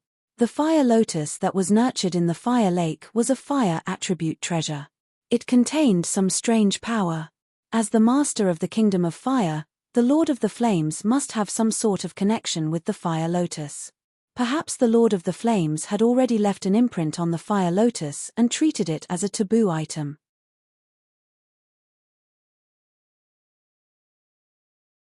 Han Shoror had used the demonic magic formation and used this taboo item without permission. He had even imprinted a living being within it to absorb the enormous amount of fire origin energy in the surroundings. This must have alarmed the Lord of the Flames and made it come over to understand everything that had happened. At this moment, the fire lotus petals had already shrunk into a bud, slowly sinking into the fire lake. When Han Shoror saw this, he immediately understood that he had succeeded. He began to scream in pain as he slowly moved upwards. Up until now, all of Han Shoror's arrangements had gone smoothly. However, he still had no way of predicting the final outcome. According to Chu Kanglan's memories, Han Shoror knew that after the fire lotus petals had shrunk, it would be very difficult to open it again without special methods and opportunities. However, as the master of this fire lake, Han Shoror had no way of knowing if the Lord of the Flames had a way to open the fire lotus. From the very beginning, Han Shoror knew that he wasn't completely confident in this matter. The reason why he had to do this was because he had no other choice. Otherwise, if he lost this opportunity, he didn't know when the Lord of the Flames would leave this place of extreme fire, nor would he have a fire Grand Magus bring him into this strange space. Therefore, even if he wasn't completely confident, Han Shoror had to make use of this rare opportunity to plant the big-headed zombie into the fire lotus. As for the final outcome, whether the Lord of the Flames would be able to open the fire lotus, or whether it would kill the big-headed zombie, this wasn't something that Han Shoror could grasp. It could only be said that it all depended on the will of the heavens. As Han Shoror's figure slowly rose into the air, he purposefully withdrew the purple flames protecting his legs and used the high temperature of the fire lake to roast his legs. In an instant, Han Shoror's trousers were charred black. His legs were exposed to the blazing heat, and in the blink of an eye, a large area was burnt by the flames. "Save me!" A mournful scream rang out from Han Shoror's mouth, his voice urgent and desperate. However, under the cover of the thick smoke, Han Shoror didn't have any expression of pain on his face. Instead, he was terrifyingly calm. The burning pain from the large area of his legs seemed to be happening to someone else's body. He was currently looking at the 2 people in the boundary above him with a bright expression. Fire Grand Magus Mosso watched as the fire lotus slowly sank into the lake of fire. She seemed to be extremely discouraged and had a face full of regret. She didn't seem to care about Han Shoror's shouts as she kept murmuring, "My fire lotus, my fire lotus." On the other hand, it was the female knight Sophie who showed sympathy for Han Shoror. She was drenched in sweat as she panted.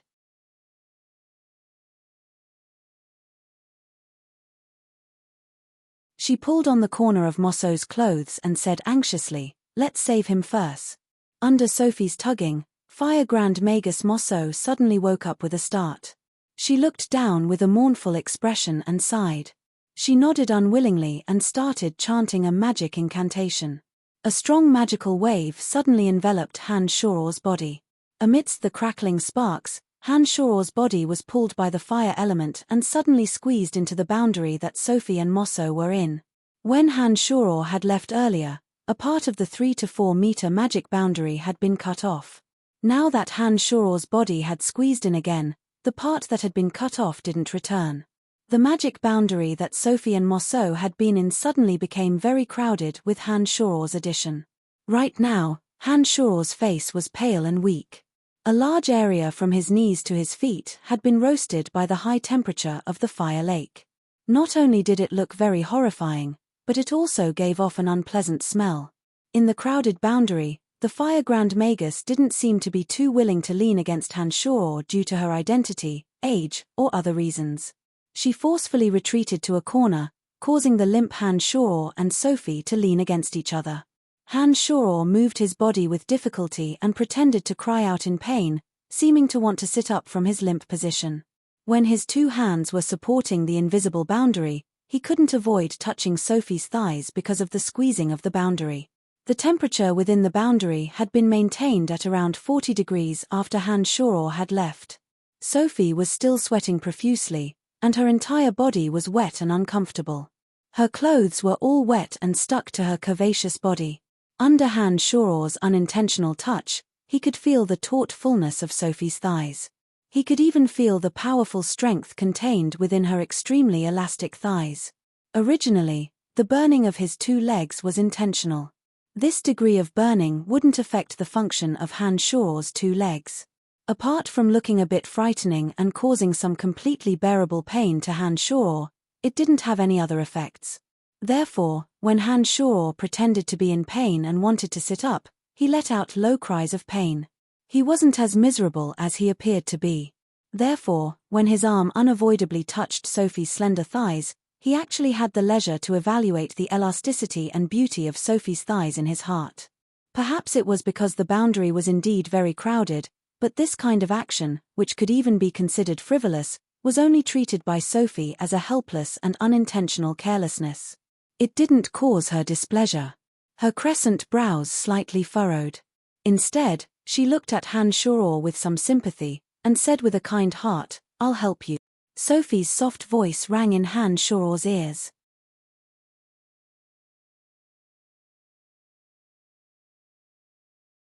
Then, under the pained expression of Han Shuor clenching his teeth, her body slightly crouched down. Her slender hands supported Han Shuor's shoulders, helping Han Shuor get up and help him sit down in the boundary. During this process, due to the crowding of the boundary, it was inevitable that the 2 of them would come into physical contact. When Han Shuor's arms were propped up by her, the skin between their arms was tightly pressed against each other. Han Shuor even accidentally used his shoulder to touch Sophie's firm and curvy breasts. "Thank you very much." When Sophie helped Han Shuor sit up from his limp posture, Han Shuor sincerely looked at Sophie and sincerely thanked her. "Don't mention it. This is what I should do." Sophie's delicate face had been red because of the high temperature, but the sharp-eyed Han Shuor still found that Sophie's face at this moment was even more rosy than before. Her expression also seemed a little shy. It seemed that the close contact between the 2 of them had indeed made this kind girl feel a little uncomfortable and embarrassed. Until now, Han Shuor and Sophie were still very close. Although Sophie deliberately kept a distance, because of the crowding of the boundary, the furthest distance between the 2 of their bodies would not exceed 20 centimeters. They could clearly smell each other's scent. The strong scent of a man on Han Shuor's body and the fragrant scent of sweat on Sophie's body blended together and were breathed in by the 2 young men and women. This kind of peculiar scent was like a miraculous medicine, nourishing Han Shuor's restless heart and giving Han Shuor an inexplicable throbbing feeling. Han Shuor gazed deeply at Sophie. Perhaps it was because of the high temperature, but his gaze was burning fiercely. When Sophie turned her head away uncomfortably, Han Shuor greedily took a deep breath and his expression returned to normal. He smiled brightly at Phoebe, then slowly closed his eyes and began to adjust his breathing, not letting go of any time to recover his magical yuan. Through the yin demon spying, Han Shoror discovered that Phoebe's face was flushed red and her expression was a little unnatural.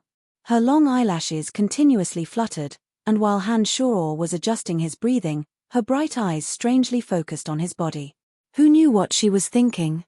On the other side, Fire Grand Magus Mosso didn't notice Han Shoror and Sophie's movements. As the Lord of the Flames' loud roar approached, Mosso had no time to care about her surroundings. She was focused on controlling the boundary and slowly rising above the magma.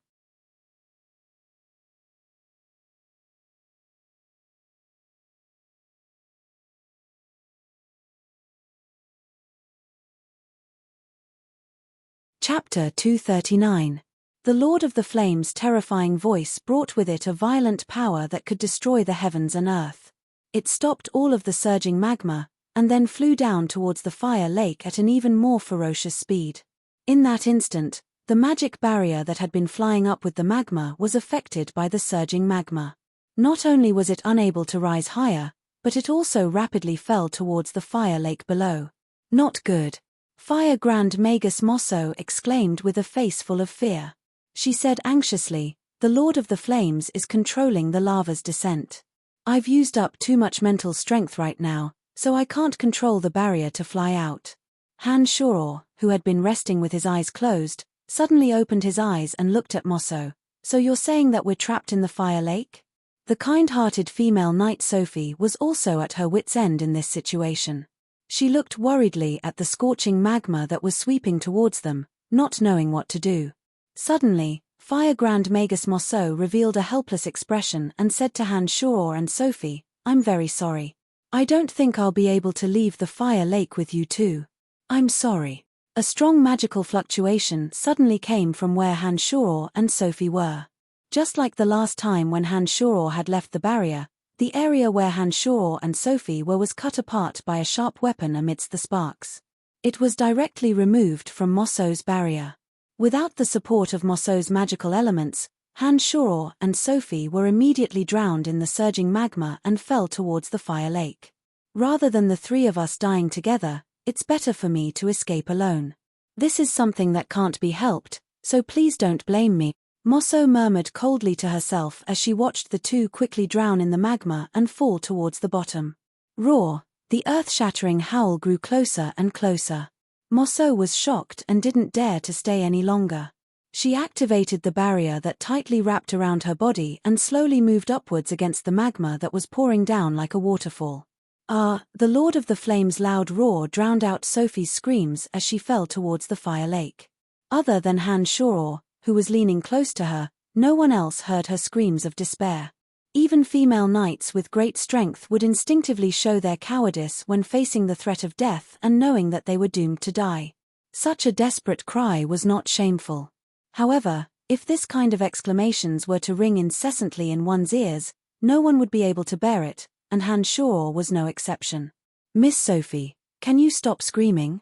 Han Shoror said to the screaming Sophie with a pained expression as he held onto Sophie's waist with one arm.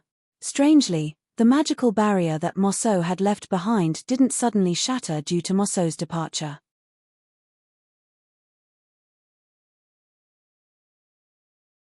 Instead, it was covered by a layer of dark light. The dense magma in the surroundings crashed into the dark barrier, but it didn't move at all. Only rays of dark light slowly seeped out of Han Shoror's body and tightly attached to the dark barrier. Sophie quickly recognized the situation after being berated by Han Shoror. Her bright eyes quickly scanned the surroundings and she suddenly cried out in joy, "We're actually not dead. Of course, I've just recovered a bit of my strength. I think we can still hold on until we leave this mysterious existence." Han Shoror smiled at Sophie and comforted her. Suddenly, Sophie realized that her waist was still being held by Han Shoror's arm. She immediately straightened her body uncomfortably and broke free from Han Shoror's arm, maintaining a tight distance from Han Shoror. Seeing that Sophie had already woken up from her panic, Han Shoror didn't purposely take advantage of her. He smiled apologetically at Sophie and said, "I had no choice just now, I hope you don't mind. The Lord of the Flames will return soon, we need to leave immediately. That Mosso is a famous figure in the Brut Merchant Alliance. To think that she would do such a thing. What a despicable person. The kind Sophie was still brooding over Mosso's actions and angrily rebuked him. Han Shoro felt that it was only natural and didn't think that Mosso's actions were inappropriate. After all, the three of them had only met by chance and didn't have any true friendship. In times of danger, of course one had to think for oneself. Mosso's actions were also because she had no choice. Han Shoro didn't hold any grudges against her.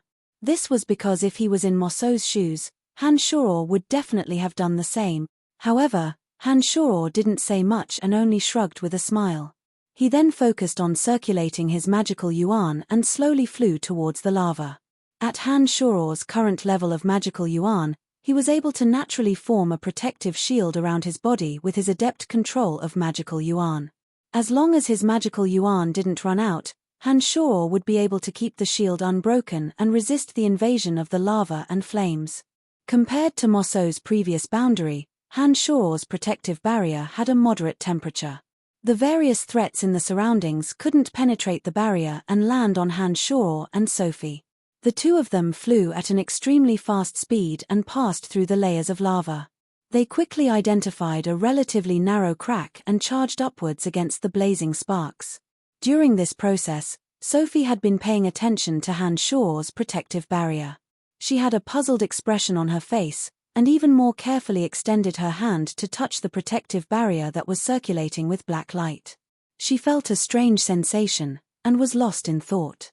As he flew upwards, Han Shoro's expression was relaxed and confident.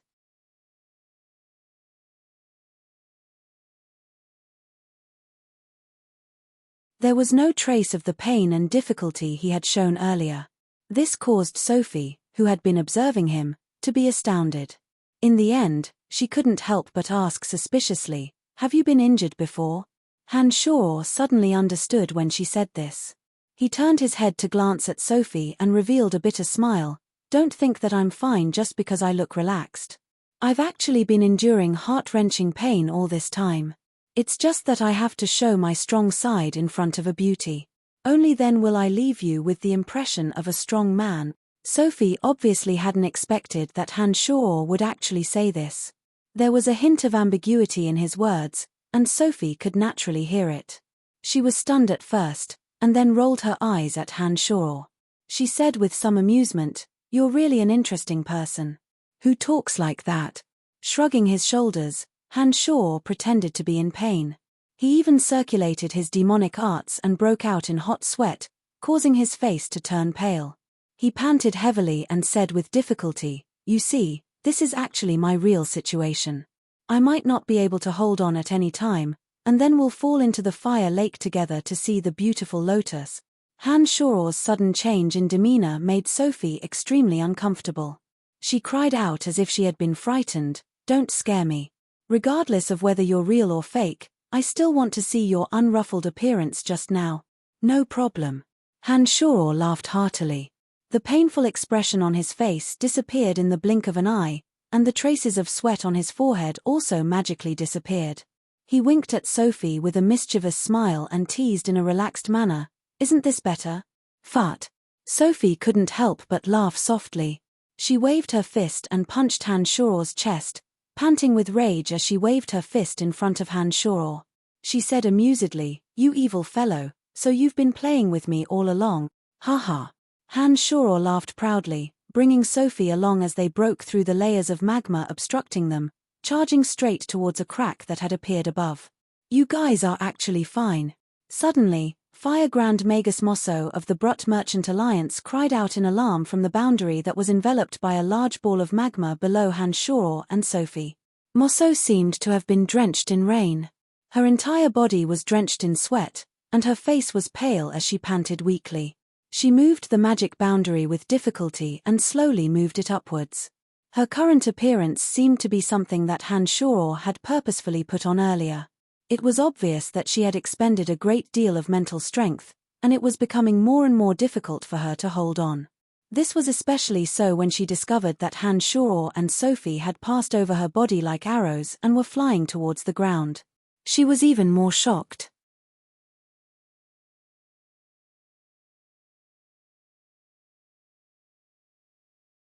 "Hey, Let's meet up above. Han Shoror looked down at Mosso beneath his feet and said this with a smile. He then circulated his magical yuan and rushed towards the crack in the ground, ignoring Mosso's astonished gaze. One of the yin demons remained at the lake of fire below, while the other two remained in the valley. Han Shoror had observed the entire situation clearly through the three yin demons. When the Lord of the Flames abandoned its three opponents and returned to the Kingdom of Fire, out of the three powerful creatures that were fighting it, only the silver giant ape went forward to stop it. However, it was easily beaten back by the Lord of the Flames. Without the Golden Dragon and Cyclops' cooperation, the giant silver ape had no way of dealing with the Lord of the Flames. It could only watch as the Lord of the Flames entered the largest crack in the ground and sank into the depths of the ground along with the thick, turbulent magma. After the Lord of the Flames disappeared, the proud Golden Dragon seemed to finally remember the purpose of coming to the valley and immediately began to attack its ally, the Cyclops. The Cyclops seemed to have known this would happen, and began to fight with the Golden Dragon. They forcefully blasted open the valley's passageway and gradually fought their way out. When the Lord of the Flames fell into the Kingdom of Fire, the giant silver ape knew that it didn't have any more chances. It pounded its chest and stomped its feet as it left the passageway the Golden Dragon had torn open, disappearing without a trace after a few leaps. This information had been obtained by Han Shoror through the two yin demons he had left in the valley. The only yin demon left near the Lake of Fire had also finally discovered the Lord of the Flames' enormous body. It had mixed with the turbulent magma and was slowly sinking to the bottom of the Lake of Fire. Roar! A long howl sounded from a crack in the ground as a sharp black arrow shot out and instantly hovered in the air above the valley. Having escaped death, Han Shoror was in such a good mood that he let out another long howl. The black light swirling around his body cracked and shattered like an eggshell. Streaks of black light intertwined together like lightning and slowly sank into Han Shoror's skin. These wriggling black lights writhed on Han Shoror's exposed skin like nimble tattoos, displaying a soul-stirring, bewitching beauty. As Han Shoror let out a drawn-out dragon's roar, the black light slowly receded and Han Shoror's skin returned to its normal color. How much longer are you going to hold on for? Sophie watched the series of changes on Han Shoror's body and couldn't help but glare at Han Shoror to remind him when she saw Han Shoror clinging to her waist. Because the protective barrier had shattered, Han Shoror was afraid that Sophie would fall directly from the sky.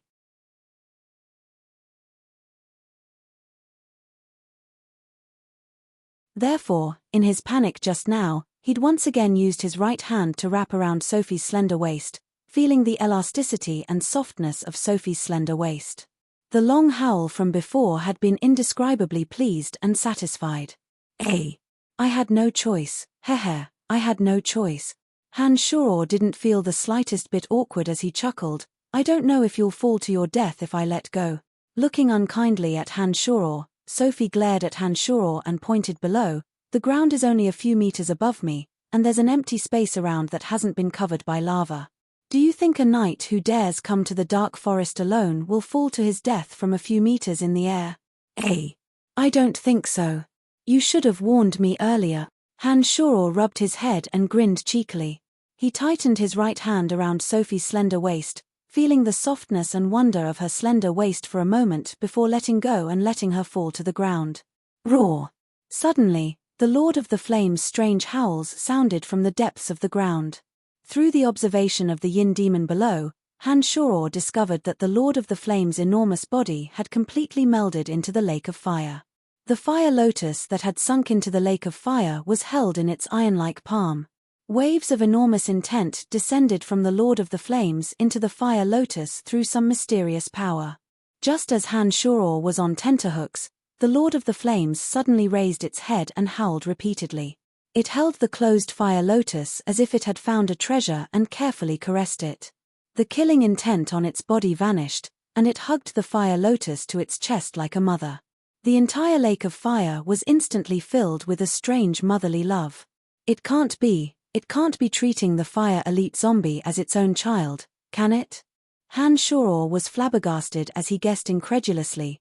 You're tuning in to the Celestial War YouTube channel. Don't forget to subscribe and join us on this journey to catch the most captivating stories.